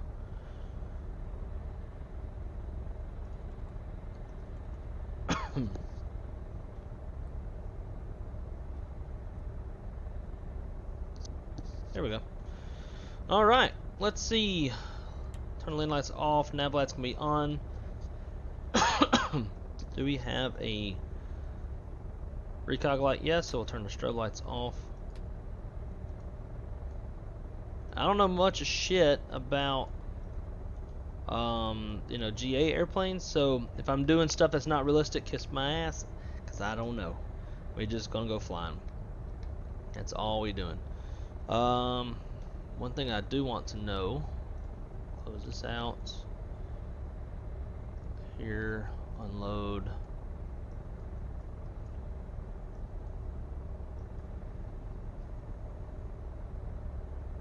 Okay. Sweet. Alright, so we're literally just gonna fly off of like land off landmarks.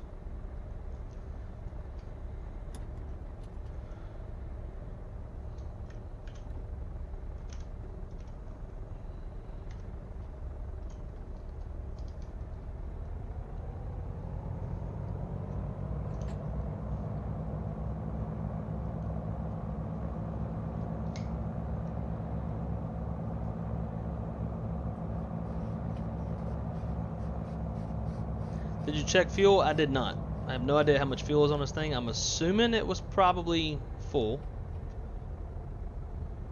Now you got me curious. Let's see. Weight and balance. Yeah, we got 50%. So we should be... We'll load it all the way up.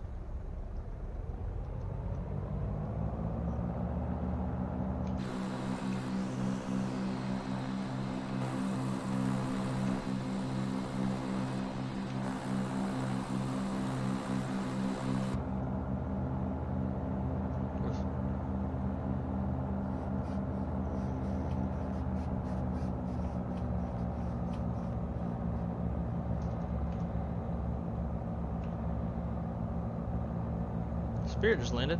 That's cool. I don't know why the frame rate's turning to shit.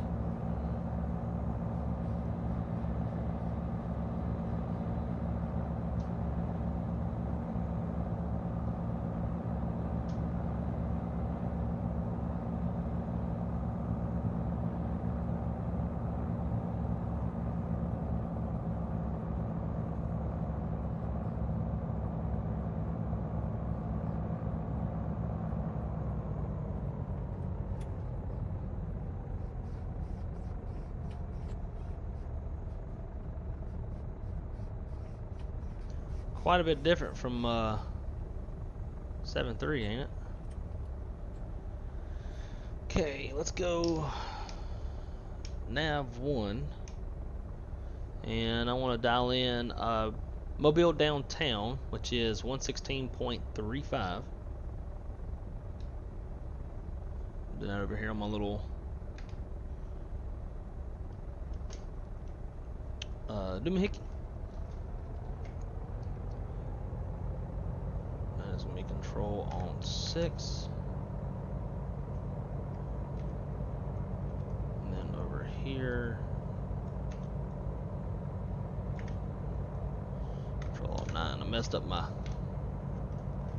things a little bit. And we'll get out of Delta's way.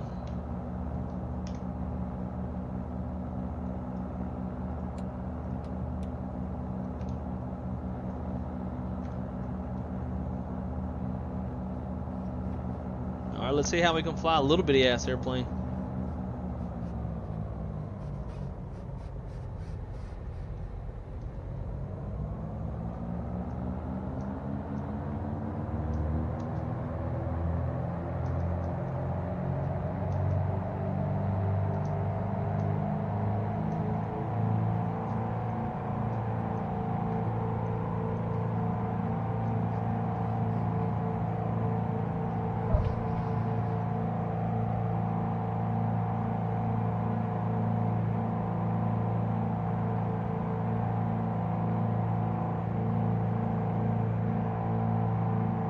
Is the brake gear up?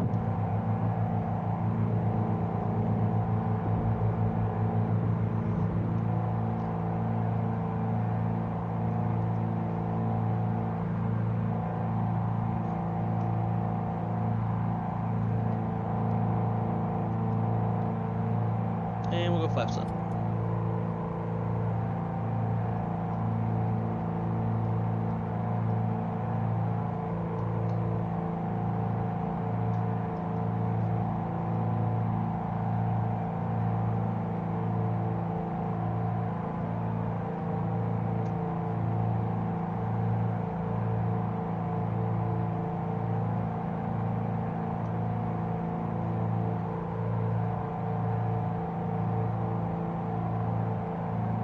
Yeah, we may have chose the wrong airplane.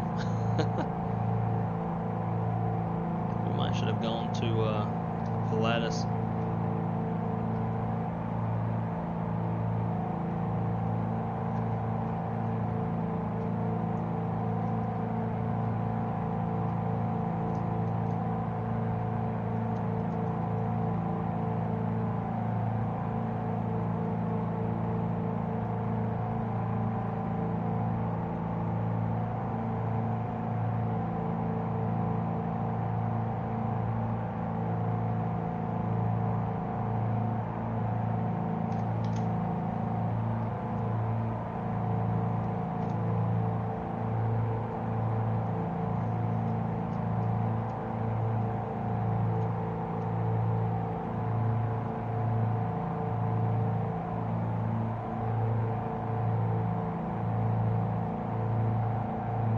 I don't even know if Gulf Shores is even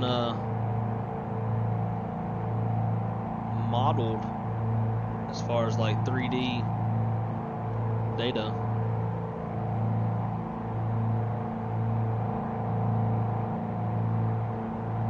And look at that, even the static wicks are like moving around. That's pretty cool.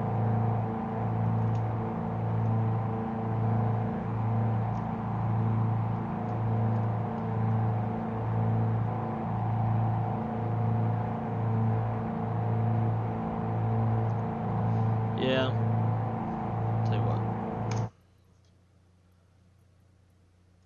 Let's do it. Fuck it. Let's just jump into the PC-12. If Shaq was around, we know Shaq would be yelling for the Honda Jet. That dude loves the Honda Jet.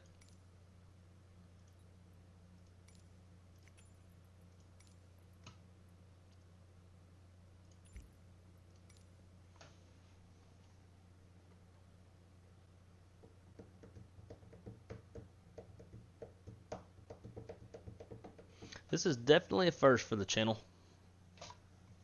Let's see, let's go in flight, start new flight. 94R.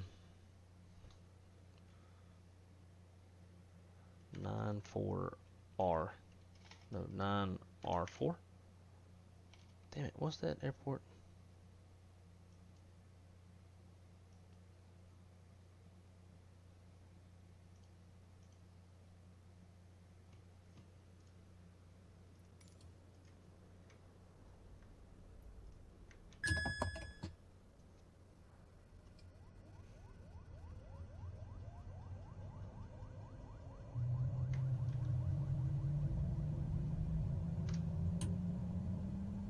R9. No, I was switching it around.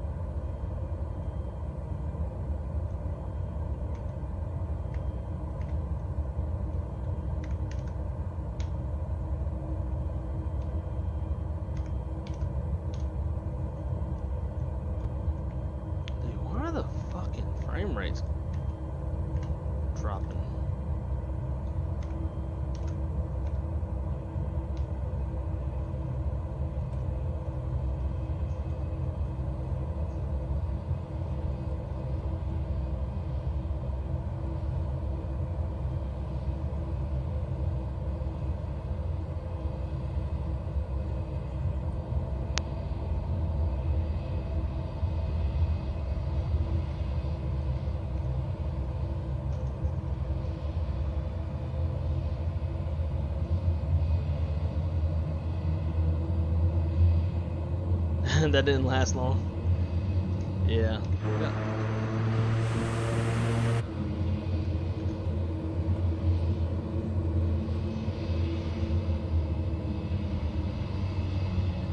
Fuck you, United.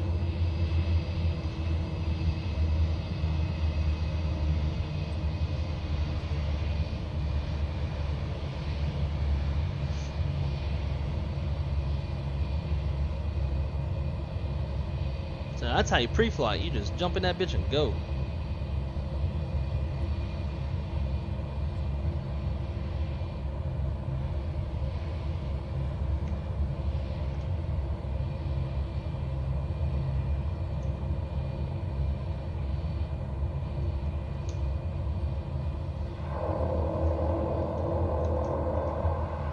Testing out the beta. Alright, clear on the approach. I think clear down the runway. My god, man, this thing just like I'm in thrust idle. Like it's just running. Ground idle. Let's go flight idle, I guess. Don't know shit about these planes.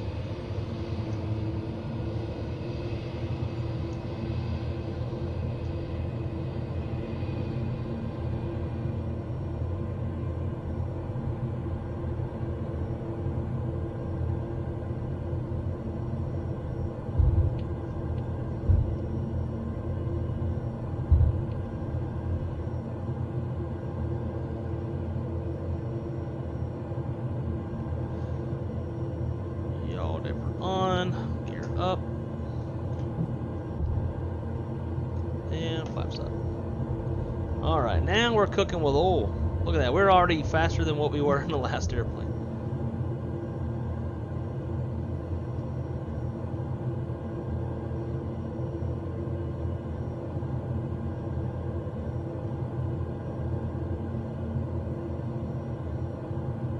Getting some bumps right here, but it'll smooth it out once we get over the water.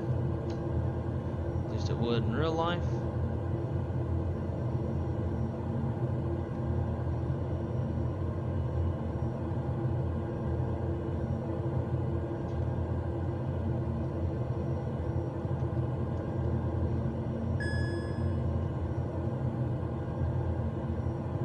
I think it's giving me a caution.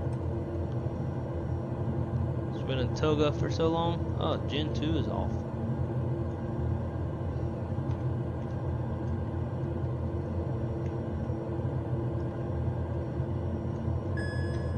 Shut up.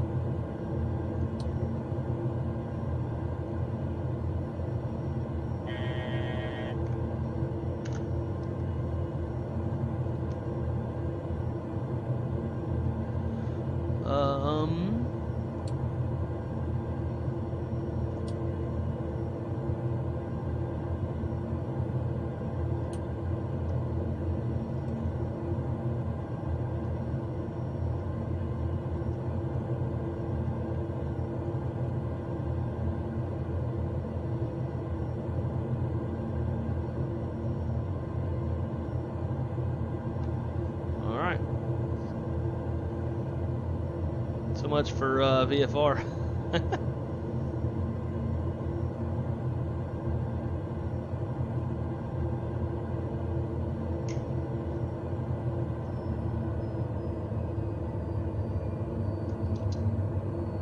So this is like the big tourist area of Pensacola. And the Blue Angels do a lot of shows down here whenever they come home.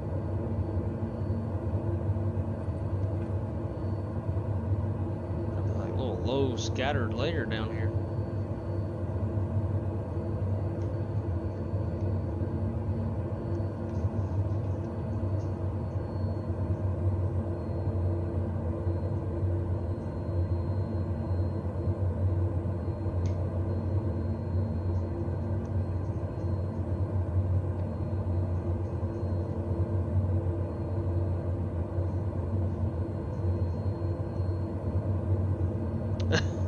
And then the weather does that.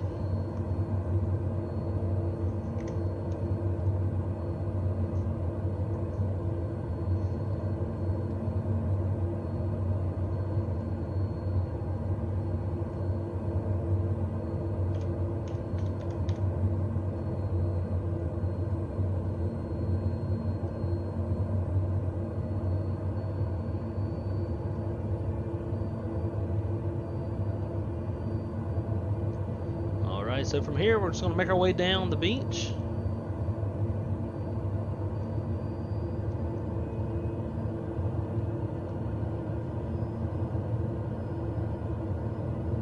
We're passing by the Pensacola Naval Air Station, where the home of the Blue Angels.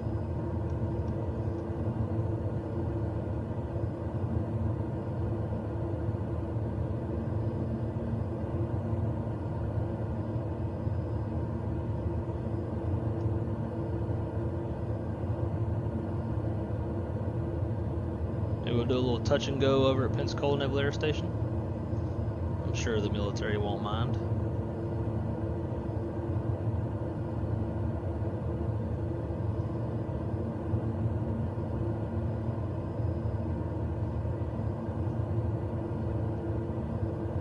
Or if anything, we can maybe do a low flyby.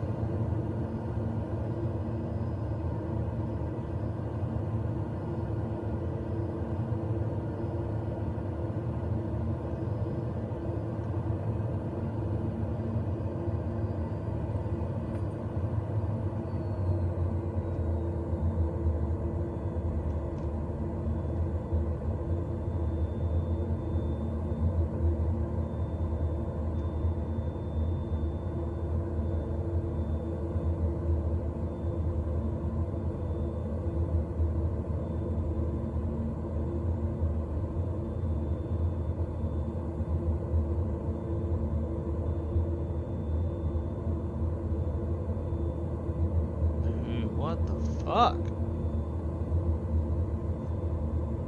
I think I know what the deal is. So welcome to Pensacola Naval Air Station. I think there's a good mod on FlightSim.to that has all the Blue Angel stuff. Got the Pensacola Naval Air Station Museum over there to the left. Not that it's really modeled in here.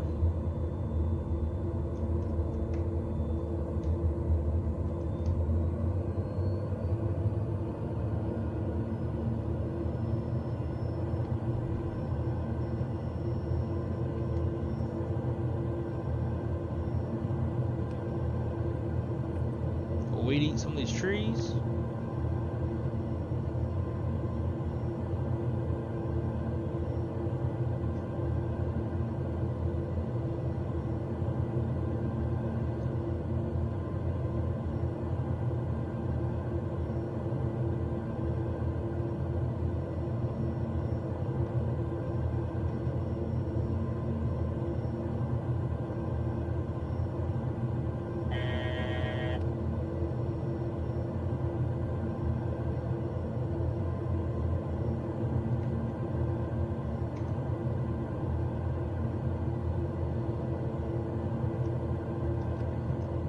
Alright, so now we're going to make our way down to Perdido Key.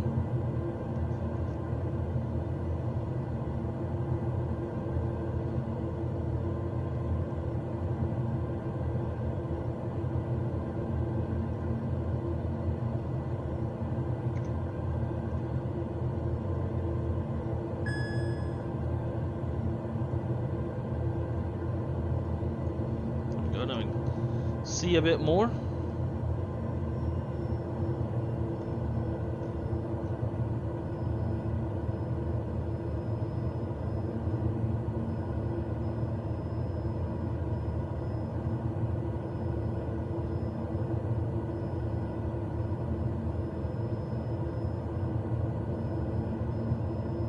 We'll start coming up on well, son of a bitch. Yeah, Gulf Shores ain't modeled in satellite imagery because all of these are really tall, really pretty condo buildings. And as you can tell, it's got the generic shit, so that kind of sucks.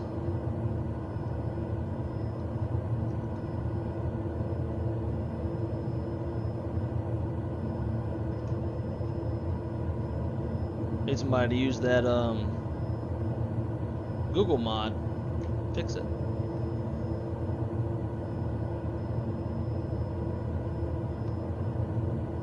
Yeah, all of these are super tall, really nice condos in real life.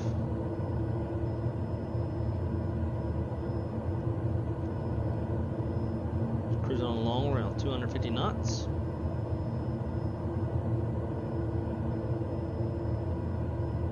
I've stayed in a few of these condos down here. I've actually stayed in a lot of condos throughout all this area.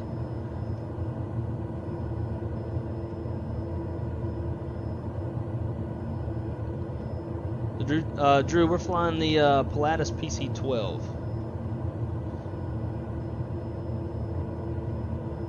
Honda Jet would have been just a little too fast. Got some birds down here.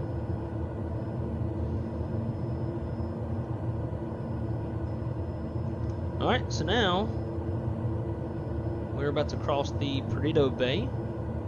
And this little bridge right here is the Perdido Key Bay, or Perdido Key Bridge. A lot of people come over here and fish off of it and fish under it.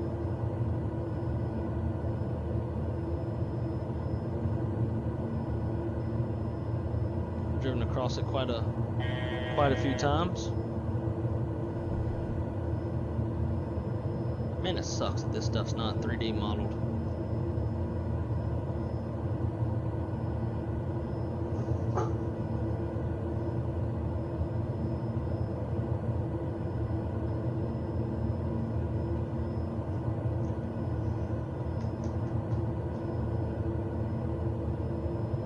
So in real life, this is kind of, I wouldn't say dangerous, but it's there's a lot of traffic flying through here in real life. You're so close to Pensacola that you've got fast movers, so you got to watch out for fast movers. So there's gonna be anything from F-18s to T-45s. Then there's a lot of like banner towers, a lot of GA aircraft, a lot of rotary. You've got Pensacola Regional, that's not too far. You got Jack Edwards that's over here. So there's a lot of stuff going on down here, especially in the summertime. A lot of people flying down. Have to use a lot of caution.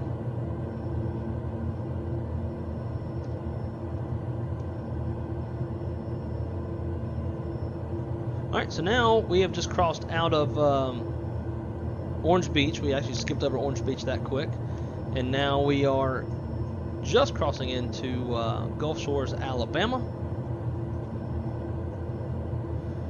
This little intersection coming up off of our right wing is Highway 59, known as the T, because it makes a T right there. And this is like the biggest, most touristy part of Gulf Shores, where there's a lot of restaurants, a lot of cool stuff to do.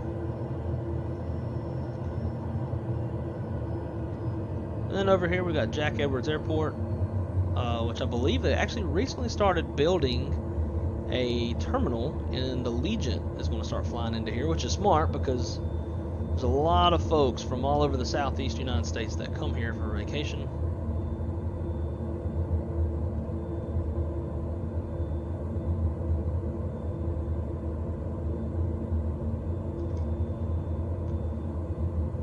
So here is Jack Edwards Airport.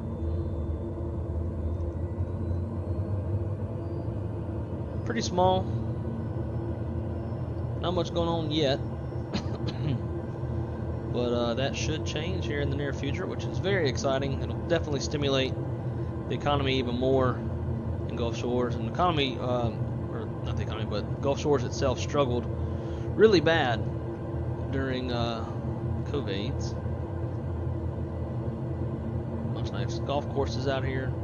But this is where I really want to move one day. I want to move into the Gulf Shores area. Predominantly Foley, which is right off of our right wing. See how everything starts turning into fields and little subdivisions. Be a great place to move. Alright, so let's make our way back over to towards the beach.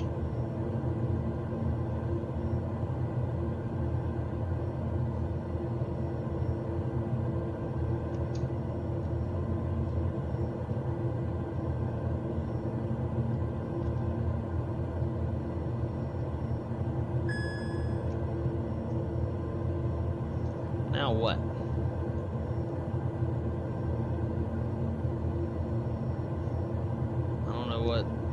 barking at me.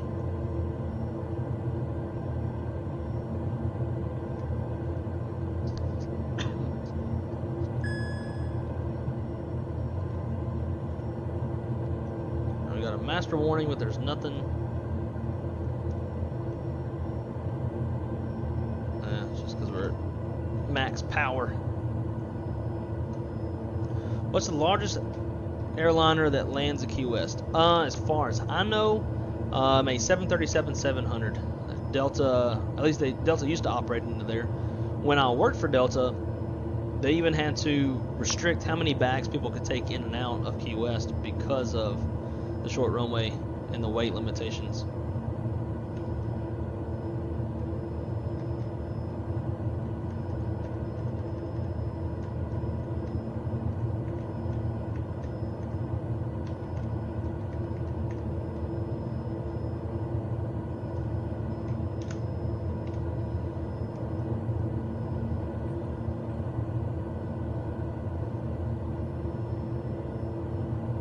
As you can see, these are all beach houses down here. We have now flown out of Gulf Shores and we are going into Fort Morgan.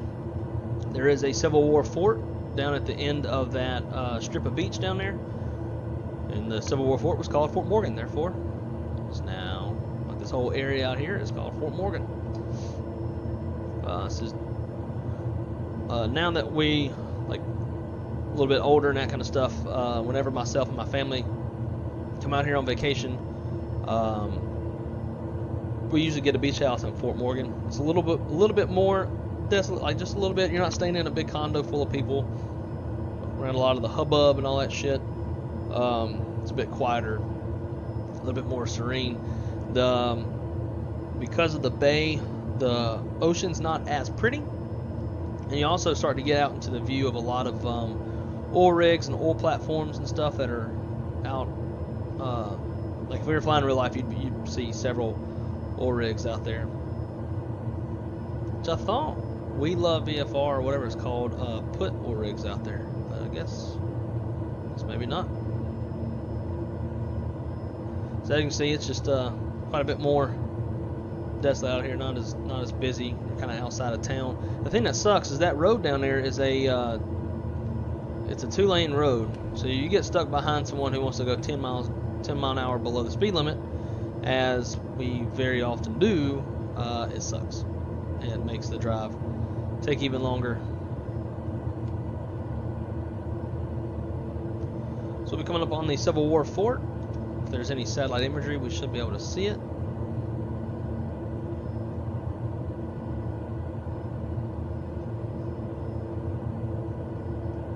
Okay, Shaq, there you go. So they fly 319s in there now.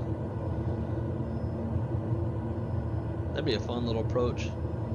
Probably eat the dash.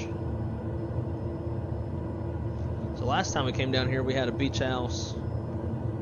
One of these. We were in this general area.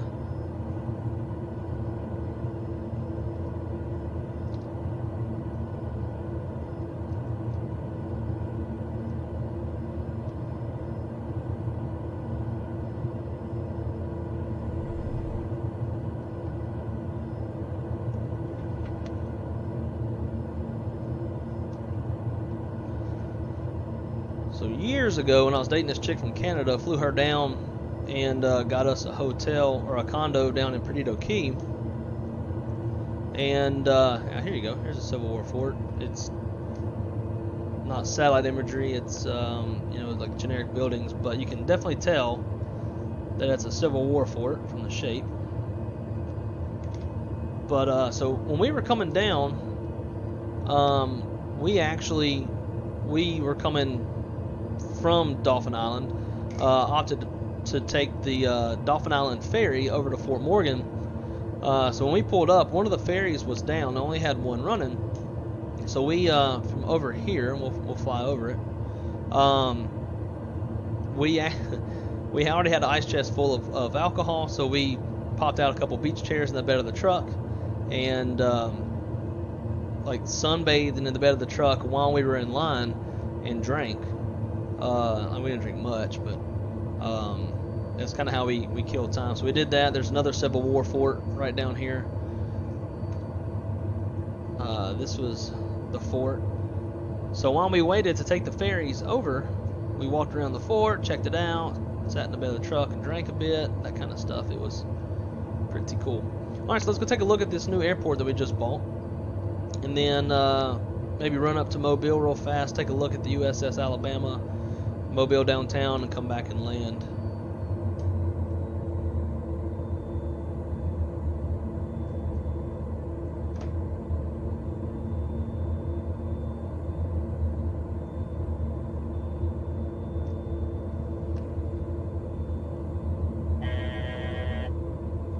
So as you can see, it's kind of a sketchy approach. You're surrounded by water.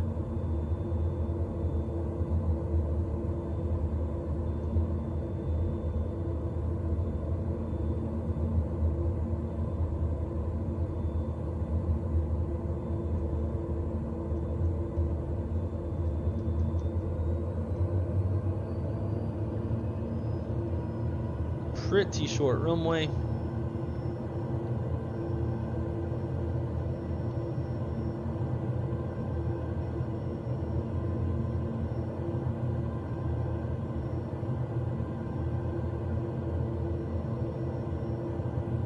This is Dauphin Island.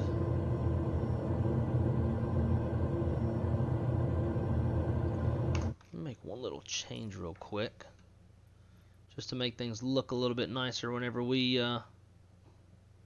come into land.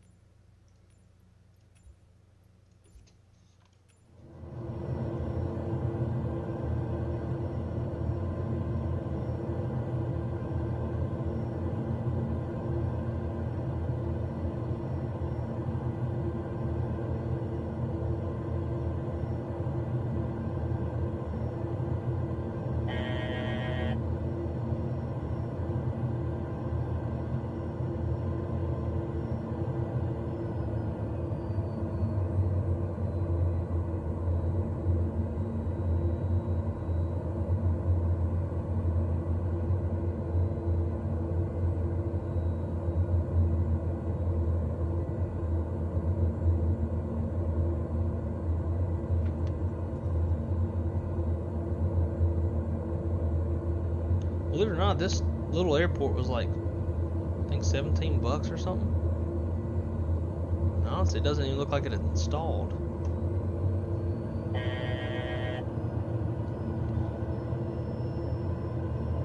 That's some horse shit. Bought the airport just for this, and it didn't even install. Like I said, it installed, but it didn't look like it did.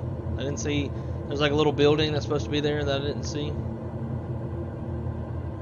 Alright, so we're going to run up to, ooh, those birds. We're going to run up to Mobile real quick. Take a look at the USS Alabama. And then come on back down here and attempt to land in Dauphin Island.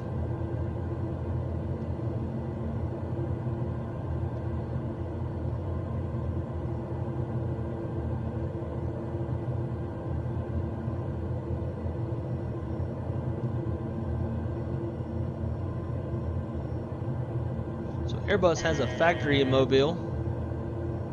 I've actually got an airplane leaving from there. Oh, you have to restart this? Oh, really? That's interesting, because like when we did Atlanta a second ago, like I uninstalled it and reinstalled it, and it was showing fine.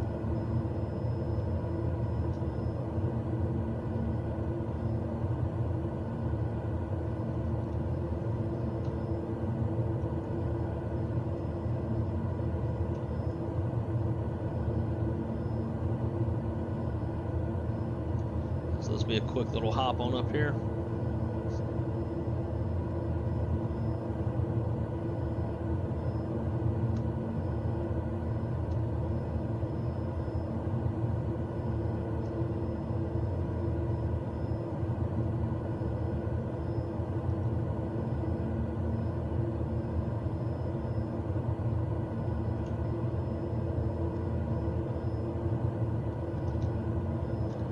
flew back from New Orleans the other day. Actually sat next to a chick who's from Mobile.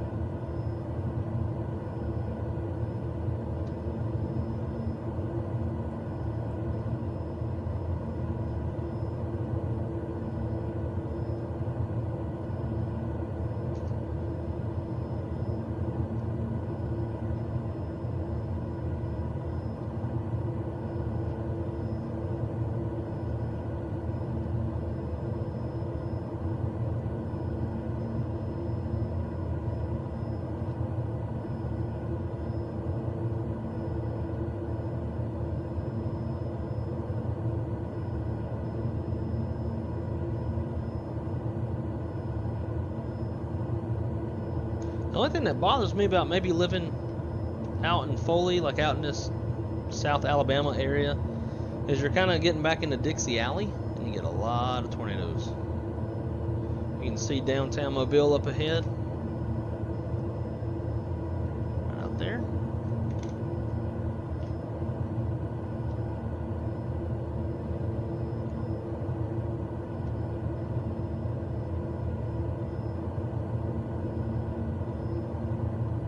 Got Mobile Regional at our about 10 o'clock, 10, 11 o'clock.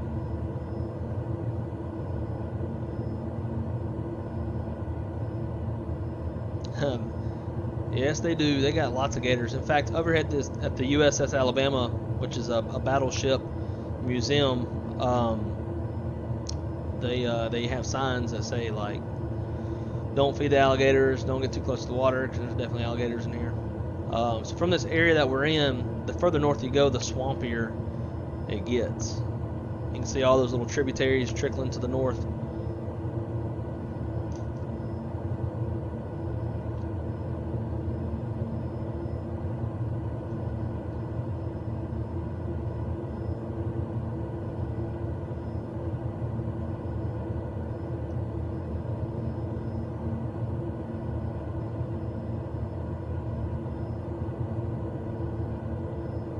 So depending on when satellite imagery was taken, will determine how much of the Airbus facility it shows.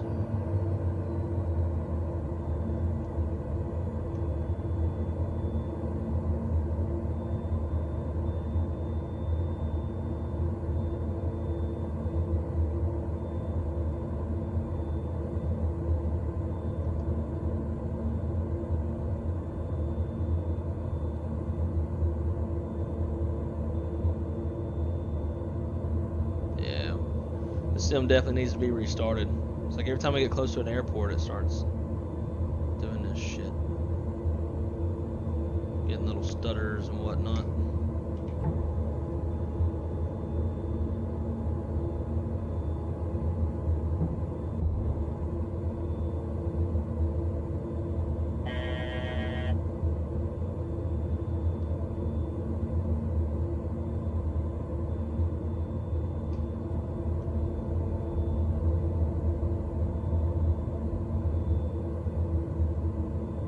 Oh, we got vehicles on the road, or on the runway.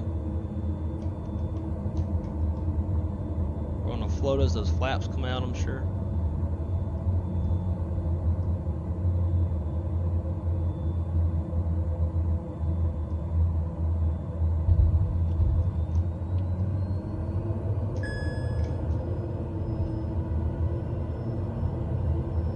Make a little touch and go.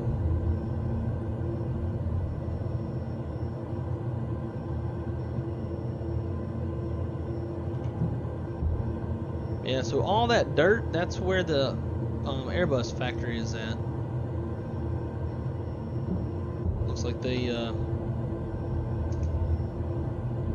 took that image quite a while back.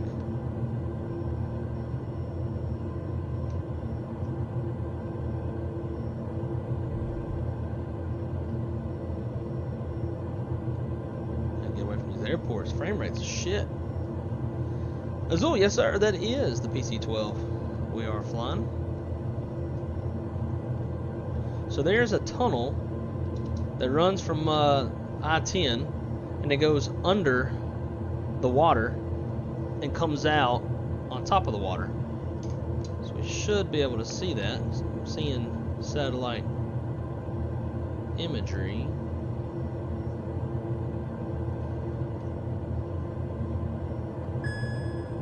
Shut up. Alright, so it goes down and around. That's the tunnel entrance right there. And it comes out over here. So it actually goes under this little canal thing, majig.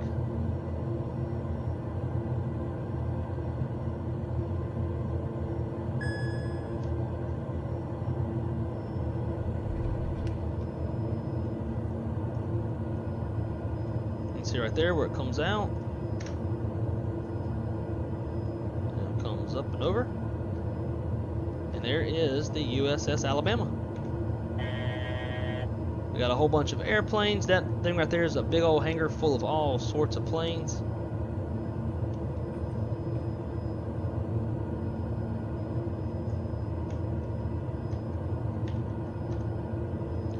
That battleship is hella awesome.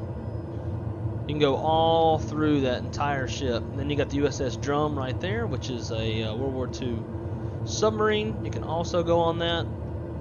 It's really, really cool.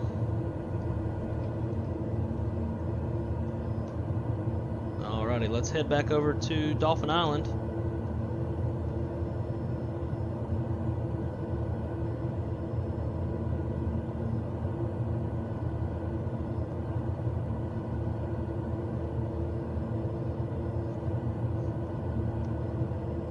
Axel, yeah, man, it is. It's Mobile. We're taking a little tour. So we started in Pensacola, and so we started in Pensacola, took off down the beach, and flew over Pensacola Naval Air Station. Came back down, came down Perdido Key, down through Orange Beach. Went over Jack Edwards Airport, back down through Gulf Shores, Fort Morgan, crossed the bay, flew a lap around the Dauphin Island Airport, back up here. Ooh, nice, negative 36 feet per minute, super floaty landing in Mobile downtown. And here we are. That's what we've been doing for the past little bit.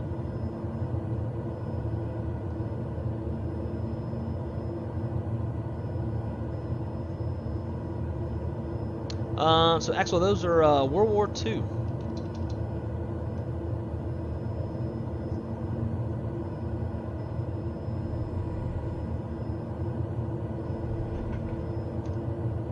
So while we got some time, I want to do this. I'm going to restart the sim. I'm going to load up that airport because I really want to see the airport, and we'll jump in the Honda Jet. No, I don't even know if we can land the Honda Jet on that airport. We'll come back to the PC-12 and we'll take off. Maybe do a little touch and go and then land and call it a day. It's been quite a lengthy stream, although I'm not against it. So damn busy all the time, I never get to fly with y'all.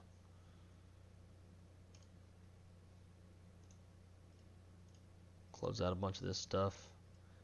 We don't need no more.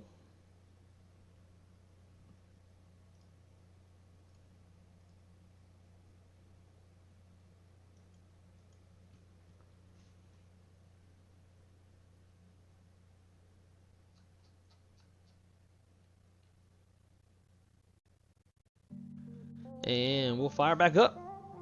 I really want to see this airport. I've driven by the airport in real life. Boom, boom, boom, boom, boom. Damn, Tampa's got like 5 airports. No, 1, 2, 6 or 7 airplanes departing on that sim.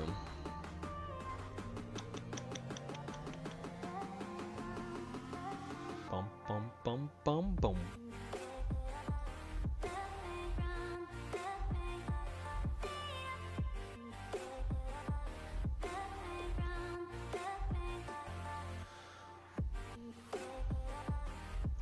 Well, Joe, I'm glad to hear that, man.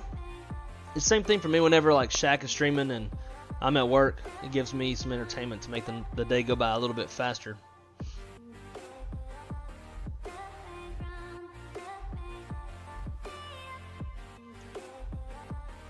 Should you hire a CFI or flight school? I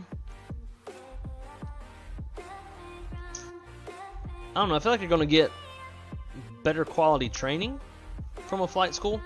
I mean, just because you hire a CFI doesn't mean they're like, I don't think they're going to have all the material. Granted, I'm kind of speaking from my ass. I don't really know for sure. But I don't think they're going to have all the materials, books, and whatnot to give you. So I don't know. If it were me, I'd probably go flight school. Plus, a flight school should have, I think legally, you have to have a maintenance program that corresponds with their training. Whereas if you just hire a CFI, it's just a dude, right? And like, this dude's not gonna be, like he's not gonna be working on the airplanes. He'll pull maintenance when it's required or supposed to, but you're not gonna be doing like maintenance deferrals and stuff like that. So if you go to a flight school, they structure a lot of things in the same way that you would experience it at an airline.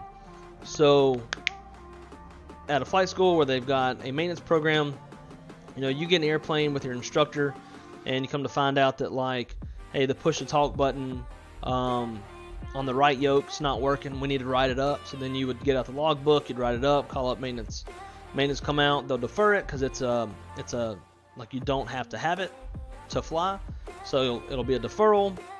You'll get your MEO number, all that kind of stuff, right? And they do that on purpose because that's exactly how you would experience it at an airline. And then if you have like a no-fly item, then obviously you won't be able to fly. They have to fix the airplane, like all this kind of stuff. They structure a lot of things in training like exactly how you'll experience it at the airline. Therefore, I think flight school is probably a better way to go.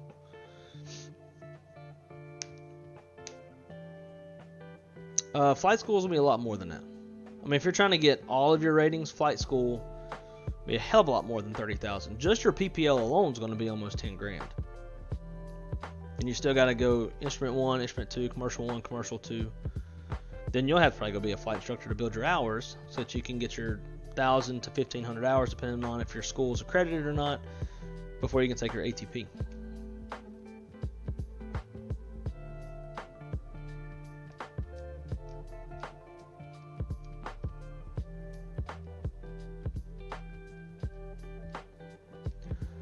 So Avgeek, the only time that you're going to be mixed in with class at a flight school is like when you're doing ground school type stuff. When you're in the airplane, you're still one-on-one with your instructor. You might have another dude in the back. Like at flight schools, you'll have like 2 students assigned to an instructor. And there's like you go fly like however many hours, like 2 or 3 hours, and you'll swap out and like all that kind of shit. But nonetheless, when it comes to the instruction, you're still one-on-one.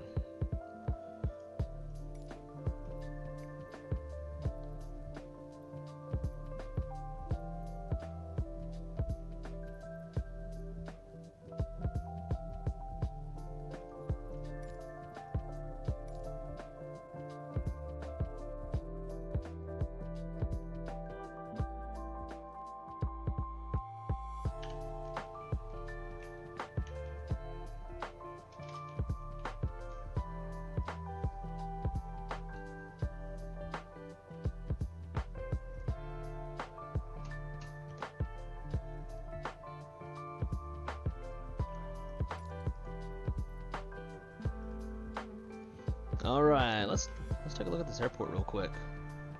Oh, what the fuck?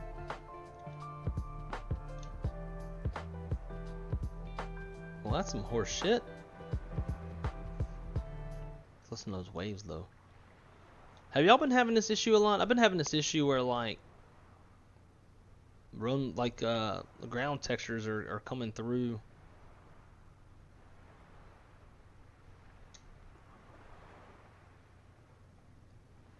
No trespassing or fishing on Dauphin Island airport property. Dauphin Island shuttle bus or local businesses and tourist sites. It'd kind of be cool to call just to see if this number is accurate. Shuttle service is available. Wow.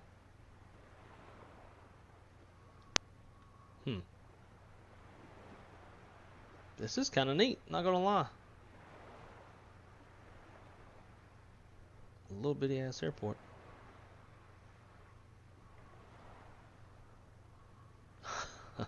Alright, let's look this up. 4308 Halls Mill Road. Let's see if that is actually Mobile Fence.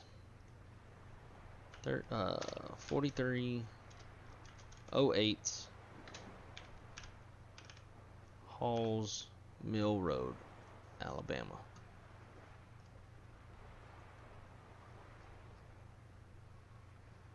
Yep, it is. Mobile Fence. That's interesting.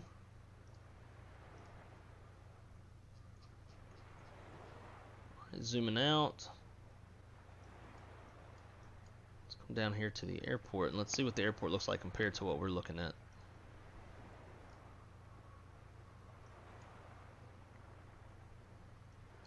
The signage looks like it could be a little different. I don't see that red sign. Yeah. I feel like it's missing this red sign, but they do. That's cool. We got a trash can right here. We got a trash can right there. Pretty neat. Got the little gate. There's the gate there. I've driven across that bridge. It's pretty fun. No parking. Environmentally sensitive private property. Dude, this is kind of dope. Like, I want to go out here in real life.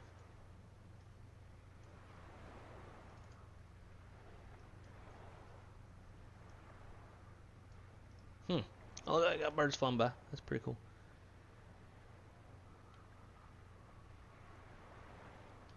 This is pretty dope. Just wish these, like, textures and stuff weren't fucked.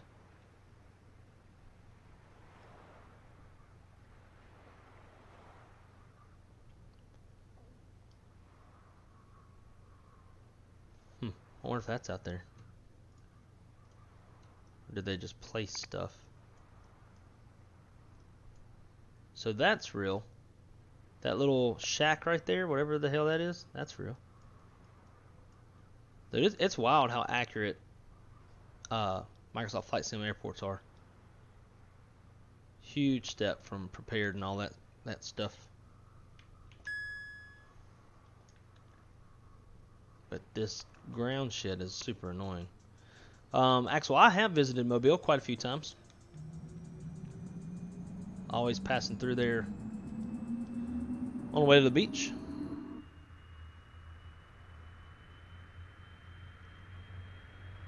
Oh, cool. Wildlife Preserve. Nice. Makes sense.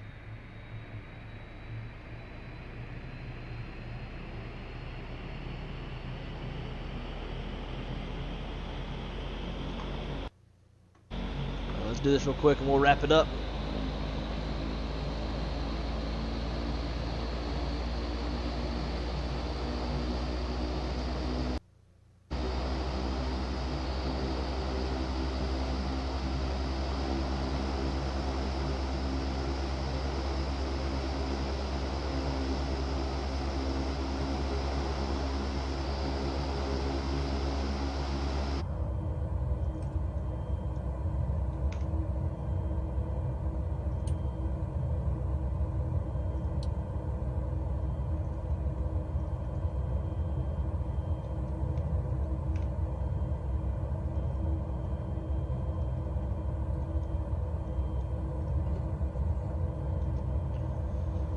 Alright, we're going to need a lot of power to get off the ground here.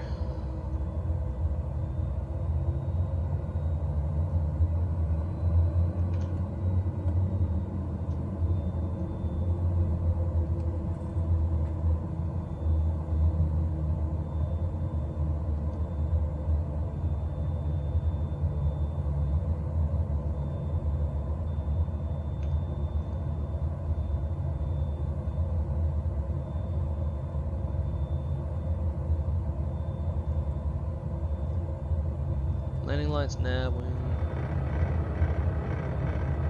Damn it. I thought maybe I like.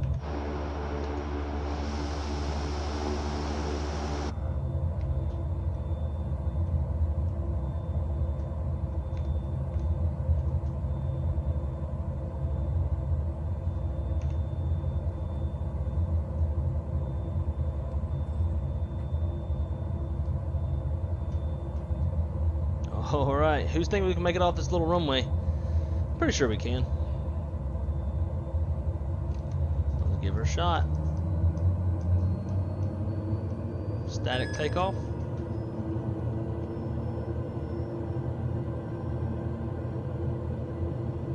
Lots of right rudder counteracting that torque.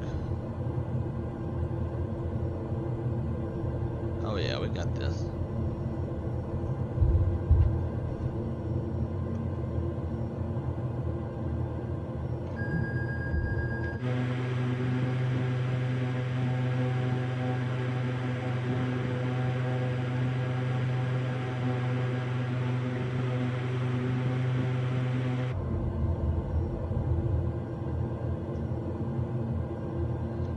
Alright, so we're going to try landing on both sides.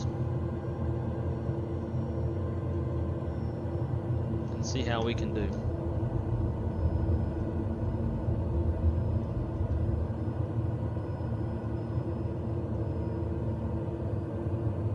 Beautiful sunset. Oh yeah, look at that.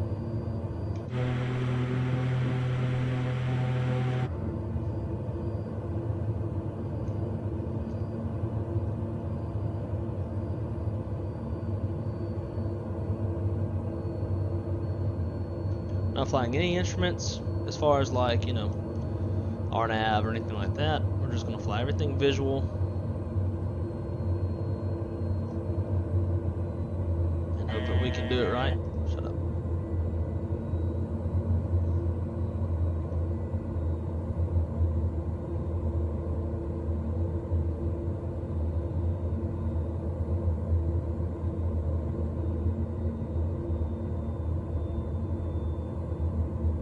Hard to slow this airplane down.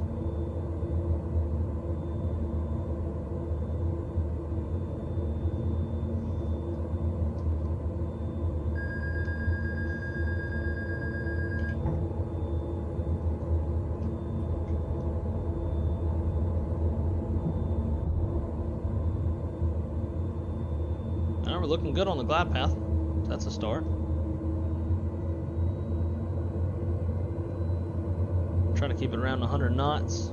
No idea what a good VREF would be for this airplane.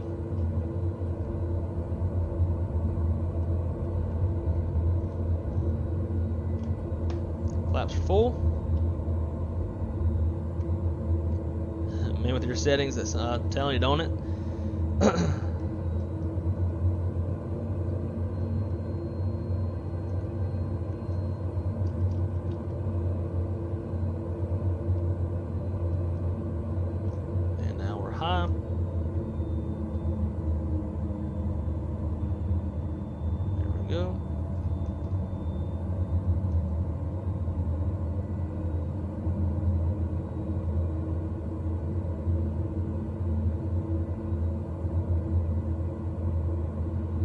Negative for shit. I ain't negative 41 and nothing. We're gonna have to get on the ground pretty quick. I'll be floating if I try to make it even remotely light.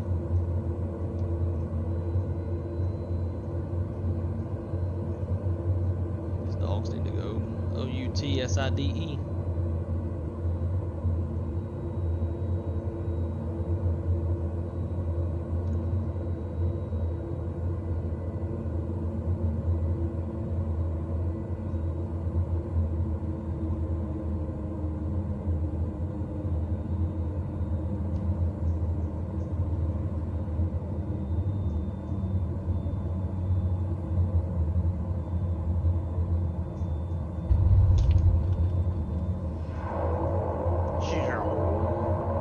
Oh, dude, like ain't nothing. Shoot. That was too easy. Alright, we'll come down here, turn around, and try the other side.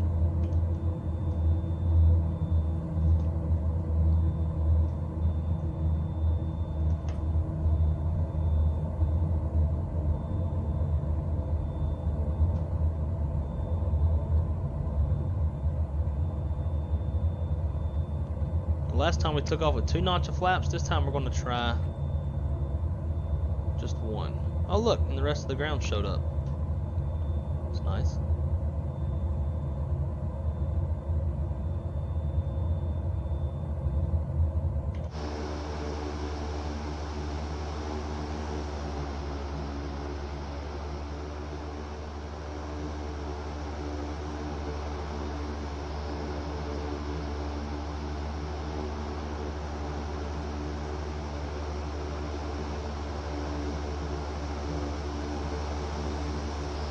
Can make this cinematic.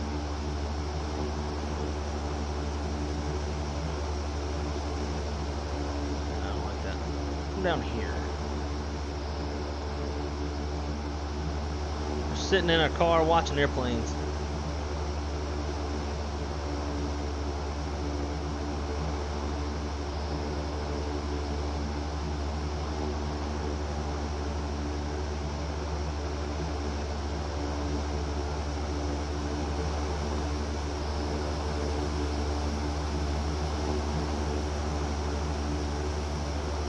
Not easy to do without being able to see.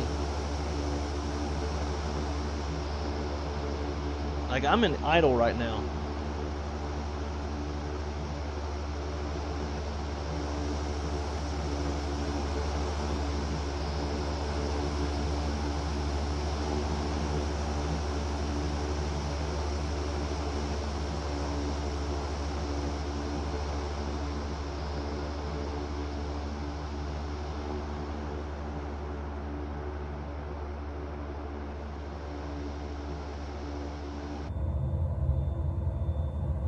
Yeah, we'll just go with this.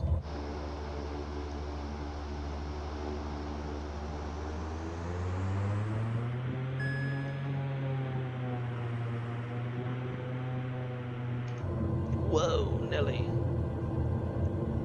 That's what I get trying to be cinematic.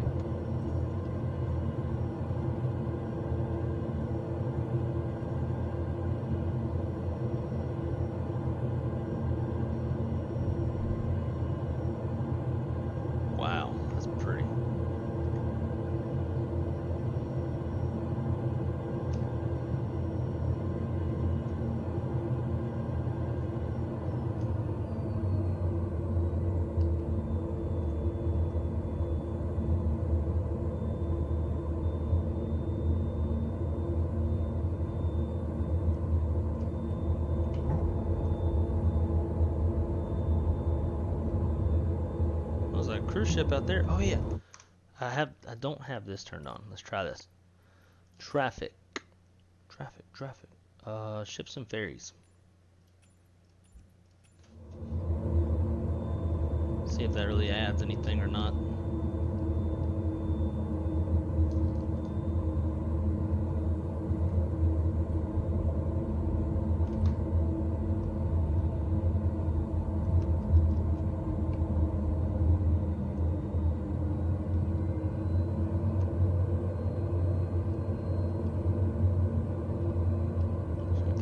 Trim. But you can just float this thing right on in.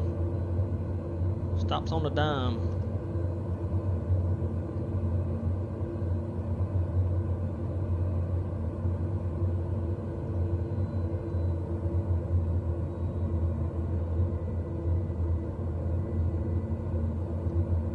Wouldn't it be cool if we were doing this like in person? Like nice, beautiful sunsets. Dusk, flying in to come eat some good seafood.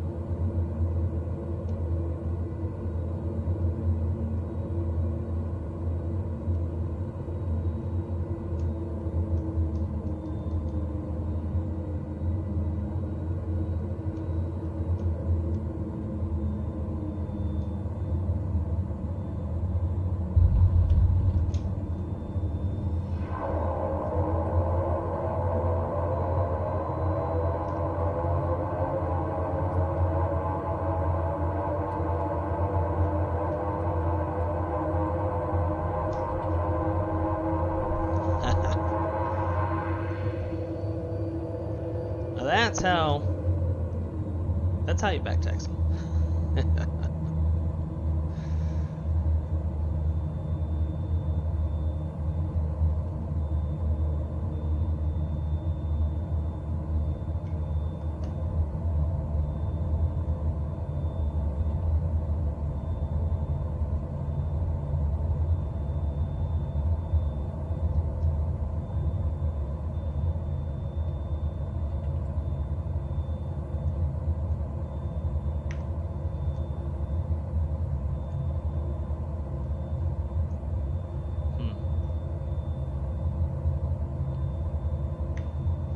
Well, I installed Flight Control Replay today, but I guess it didn't actually.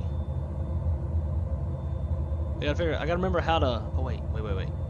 Let's settings. LSU baseball is about to start.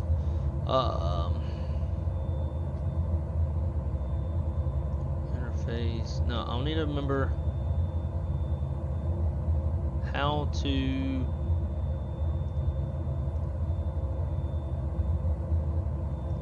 add shit to the wheel.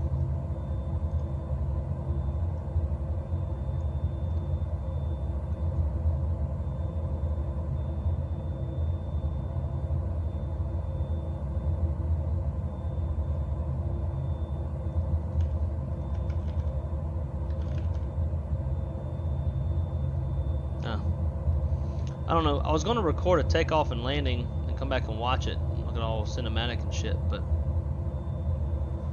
maybe not. We'll just park it, call it a night.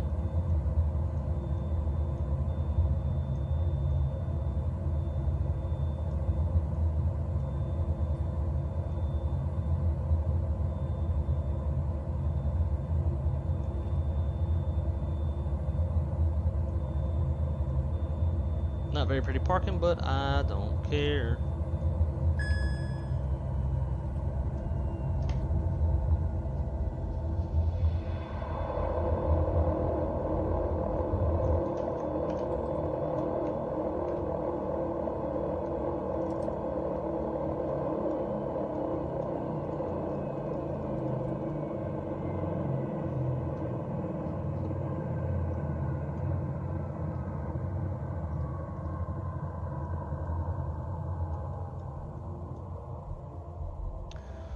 Well, ladies and gentlemen,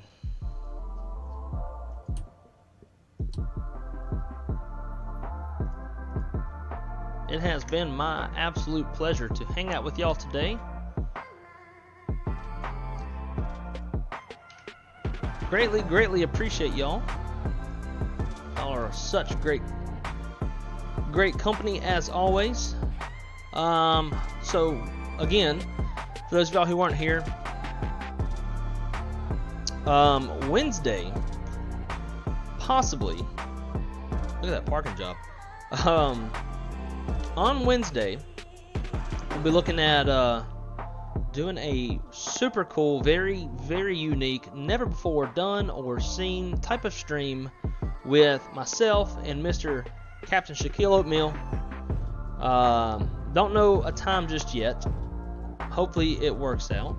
But we got something pretty cool in the plans. We've actually talked about it before on stream, so if anybody can remember it, it is related to Oklahoma City. But that will be Wednesday. If Shaq and I can't stream together, then I'll do something on my own. Maybe fly some CRJ. Maybe go to some Airbus. Maybe give the A330 a shot, or the 777. Or the 7.6, something like that. But anyways, guys, thank y'all so much. Stay tuned. I will not be streaming tomorrow. I've got basically a full work day tomorrow, even though I'm off. But hope y'all have a great night.